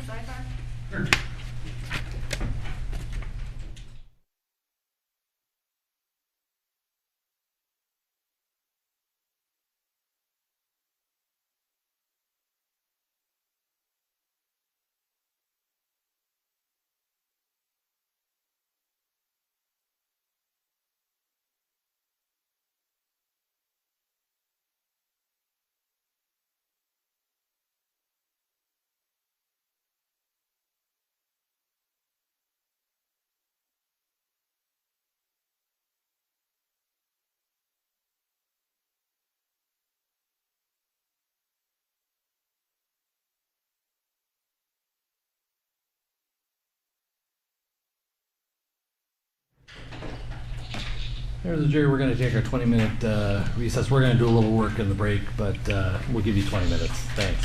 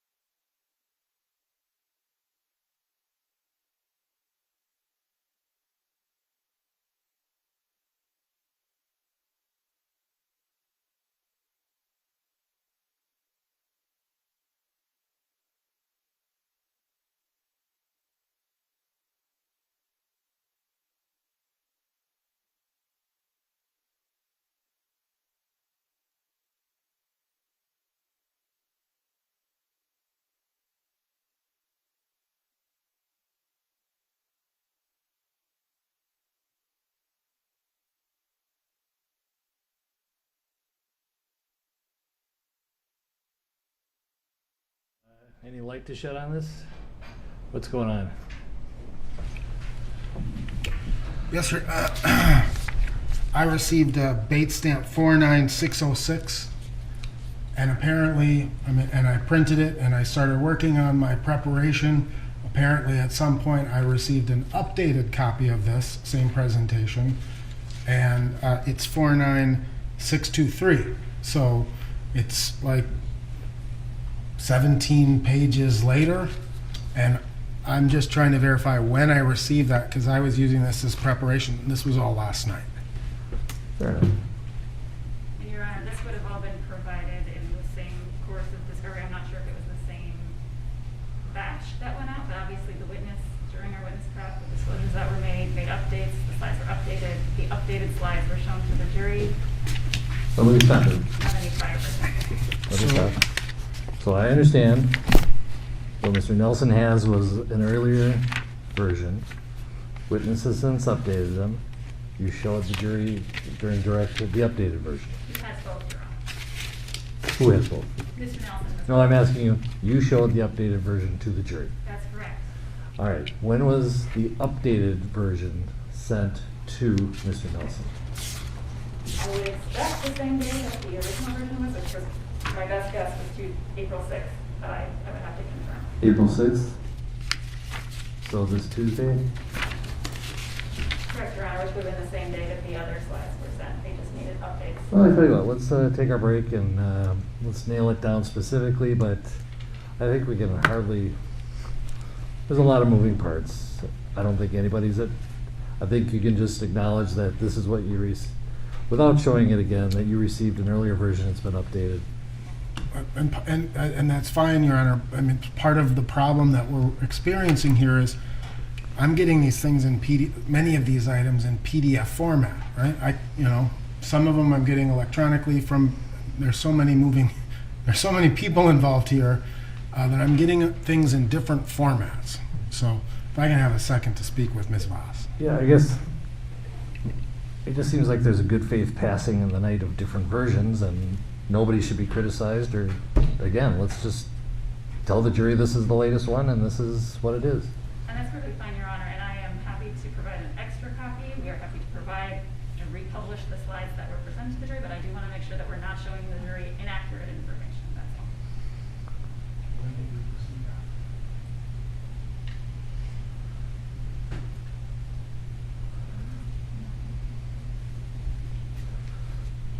So it's my fault, Your Honor, because we received apparently the second version on April 6th, and I must have looked and just assumed it was the second copy of the same thing. Let's just clean it up when the jury comes back. Tell them that you were relying on an earlier version. The amended version is the one that the witness showed during direct examination, and leave it at that. And perhaps it would help if I could get a copy of that. Okay, work on it till we're done with the break. Let's reconvene at, what are we at now? About 2:40 or 3:40? 3:40. Thank you.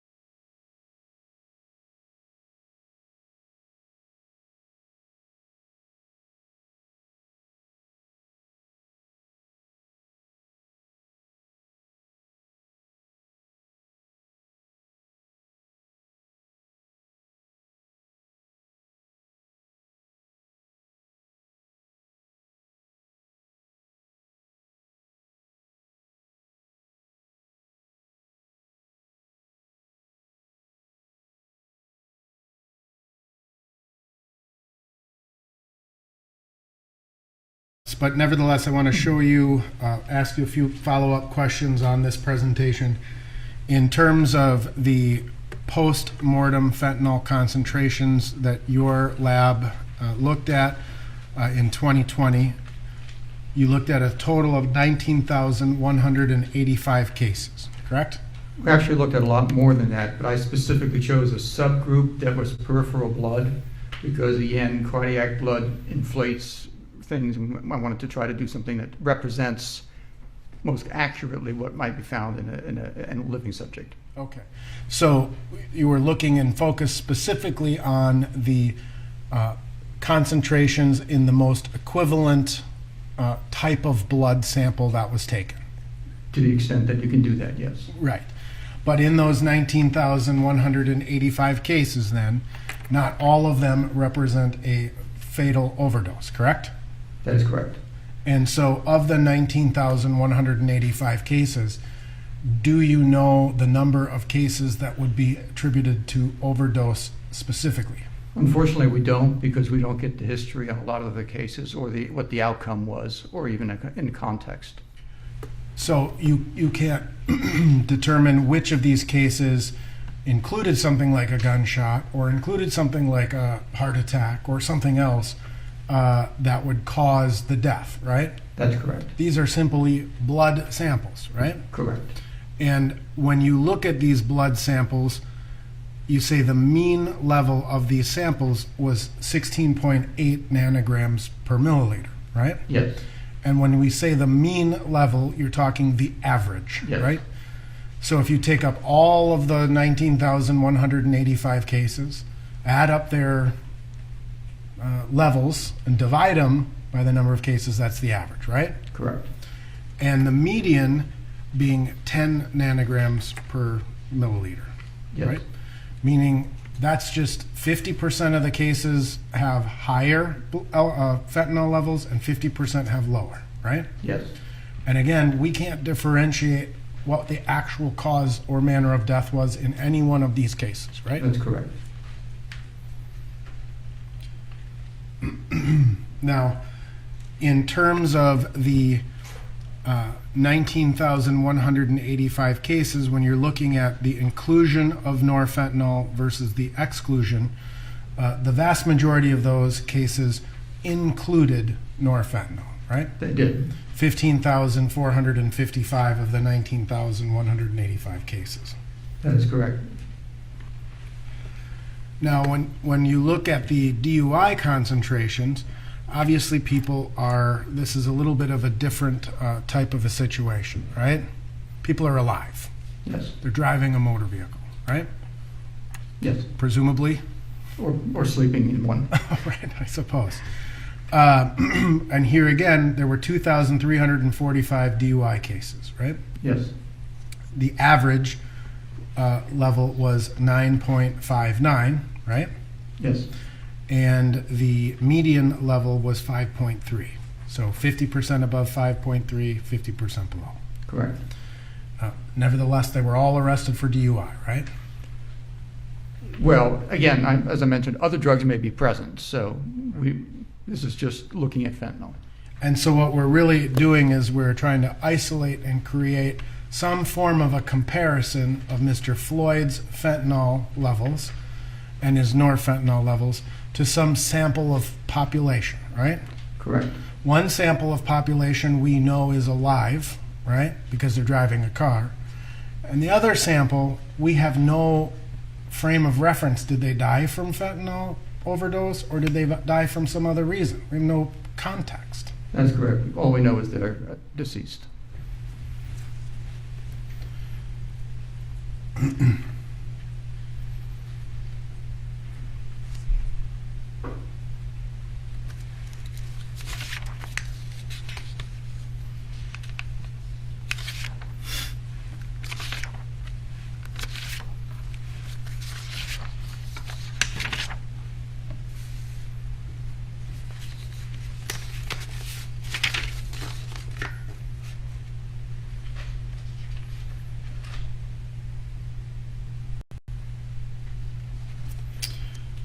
In terms of when we look at the ratio of fentanyl levels between 9 and 13 nanograms, right?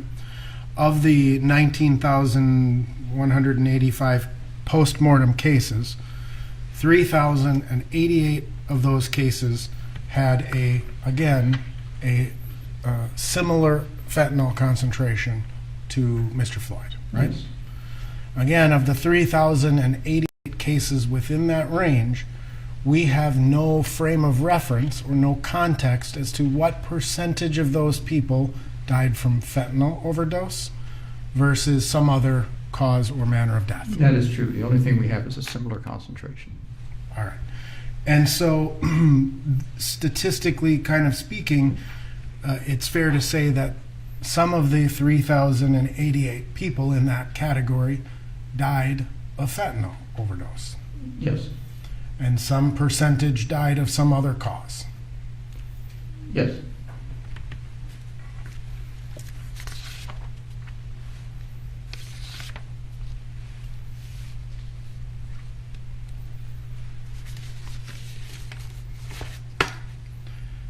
And again, in terms of the amphetamine, the methamphetamine and the amphetamine, methamphetamine and fentanyl, do you find that to be an unusual mixture of controlled substances? So I'm not very familiar with what combinations are being seen with street drugs. So we see a variety of controlled substances. We tend to see fentanyl more with cocaine or heroin than with methamphetamine, but that's just what I see. But I can't speak to what is regionally being observed. Have you heard of the phrase goofball or speedball? I've heard of speedball, yes. Okay, but not so. Speedball usually being like a fentanyl, an opiate, and cocaine, right? Yeah, it used to be heroin and cocaine. Heroin and cocaine. I'm sorry. And but you've never heard the term goofball. No. Okay. Now, in again this particular case, your lab also tested the pills that were found in the squad car as well as in the Mercedes-Benz, right? Our crime lab did that, yes. And you've reviewed those? I have not. Okay.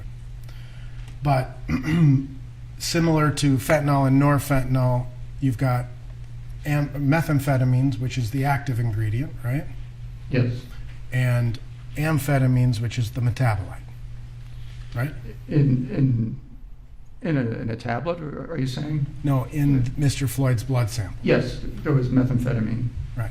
And just generally speaking, methamphetamine is the active drug, and amphetamine is the metabolite of that drug. It's a metabolite, but it's also active. Okay. So, meaning it's, what do you mean it's also active? I mean, it's an active metabolite. It also exerts effects. So a person would have an effect from both of those substances. Correct. Meaning an intoxicating effect. Not necessarily. But some effect. Some effect.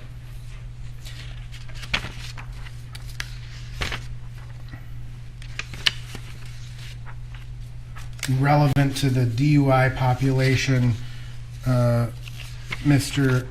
Floyd's amphetamine and methamphetamine ratio was on the low side, right? So we didn't look at the ratio of methamphetamine to amphetamine with Mr. Floyd because it was below the reporting limit. It's not on the report. We didn't report it. Okay. So you can't compare the ratio, but his methamphetamine level was on the low side. Compared to the DUI population, yes.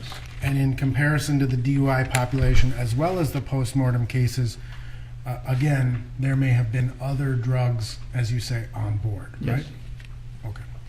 I have no further questions, Colonel. Redirect.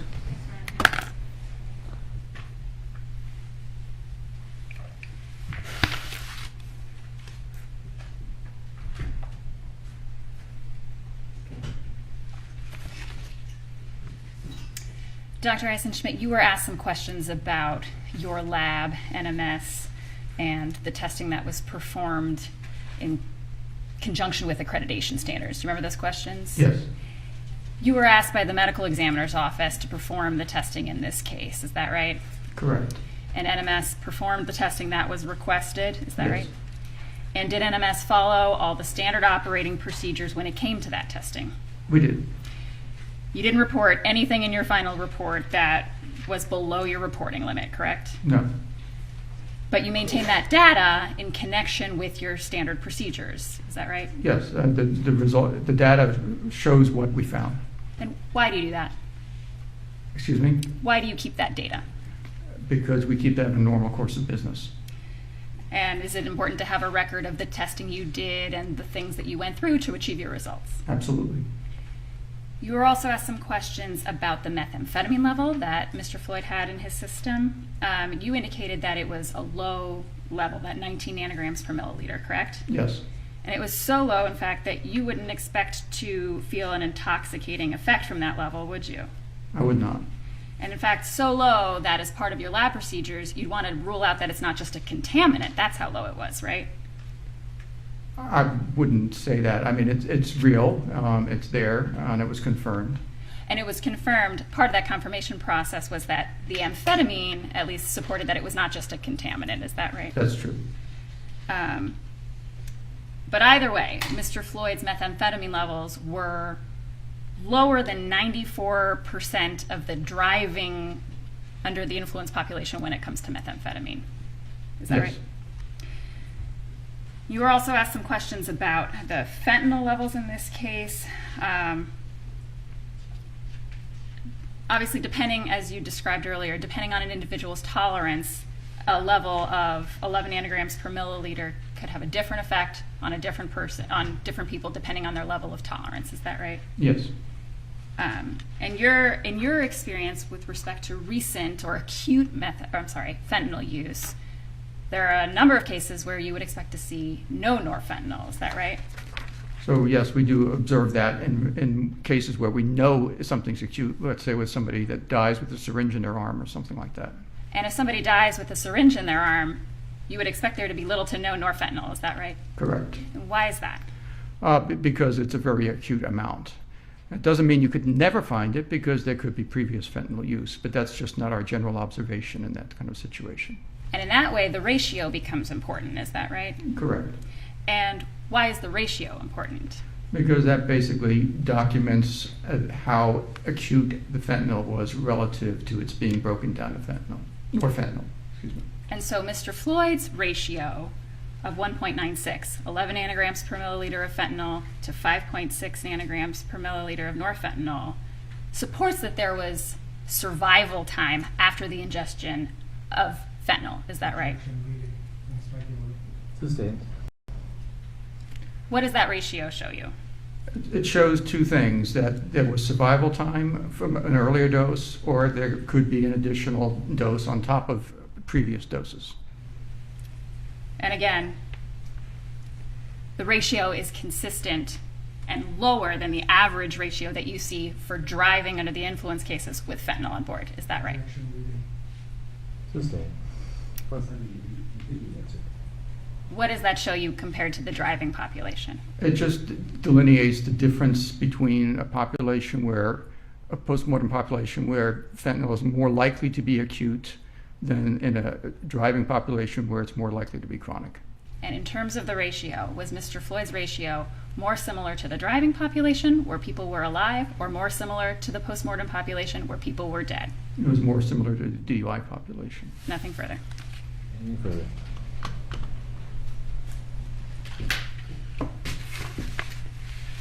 How can you answer that question when we don't know the context of how people actually died? Because we still looked at a large number of data within that population. So you have no frame of reference, though, in terms of what did the person actually die from? I mean, what if of the 19,185 postmortem cases, 19,184 of them were gunshots? That's not really a possibility, but I have nothing further. All right, thank you.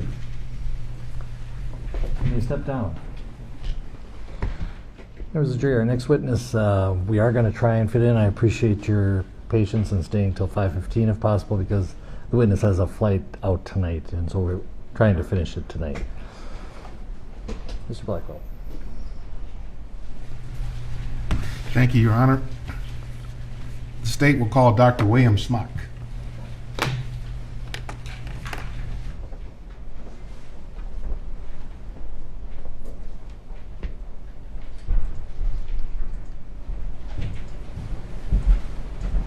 Do you swear or affirm under penalty of perjury that the testimony you're about to give will be the truth and nothing but the truth? I do, sir. Thank you.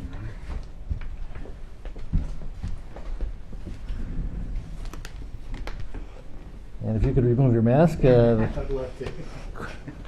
Thank you. And let's start off with having you state and spell your full name. Dr. Bill Smock, Billsmock. May I proceed, Your Honor? You may. Good afternoon, Dr. Smock.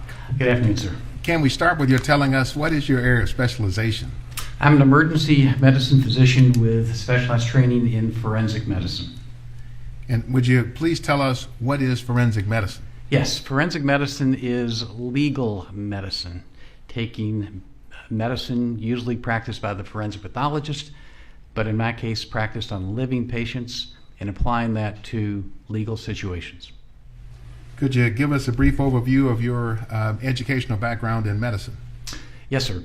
I obtained a master's degree in anatomy from the University of Louisville School of Medicine. Entered medical school, graduated in 1990 from the University of Louisville. Then completed a 3-year residency in emergency medicine at the University of Louisville. Then completed a 1-year fellowship in clinical forensic medicine with the Kentucky Medical Examiner's Office. Have you ever worked in an emergency room in emergency medicine? Yes, many times, many years. How many years, doctor? 21 years at the Level 1 Trauma Center at the University of Louisville, and then moonlighting in smaller ERs. And what is a Level 1 Trauma Center? The Level 1 Trauma Center is the American College of Surgeons criteria saying that this is the place you want to go when you have major trauma. Gunshot wounds, car wreck, stab wounds, strokes, heart attacks. This is where we have physicians on duty in the ER 24/7 ready to take care of you. Are there any Level 1 trauma centers in Minnesota that you're aware of? There was one right here, sir, in Minneapolis. The Hennepin County Medical Center? It is, sir. Do you also teach in the area of emergency medicine? Yes, sir, I do. What do you teach and where? I teach emergency medicine residents, medical students, paramedics, police officers, not only at the University of Louisville, at the Louisville Metro Police Department Police Academy. I train the paramedics for the Jeffersontown Emergency Medical Service. I also train and teach all over the country in areas relating to strangulation, gunshot wounds, emergency medicine, forensic medicine. I was going to ask whether you had any special background or expertise in either asphyxial deaths or strangulation. In both, sir, asphyxial death and so looking at asphyxia, meaning low levels of oxygen in the blood in people that have died, as well as people that did not die. So you've published or edited several different books. I've edited 4 textbooks.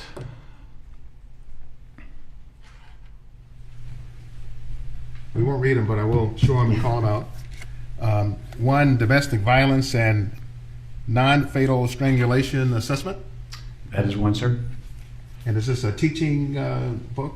It is. It's designed to, it's a workbook where you work through case studies looking at the injuries, understanding the injuries, how the injuries occur or don't occur in non-fatal strangulation. Another one called Forensic Emergency Medicine. That is correct, sir.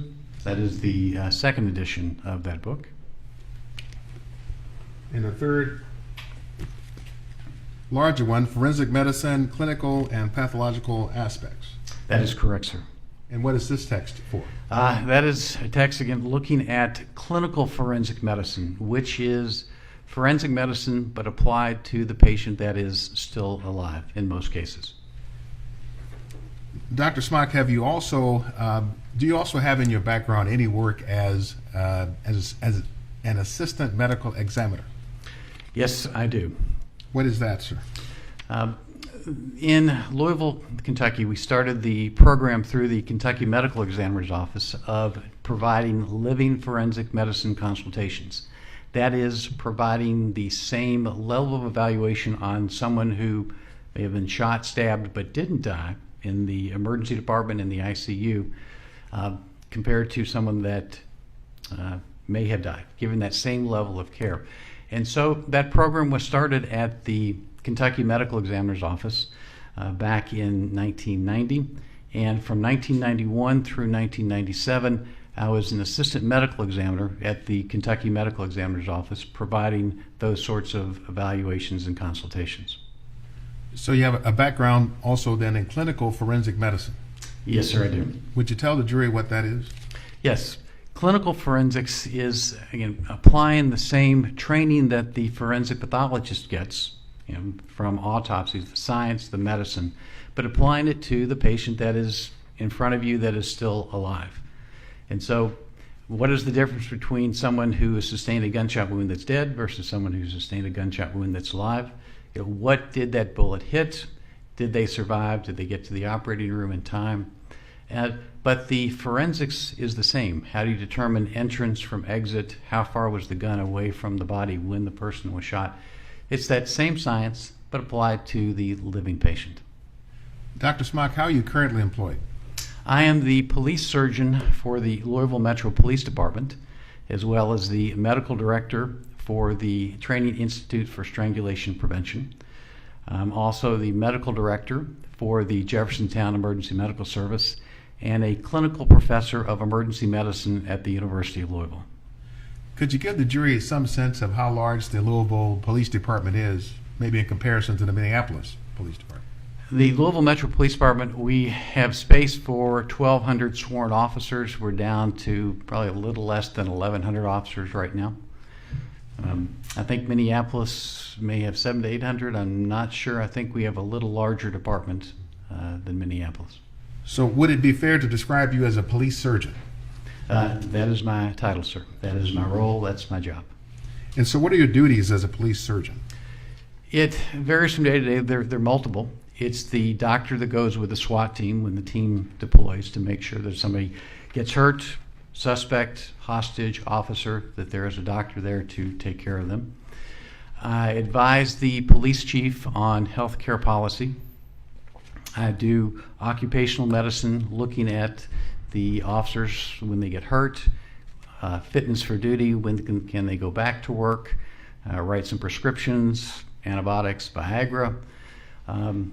And most of the time is spent doing living forensic consultations, which means when a detective calls and says, "Doc, we've had a shooting," or internal affairs calls and says, "We've had an officer-involved shooting," I would then go to the scene, to the hospital, wherever that examination needs to be done, and do the assessment head to toe, just like a pathologist would do on someone that is deceased, but doing it on someone that is still alive. Do you actually do police trainings? I do, sir. What kind of trainings? I get each recruit class. I get 4 hours of training with each recruit class that comes through. 2 hours is spent on the forensic evaluation of gunshot wounds. 2 hours is spent on strangulation, asphyxia, elder abuse, and child abuse. Have you treated persons with cardiac emergencies? Cardiac, oh yes, pre-hospital and in the emergency department. What about dealing with patients who struggle with either methamphetamine or fentanyl addiction? Very frequently, either again on the scene or in the emergency department. Are you familiar with the symptoms of overdose for either fentanyl or methamphetamine? Very familiar, sir. Can you tell us what Narcan is? Narcan is an agonist that will block the effects of an opioid on the receptors in the brain. So if you overdose and you've taken too much narcotic and you are not breathing or you're close to going unconscious, if you give this Narcan, we give it intranasally, then that reverses it, displaces the a narcotic that's in the brain, and you wake up. Have you had to make decisions then about administering Narcan for either methamphetamine or fentanyl? You administer Narcan for fentanyl because it's an opiate, and that's what it reverses. And yes, I've administered Narcan hundreds of times. So one of the things I'd like to talk with you about with respect to Mr. Floyd is drug tolerance. Is the subject of opioid tolerance something you're familiar with? Very familiar with, sir. Can you help us to understand the concept of drug tolerance? Tolerance is what does the body repeatedly sees a certain drug. The most common we think about is alcohol. That does somebody build up a tolerance, meaning at one time you're a naive drinker, you take one sip, one bottle, whatever, you feel it. But if you are an alcoholic, you feel nothing, because that is tolerance. And the same is true for amphetamines and as well as for opiates, for fentanyl. And whether you're talking about Percocet or other opiates, you build up a tolerance, which means it takes more of that drug for your brain to perceive the feeling, the high, whatever it is that you get when you take that medication or drug. So somebody who doesn't drink might feel the effects of one beer. Absolutely. Whereas an alcoholic, it may take, who knows? It may take multiple beers. Right. So, doctor, just for the jury, when you made reference to a naive drinker, would you explain what you mean by that? Because yes. Naive means somebody that doesn't drink or doesn't do any sort of drug. Naive means you're totally new. So, doctor, you've been retained by the state of Minnesota as an expert in this case. Yes, sir, I am. Are you being compensated for your time? Yes, sir, I am, and I hope so. Otherwise, my wife will be very unhappy with me. Could you tell us then what your hourly rate is? Yes, the government rate is $300 per hour. And so the charge for your time is the government rate? That is correct, sir. So as part of your work in the case, were you asked to render an opinion regarding the cause of Mr. Floyd's death? Yes, sir, I was. Before we get into your opinions, would you tell us what it is you reviewed to give you a foundation for forming opinions? Oh, I reviewed videotapes, body camera videos, bystander videos, police videos, reviewed medical records, pre-hospital records, statements from witnesses, the autopsy report, autopsy photographs, thousands of pages of documents, sir. Doctor, before we get to the opinion, there was one thing I meant to ask you and overlooked. As a police surgeon, are you required to make... No, sir, I am not. Then are you currently board certified? No, I'm currently board eligible. I've taken boards on 2 occasions, but since I'm not in the emergency department anymore and it's not required for the police surgeon, I'm no longer board certified. But you have been in the past? Oh, yes, sir, on 2 occasions. Right. So, doctor, let's talk about your opinions regarding the cause of Mr. Floyd's death. Yes, sir. You formulated opinions. Yes, sir, I did. Would you tell us what your opinion or opinions are? Mr. Floyd died from positional asphyxia, which is a fancy way of saying he died because he had no oxygen left in his body. So what we've been referring to as low oxygen. Low oxygen is one way, no oxygen. When the body is deprived of oxygen, and in this case from his chest, pressure on his chest and back, he gradually succumbed to lower and lower levels of oxygen until it was gone and he died. Did you consider other possibilities as causes that you evaluated and dismissed as unlikely? Absolutely. Was one of those excited delirium? Yes, sir, it was. Would you first tell the ladies and gentlemen of the jury what excited delirium is? Excited delirium is a physical and psychiatric state where, because of an imbalance in the brain, a patient will exhibit multiple symptoms. Basically, they are hot, their body is revved up, heart rate is up, respiration is up, superhuman strength. They are out of control. Their speech is garbled. It doesn't make sense. They can't answer questions. That's what they call the delirium, someone who is delirious. So I'm very familiar with not only pre-hospital, but in the hospital, the symptoms of excited delirium. Doctor, let me show you what's marked as Exhibit 921 for identification purposes. So I want to show it to you, and then let me ask you a couple of questions. Is this a demonstrative you created showing the 10 signs of excited delirium? Yes, sir, it is. Actually, it's from the American College of Emergency Physicians white paper on excited delirium. And incidentally, before we show this to the jury, or at least I offer it, is excited delirium considered a controversial diagnosis? Yes, sir, it is. Why is that?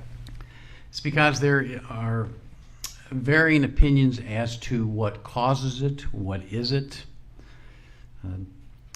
Forensic pathologists or emergency physicians or other physicians, there isn't 100% agreement on what excited delirium is. But I can tell you, at least in my opinion, I think it is real. But are there very reputable medical organizations that do not recognize it? That is correct. The American Medical Association doesn't recognize it. The American Psychiatric Association doesn't recognize it. So, Your Honor, I offer Exhibit 921 for demonstrative purposes. Any objection? 921 is received for demonstrative purposes only. Members of the jury will not go back with you on deliberation. And Your Honor, I happened by accident to manage to scratch on the screen. So if Your Honor could, thank you. So if we could walk through each of these, we'll go through them one by one. And I'd like for you with each one to explain what it is, and then explain how it applies to George Floyd. So let's start with the number one, inappropriate clothing, naked or partially clothed. What is the significance of this one? How does it manifest? When we get a call of a naked man in the street, first thing I'm thinking is excited delirium. Why? Well, would somebody take off their clothes? Well, their body is hot. So in the case of Mr. Floyd, was he appropriately dressed or inappropriately dressed for the weather? And in the case of Mr. Floyd, I think the temperature was in the 70s and he is appropriately dressed. Therefore, this does not apply to Mr. Floyd. So what about the second one? Attraction to glass, destruction of glass, mirrors, lights on vehicles. This is another sign that someone with excited delirium, they're attracted to glass, to lights, and mirrors. Sometimes they will kick, punch, try to break the glass, break the mirrors, because for some reason their brain says that is a threat to them. When you watch the video of Mr. Floyd in the store, glass all around him. Was he attracted to any glass on the counter, in the windows? No.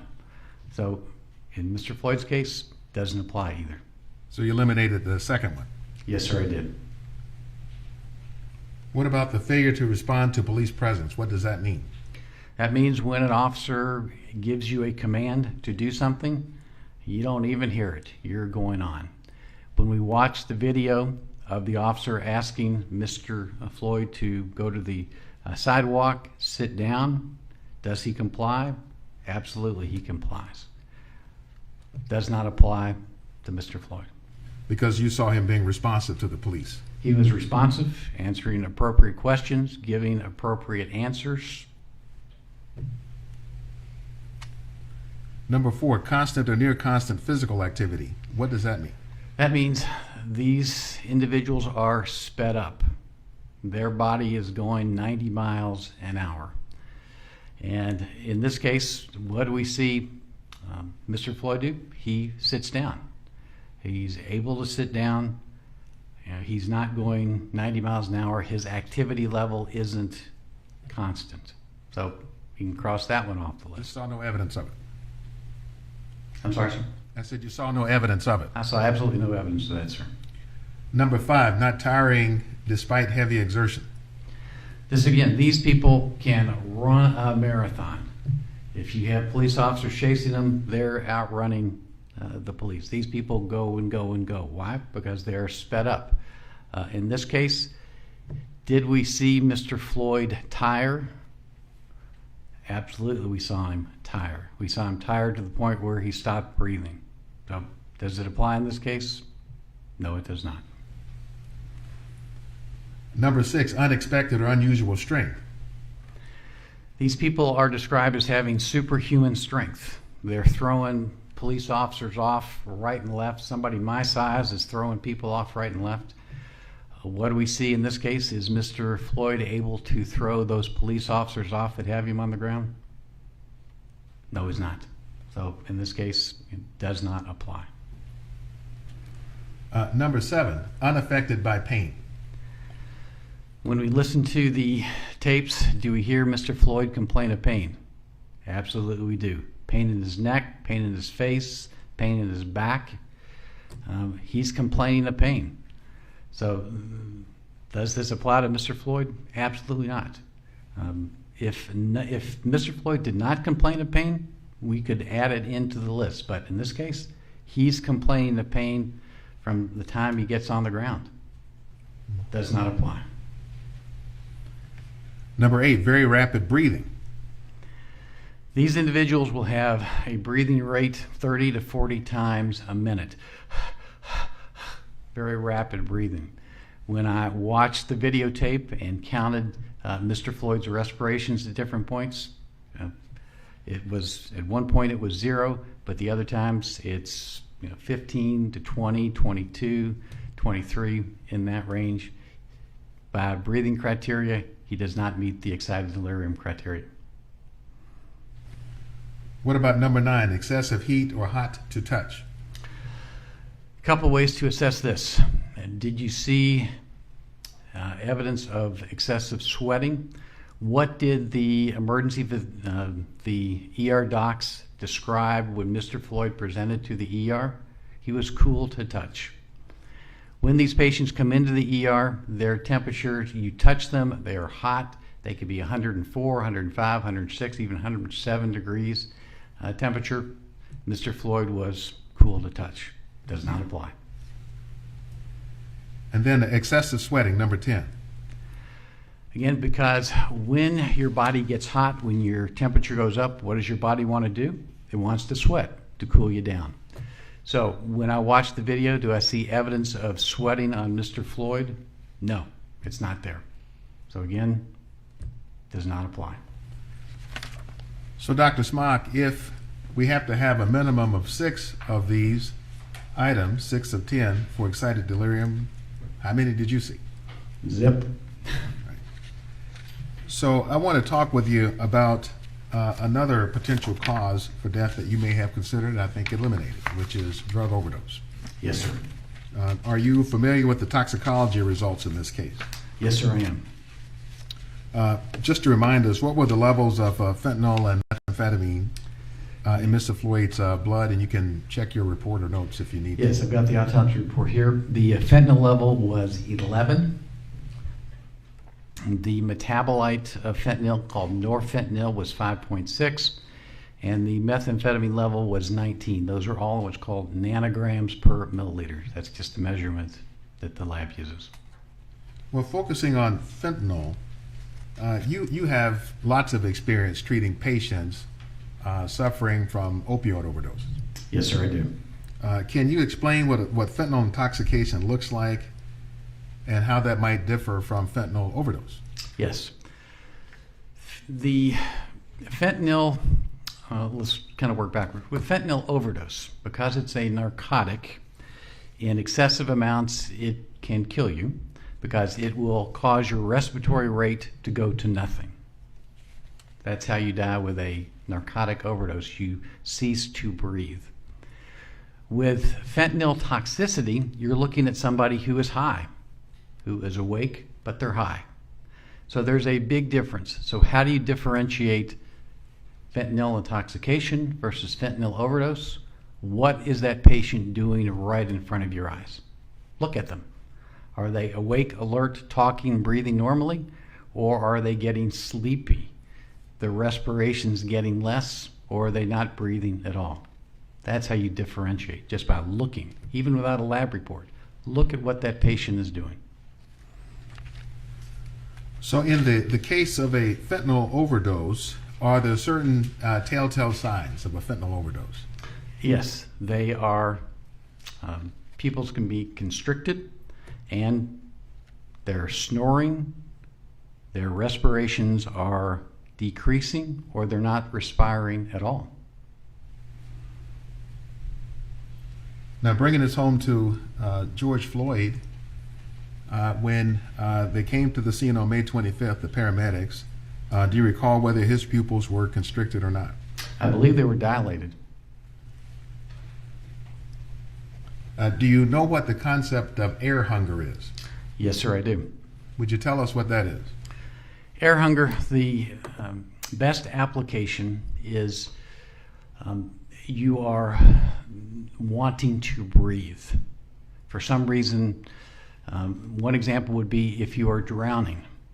You're going to do everything you can to get to the surface of the water because you want to breathe. Another application that I frequently deal with is someone who has been strangled. When their airway has been cut off and they can't breathe, their body is telling them to breathe, but they can't because of the pressure on their airway. That is hunger. That is the human desire to live, to breathe. So when George Floyd is saying, please, I can't breathe, I can't breathe, is that an example of air hunger? That is an absolute example of air hunger. Would you tell the ladies and gentlemen of the jury whether fentanyl overdose causes air hunger? No, it does not. The only time it could is if you've overdosed, but it's not air hunger because you are going to sleep. You're not hungry at all, you're sleeping. So there is a difference between air hunger, that drive to bring in that air, versus an overdose. So with an overdose, if it's not air hunger that a fentanyl overdose causes, does fentanyl simply diminish the drive to breathe at all? At therapeutic levels, no. At an overdose level, yes, it can decrease the drive to breathe if you have too much. But you're not starving for air. You're not starving for air. Doctor, in the case of a fentanyl overdose, you talked about a person going to sleep or snoring even. Before death ensues from a fentanyl overdose, is a coma state reached? Yes, someone who is asleep, you could say they look like they're in a coma state. They're not moving. So that's what you would see with an overdose. You watched the various videos with George Floyd's encounter with the police on May 25th. Multiple times. Can you tell the jury, from having looked at those videos, can you tell by looking at that alone whether George Floyd was suffering from a fentanyl overdose? He is not. I mean, when you watch those videos and we go through them, what is his respiration do? He's breathing. He's talking. He's not snoring. He is saying, please, please get off of me. I want to breathe. I can't breathe. That is not a fentanyl overdose. That is somebody begging to breathe. And so if a person is suffering from a fentanyl overdose, would you describe that person then as alert? No, sir. They're not going to be alert. They're going to be sleeping. Would you describe them as oriented? No. Their brain is going to be in sleep mode or not breathing mode. And was George Floyd oriented? Oh, he was. He gave appropriate responses. Name, date of birth, He knew where he was and what was happening. He knew exactly where he was, what he was doing, and responding appropriately to the questions that were asked of him. Have you ever encountered a situation of a fentanyl overdose where a person was in the overdose, displaying air hunger, and essentially crying out for their life or crying out in pain? No, sir. Now, did you, from your review of the medical records and other data in the case, get some sense of what Mr. Floyd's history was with respect to opioid use? Yes, sir, I did. When you look at the medical record, Mr. Floyd has been a chronic user, meaning what I saw was for years. And how would this correlate to the notion of tolerance we talked about at first? The more you use any drug, alcohol, in this case fentanyl, you build up that tolerance. So it takes more drug to give you that high, to affect your brain. And in this case, we actually had a visit to the emergency department where he took 7 or 8 narcotic pills. They watched him and let him go.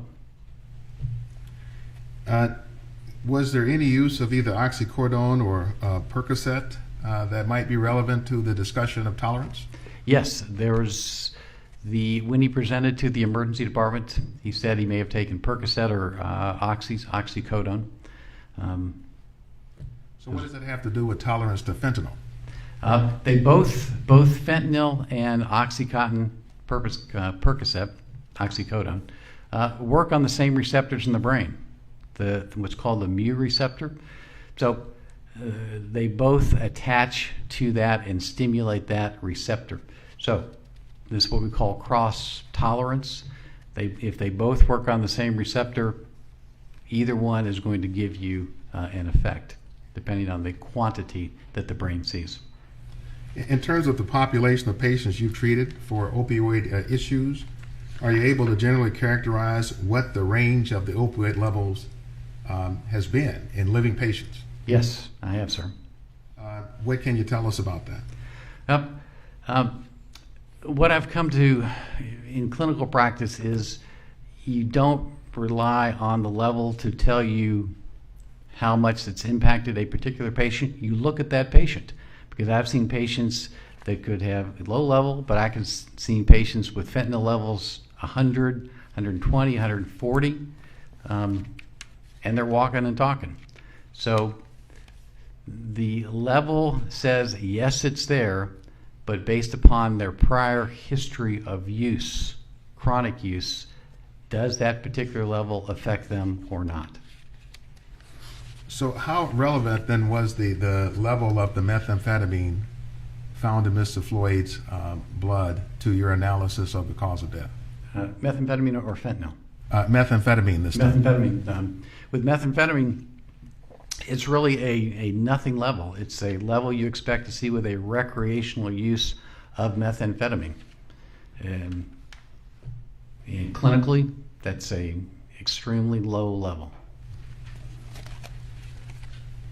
So I want to switch topics and talk about the cause of death you did find related to asphyxia or low oxygen. Yes, sir. Are you familiar with certain myths that exist around the indicators for death by asphyxia or low oxygen? Yes, sir, I am. Do you in fact teach your students regarding some of these myths? Yes, because strangulation is a form of asphyxia. This is part of every class I teach. What are the myths associated with strangulation, with asphyxia, what you see, what you don't see, and why you see something or why you don't see something?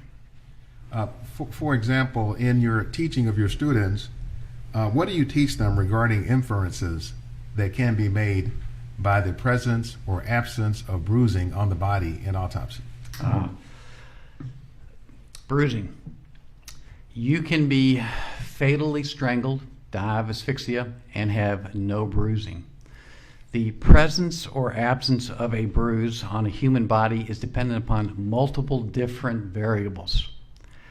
how much pressure is applied, how is that pressure is applied, how frequently is that pressure applied. And the example that I like to use is you can have someone put your bicep and forearm on either side of your neck and squeeze, render you unconscious, even kill you, and you will never ever see a bruise on the neck. And the reason is you're applying a broad surface area, bicep and forearm, to a broad surface area, which is different if I were to take, say, this lanyard, put it around somebody's neck and pull tight. I'm putting same amount of pressure, but in a smaller area. And I would expect to see a ligature mark or something. So there are lots of variables that will dictate whether you have a bruise or you don't. Condition of health, if you have any medications that cause you to bruise easy, aspirin, other medications. So you can be, that's this myth that you have to have bruises to prove strangulation. No, you don't. You can be strangled to death and have no bruises. So that's one of the big myths. Dr. Smock, can you tell us what a petechial hemorrhage is? Yes, petechial hemorrhage. Petechial hemorrhages are ruptured capillaries. When you see them on a patient, they're little red dots. And what petechial hemorrhages come from is rupture of the capillary bed. They're popped. And the way I like to think about a petechial hemorrhage is like it's a little water balloon. And what happens when I put too much water into a balloon? It pops. What happens if I put too much blood into a capillary? It pops. So what does the presence or absence of petechial hemorrhages tell us about whether a person did or did not die of asphyxia or low oxygen? It tells us nothing, because in order to create that ruptured capillary, there are two physiologic things that have to occur in the human body. One, I have to have the venous return, in the case of the neck, the jugular vein blocked. And how does that happen? Well, I'm putting pressure on the neck. The second thing that has to happen is I have to have blood still being pumped into the area of the body, that capillary bed. So if both those two criteria aren't met, blockage of a vein with blood continuing to be pumped in, I will never ever get a petechial hemorrhage. So you can be fatally strangled and not have petechial hemorrhage, because if those two physiologic criteria aren't met, it will never happen. So, Doctor, I want to show you a few of the video clips as relates to your conclusion that Mr. Floyd passed away from asphyxia or low oxygen. So I want to play the clip and then tell me how it was significant to your decision making. So if we could pull up Exhibit 127, already in evidence, Brett, at 2021. Yes, stopping at 2021. I'm sorry, Brett. Starting at the beginning. On the ground. Yeah, on the ground. On the ground. My knees.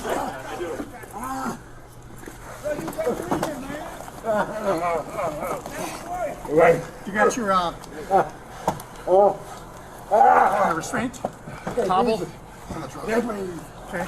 I'll grab that. Once we get him. Jesus Christ. I can't breathe. Thank you. I can't breathe. Stop moving. Mama. Yeah, Mama. Mama. One of the front pouches. Mama. On my right side bag. Mama.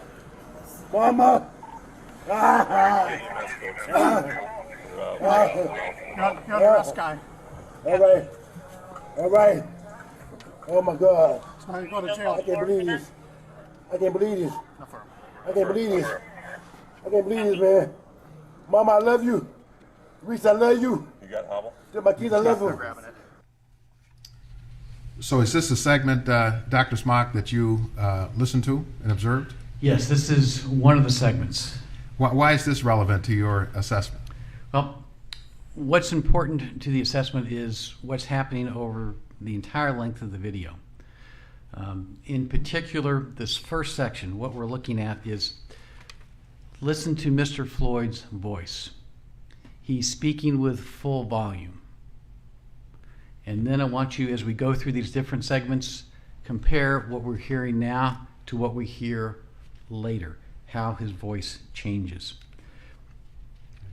So, go ahead. No, please finish your answer. I'm sorry. So I want you to also look at the positioning of the Mr. Floyd. Where is he? Where do we see pressure being applied to his neck, to his upper back, to his lower back? What's also very important is as this progresses, and this is a progression over 4.5, 5 minutes of Mr. Floyd gradually decreasing his ability to survive. And what you'll see, and this is a great, I don't know if I can, does this work, Circle? It does. Okay. What I want you to also watch for is what is his right arm doing as this progresses. You will see him pushing against the tire. You'll see his right arm, his elbow, pushing against. Let's ask another question. Well, I'd like to know, you circled an area here on this exhibit. Ask What your is it? question. Sorry, Judge. Go ahead and ask your question. Yes, I'd like to know, what is it showing us? Why is that significant? This is very important because it's showing what Mr. Floyd is doing to try and breathe, to get his right side of his chest up off of the pavement so that he can bring in air. So let's look at another segment. Brad, if we can start at 2021. I can't breathe. I can't breathe.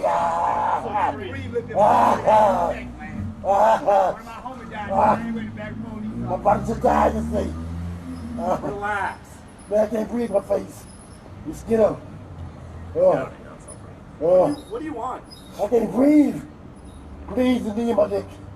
I can't breathe shit. Bro, get up, get in the car, man. I will. Get up, get in the car. I can't move. I've been waiting the whole Get up, get in the car. Mama. Get up. Mama. I can't. Is that the... All right. You can't win. My knee. You My can't neck. win, man. I'm through. I know you're in I'm neck. through. You didn't listen. I'm claustrophobic. My stomach hurts. My neck hurts. Everything hurts. Get some water or something. Please. Please.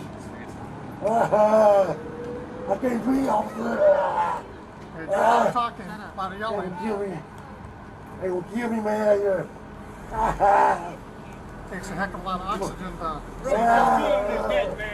Come on, man. His nose is bleeding. Like, come on now. That's wrong right there. Look at his nose. You got your feet right on his mouth. I cannot breathe. I cannot breathe.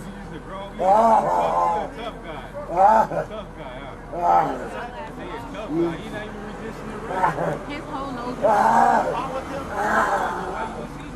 They will kill me. They will kill me. How long y'all gotta hold him down? I Y'all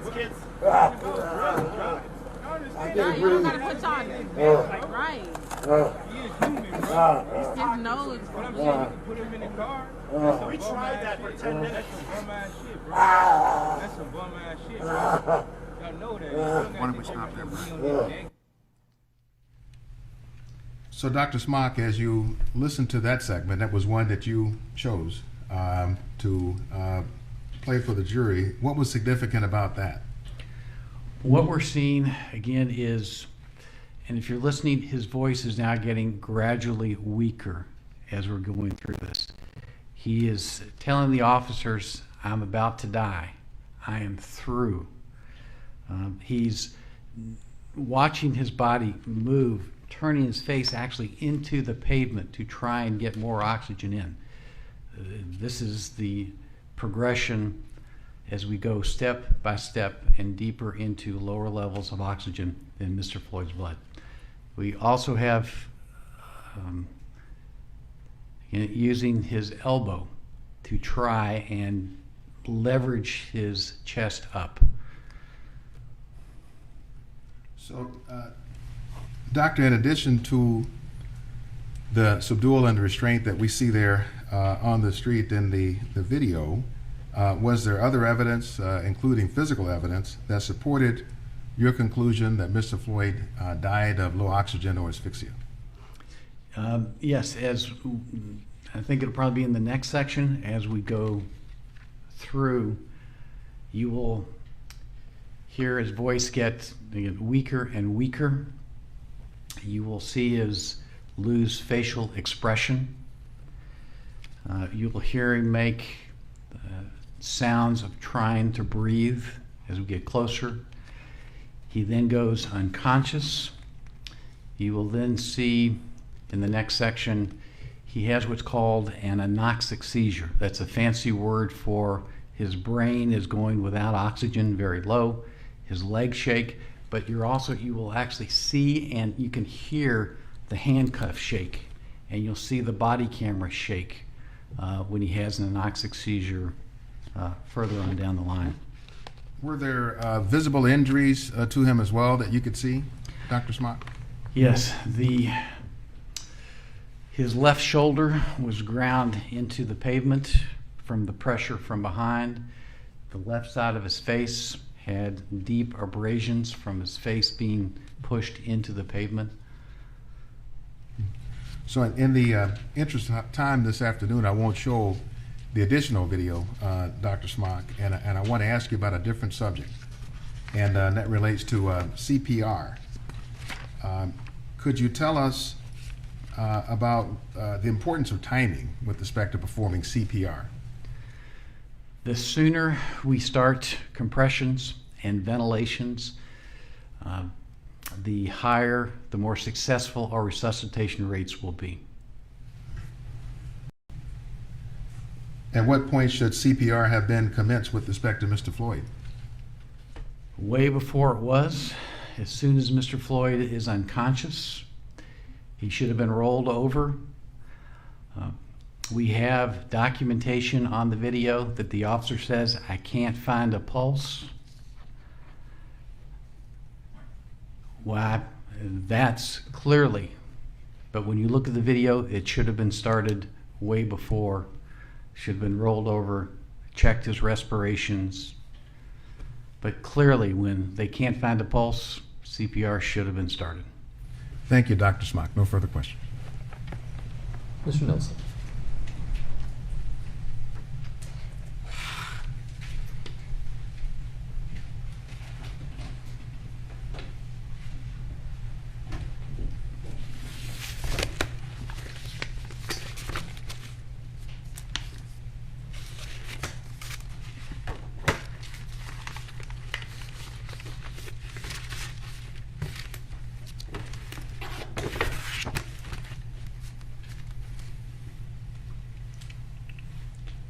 Good afternoon, Dr. Smock. Good afternoon, sir.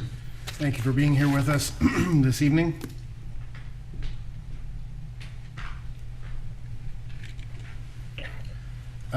Fair to say you're not a pathologist, correct? That is correct, sir. You are not trained in anatomic pathology? No, it is part of my forensic training, but I'm not and don't consider myself an anatomic pathologist. And you're not trained in forensic pathology, correct? I'm trained by a forensic pathologist because that is part of my training. So yes, I am trained in forensic pathology as it applies to the living patient. And you're not board certified in forensic pathology? That is correct. You practice emergency medicine, right? That is correct, sir. And you have some experience in, again, as you described, forensics for the living, right? That is correct, sir. Do you, in addition to your practice, stay abreast of the medical literature in terms of forensic pathology? I do get the Journal of Forensic Medicine, sir. Okay. And how many autopsies have you performed? Physically performed as what's called the Diener, 100. How many autopsies have I attended? Thousands. Okay. You would agree that methamphetamine and fentanyl when combined, it produces a different result. They may, depending upon the level and the individual. So there are variables, but essentially methamphetamine and fentanyl combined is different than a reaction to fentanyl. That is correct, sir. All right. And you would agree that in emergency rooms of late, the number of deaths related to the methamphetamine and fentanyl combination have increased? I can't speak of at late, but it wouldn't surprise me, sir. All right. And that type of a death, methamphetamine and fentanyl, is a much different type of a death than a simple fentanyl, or not a simple fentanyl, but a fentanyl exclusive death. Again, depending upon the level, yes, sir. The level and the individual person, right? That is correct, sir. There is no safe level of methamphetamine, right? No, or there is a safe level of amphetamine, people with ADD. Right. But in terms of street level, street purchased methamphetamine, there would be no valid medical basis to have that in your system. That is correct for methamphetamine. Now, you talked a little bit about the coma state in fentanyl overdoses that you would expect. What's the duration you would expect to see of a coma state in a fentanyl overdose? That's all going to depend upon how much fentanyl is in that individual system. How quickly do we get Narcan on board? So multiple variables, sir. Lots of variables. You talk about positional asphyxia, and you've reviewed the autopsy. Did you see any medical autopsy or any physical evidence from the autopsy that can point to Mr. Floyd's airway being obstructed? No, sir, not in the autopsy. And while Mr. Floyd initially was on the ground, he was talking, right? As He was, sir. And he, at points, raised his head. Agreed? Yes, sir. And he, for some period of time, was alert, correct? Yes, sir, he was. He was coherent, as you He was, described? sir. And he was making sense. Yes, sir. What is the evidence found at autopsy of significant force that was used to keep him in the prone position? The evidence was not at autopsy. It is on the videotape, sir. Okay. You were talking about how Mr. Floyd maintained or stated that he could not breathe while in the prone position. That is correct, sir. He stated that before ever being in the prone position as well, correct? That is correct, sir. Several times, correct? That is correct, sir.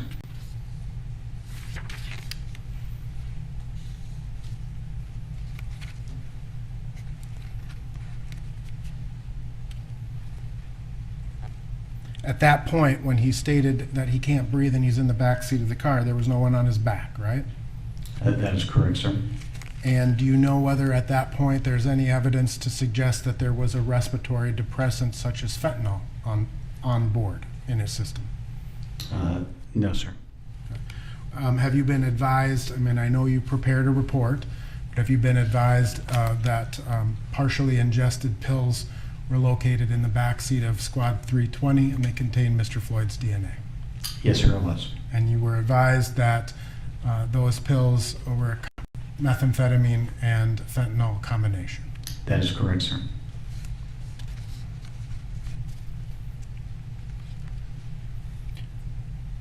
People who have their respiration suppressed as a result of fentanyl don't necessarily all the time die, right? That is correct, sir. Hopefully they don't die.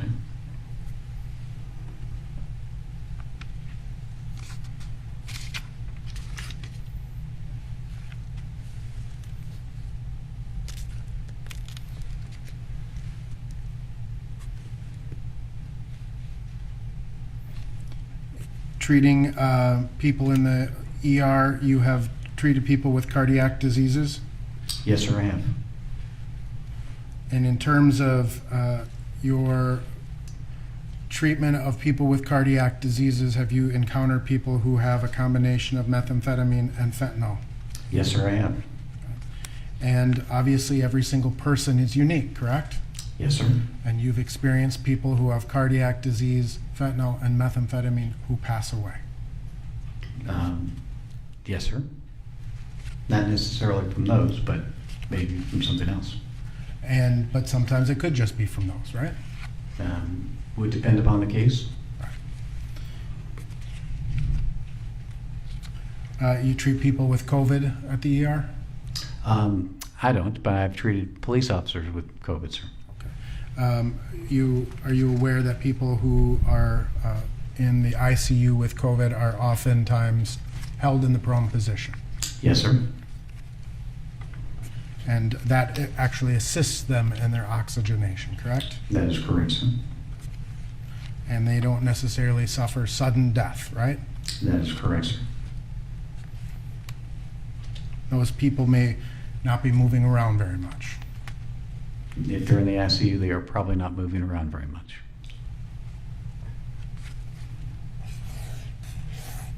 Methamphetamine certainly has an effect on the heart, right? It can, sir. I mean, you're aware that methamphetamine can be prescribed, correct? Amphetamine can be prescribed. Amphetamine can be prescribed. And one of the side effects of the prescription amphetamine is sudden heart arrhythmias, right? Depending upon the level, that is certainly it's a rare side effect, but it's certainly possible, sir. You talked about the pressure that somebody may, the lack of bruising, right, is explained by kind of the surface area of the pressure that's applied, right? That is one of the variables, sir. That is correct. And a knee has a relatively small surface area compared to, say, the entirety of the arm, right? That you described? No, actually, if you think about the size of a knee on a neck, that's comparable, sir. Okay. And you would agree that in this particular case, when you've met with prosecutors several times, right? Yes, I have, sir. And you would agree that, generally speaking, Mr. Chauvin did not block both carotid arteries, right? That is correct, sir. And he may not have even blocked one of the carotid arteries, right? That's hard to know. Okay. But he could have blocked one of the arteries. And even if he had, there would be what's called collateral flow, correct? That is correct, sir. And so the person, it would be very difficult to render someone unconscious by blocking one of the carotid arteries. That is correct, sir. As long as they have that collateral flow, meaning blood will go up one of the other arteries in the neck. And generally speaking, in order to render someone unconscious, by blocking the carotid artery, you need to block both carotid arteries, right? That is correct, sir. And then when that happens very quickly, right? That is correct, sir. Less than 10 seconds. That is correct.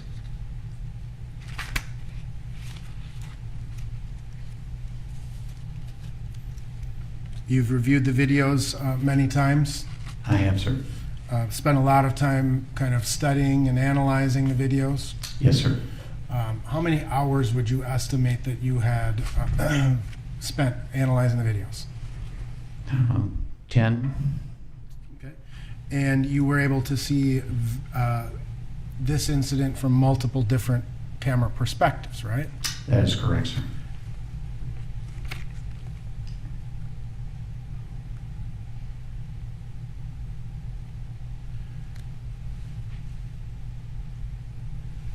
If Mr. Chauvin's knee was placed at the posterior base of the neck, right? That wouldn't have much effect on his diaphragm, would it? No, sir. You work with police officers quite regularly? Every day, sir. And I'm assuming you said you've gone to SWAT tactical kind of places, right? or to arrests? right? Yes, sir. And I assume that you have observed police officers use a prone handcuffing technique. Yes, sir. And I assume that you've observed police officers use a prone control technique. Your Honor. Beyond the scope of the witness's expertise, this is causing expertise in the police conduct. I think it's within his scope of expertise, but it is beyond the scope of direct, so if you could ask non-leading questions. Sure. It's a part of your expertise and training with police officers. You train them in terms of how to properly train people in terms of positional asphyxia? Yes, sir, I do. And how to avoid positional asphyxia from occurring? Yes, it's really not how to cause positional, but how does a police officer avoid causing positional asphyxia? And so based on your experience in training police officers and your experience accompanying police officers to various arrest locations, you have observed police officers use a prone handcuffing technique. Yes, I have for short periods of time, sir. And you've observed them place their knee in the posterior or the base of the neck, right? Yes, again, for short periods of time, sir. And it obviously depends on every circumstance and situation, right? I don't understand your question, sir. I'll withdraw it. Was there bruising on Mr. Floyd's back that you were aware of? No, sir, there was not. Bruising in his neck? No, sir. Either above the skin or below the skin? No, sir, there was not. There's unquestionable evidence that Mr. Floyd had cardiovascular disease, correct? That is correct, sir. You'd agree that the pathologist who performed the autopsy found a 90% blockage of the right coronary artery? Yes, sir. In your experience as an emergency room physician, you could refer someone to have a procedure to open that up, right? If they are exhibiting signs of a heart attack or cardiac ischemia, meaning they're not getting oxygen to that part of the heart. And that's called a stent. That is correct, sir. The purpose of that is to actually increase or improve the blood flow through the arteries, right? That is correct, sir. Because when you have a blocked vessel, that can lead to a heart attack, right? If it is blocked, that is correct, sir. Completely blocked. Lead to a cardiac event, right? If it's completely blocked, that is correct, sir. And when it's not completely blocked, it forces the heart to work harder. Yes, sir. Oftentimes people go through substantial risks of heart surgery to have that fixed, right? To have a partial blockage fixed. That is correct, sir. You've reviewed all of his previous medical records that were made available to you, Mr. Floyd's, that is? Yes, sir, I have. And high blood pressure from these hospital admissions was noted, correct? That is correct, sir. There's no dispute that methamphetamine was in his system at the time of this incident? That I was at, yes, he had a very low level, sir. Methamphetamine increases the heart rate? It can, sir. So again, it increases the demand on the heart, right? Absolutely can, sir. If you had, well, I'll strike that. You were aware that Mr. Floyd had engaged in a struggle with police before he was placed in the prone position, right? Yes, sir, we did. That type of physical exertion also puts a certain demand on the heart, right? It can, sir.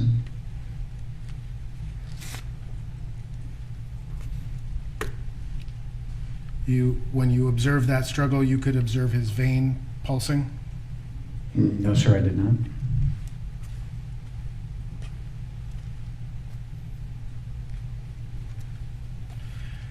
That kind of physical exertion of struggling with a couple of police officers, would you say that that's similar to something like what's called a stress test, sort of putting the heart through that physical exertion? No, sir, that would not be comparable to a stress test. What is a stress test? The stress test is when you're put on a treadmill and you're hooked up to monitors, And then you go faster and faster, and then the level of the treadmill can go up and up and up and up. So similarly, when you're struggling with police officers, your heart rate's going to go up and up and up and up, right? Your heart rate, but again, that is not a stress test, sir. Understood. Okay. People have had cardiac arrhythmias during struggles with police before? Yes, sir.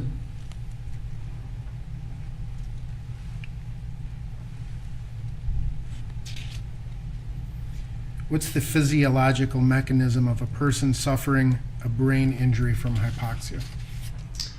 When the brain levels of oxygen start going down, certain things will happen. Their level of consciousness will begin to decrease. When they get to the point where their oxygen level is very low, then they will have that anoxic seizure, as we saw with the shaking of the leg and the shaking of the wrists. And then as time goes by, more brain cells die. For every second the brain goes without oxygen, low levels, millions of neurons and cells will die. So what happens when you get to that state? You have brain damage, and then if it's not whatever the cause is, then you die. So again, brain damage can occur from low oxygen. That is correct, sir. When Mr. Floyd was speaking to the police officers, right, as he was in the prone position, do you see any evidence that his brain was injured at that point? Which part? Because he speaks in full sentences or full voice early, but later on his speech is weaker and weaker until there's no speech. So which window are we talking about? At any point when he's speaking with police officers, would there be brain damage at that point? Not while he's speaking, sir. Can people suffer brain injuries while they're conscious? Depending upon the mechanism, stroke would be an example. Hitting the head would be another example.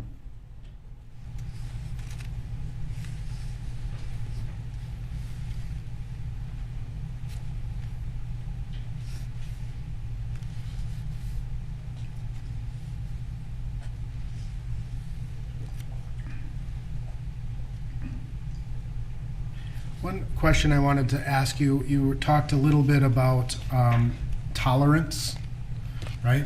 And how people can build a tolerance, particularly to opiates, relatively quickly, right?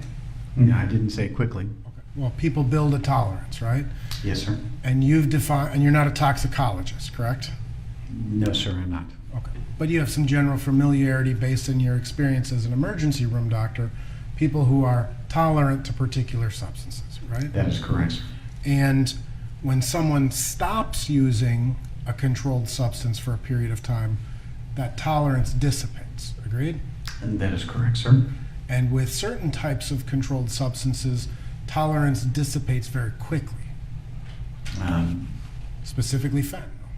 I'm not familiar how quickly it decreases, sir, or increases. So a person's tolerance is situational, right? Let me rephrase. Somebody who is tolerant, that tolerance could be built up over an extended period of time. Agreed? That is correct, sir. Tolerance, once a person stops using that controlled substance, their tolerance dissipates. That is correct. Over some period of time. Some period of time, that is correct, sir. Could be days, could be weeks, could be months. In my experience, it's going to be weeks to months, not days, sir. So if someone's not using a controlled substance for several months, or let's say 2 to 3 months, and then they're going to lose that tolerance, agreed? Some part of it, they may, depending upon the substance, sir.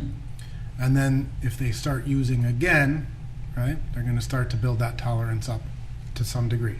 That is correct, sir. And if they had a chronic use for a long period of time, they've decreased their tolerance to some degree. Once they start using again, they're not going to just instantly jump back up to the same tolerance level. Your Honor, I object to this question as vague. Overruled on that ground. Yes, as the tolerance is occurring in the brain, as you see different levels, that tolerance will change over time. Right.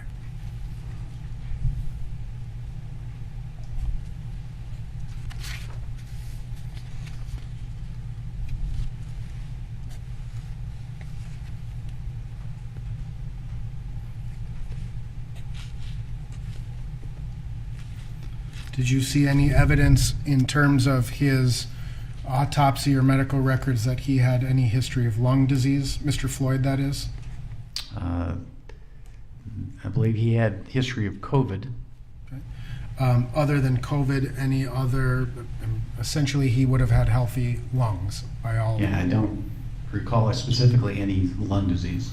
But there was evidence of heart disease, right? That is correct, sir. When someone is experiencing, again, based in your experience, experiencing an arrhythmia, they would also experience that sensation of a shortness of breath? It depends on the nature of the arrhythmia. When someone is experiencing a heart attack, right, because their vessels are blocked and the stress on their heart is increased, would they describe that shortness of breath? Your Honor, objection, relevance to George Floyd. Overruled. Patients can complain of shortness of breath while they're having a heart attack. That is correct, sir.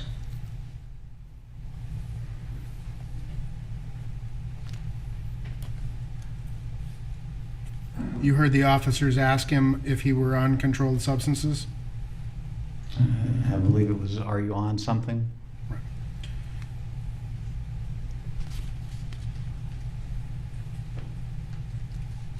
Is a person at a greater risk for cardiorespiratory effects if they're under the influence of methamphetamine?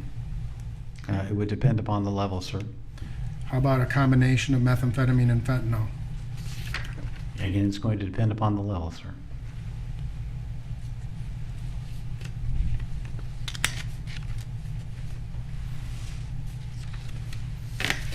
Cardiac disease have any relation to methamphetamine use, chronic methamphetamine use? Yes, sir.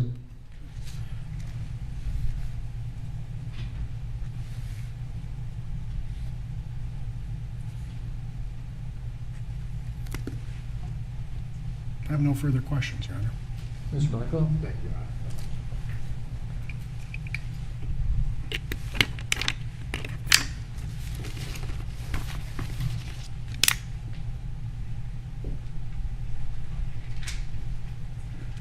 Dr. Smock, you were asked quite a few questions about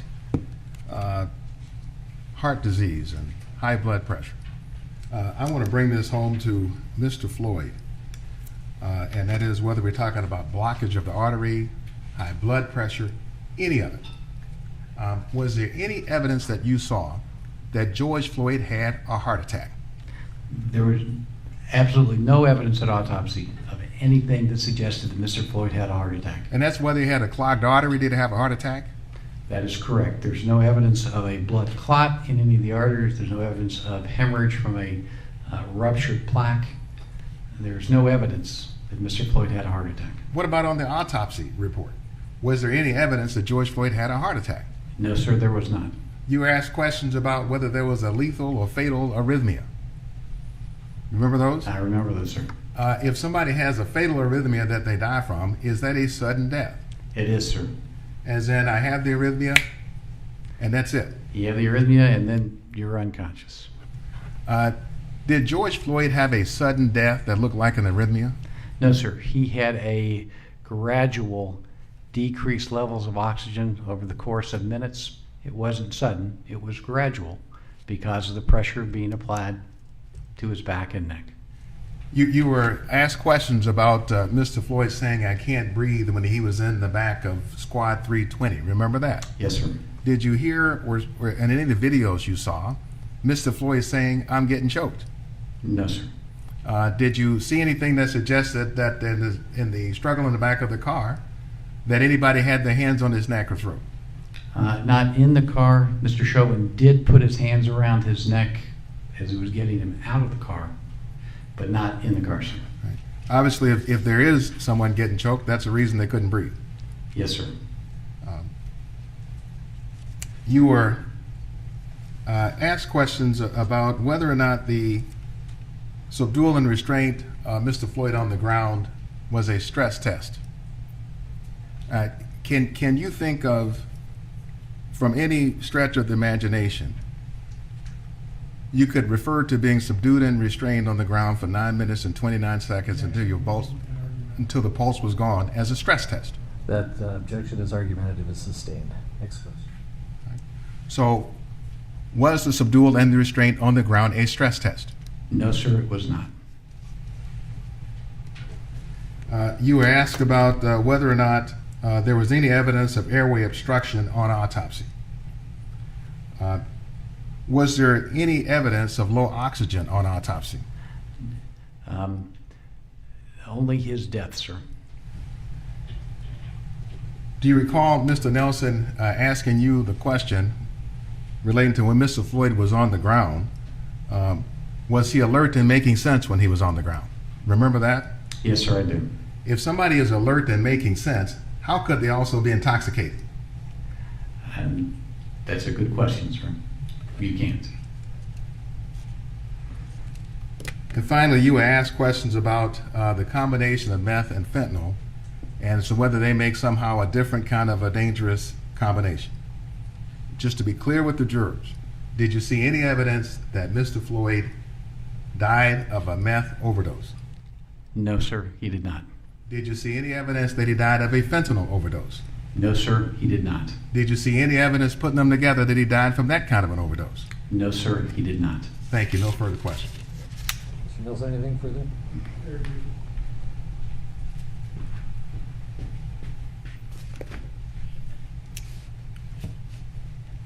Did you observe any evidence that Mr. Floyd was choked from the front of his neck? No, sir.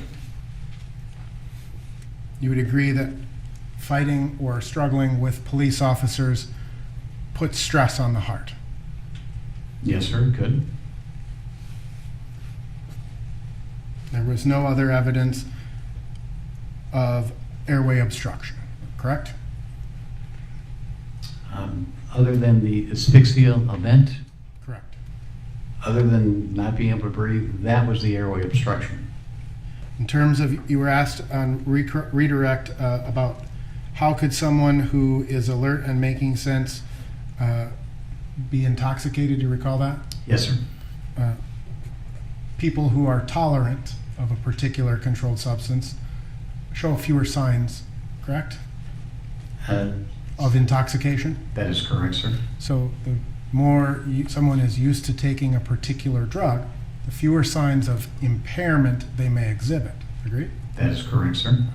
And someone who gets arrested for a chronic alcoholic, hypothetically, who gets arrested for driving under the influence, they may not exhibit the same physical symptoms or speech difficulties that a naive drinker may exhibit. Agreed? Given the same level of alcohol, that is correct, sir. I have no further questions. No further questions, John. Thank you. Thank you, Doctor. You are excused. Have a good flight back. Members of the jury, thank you for your patience in sticking this out. We'll start around 9:15 tomorrow if we can. Thank you. We're adjourned.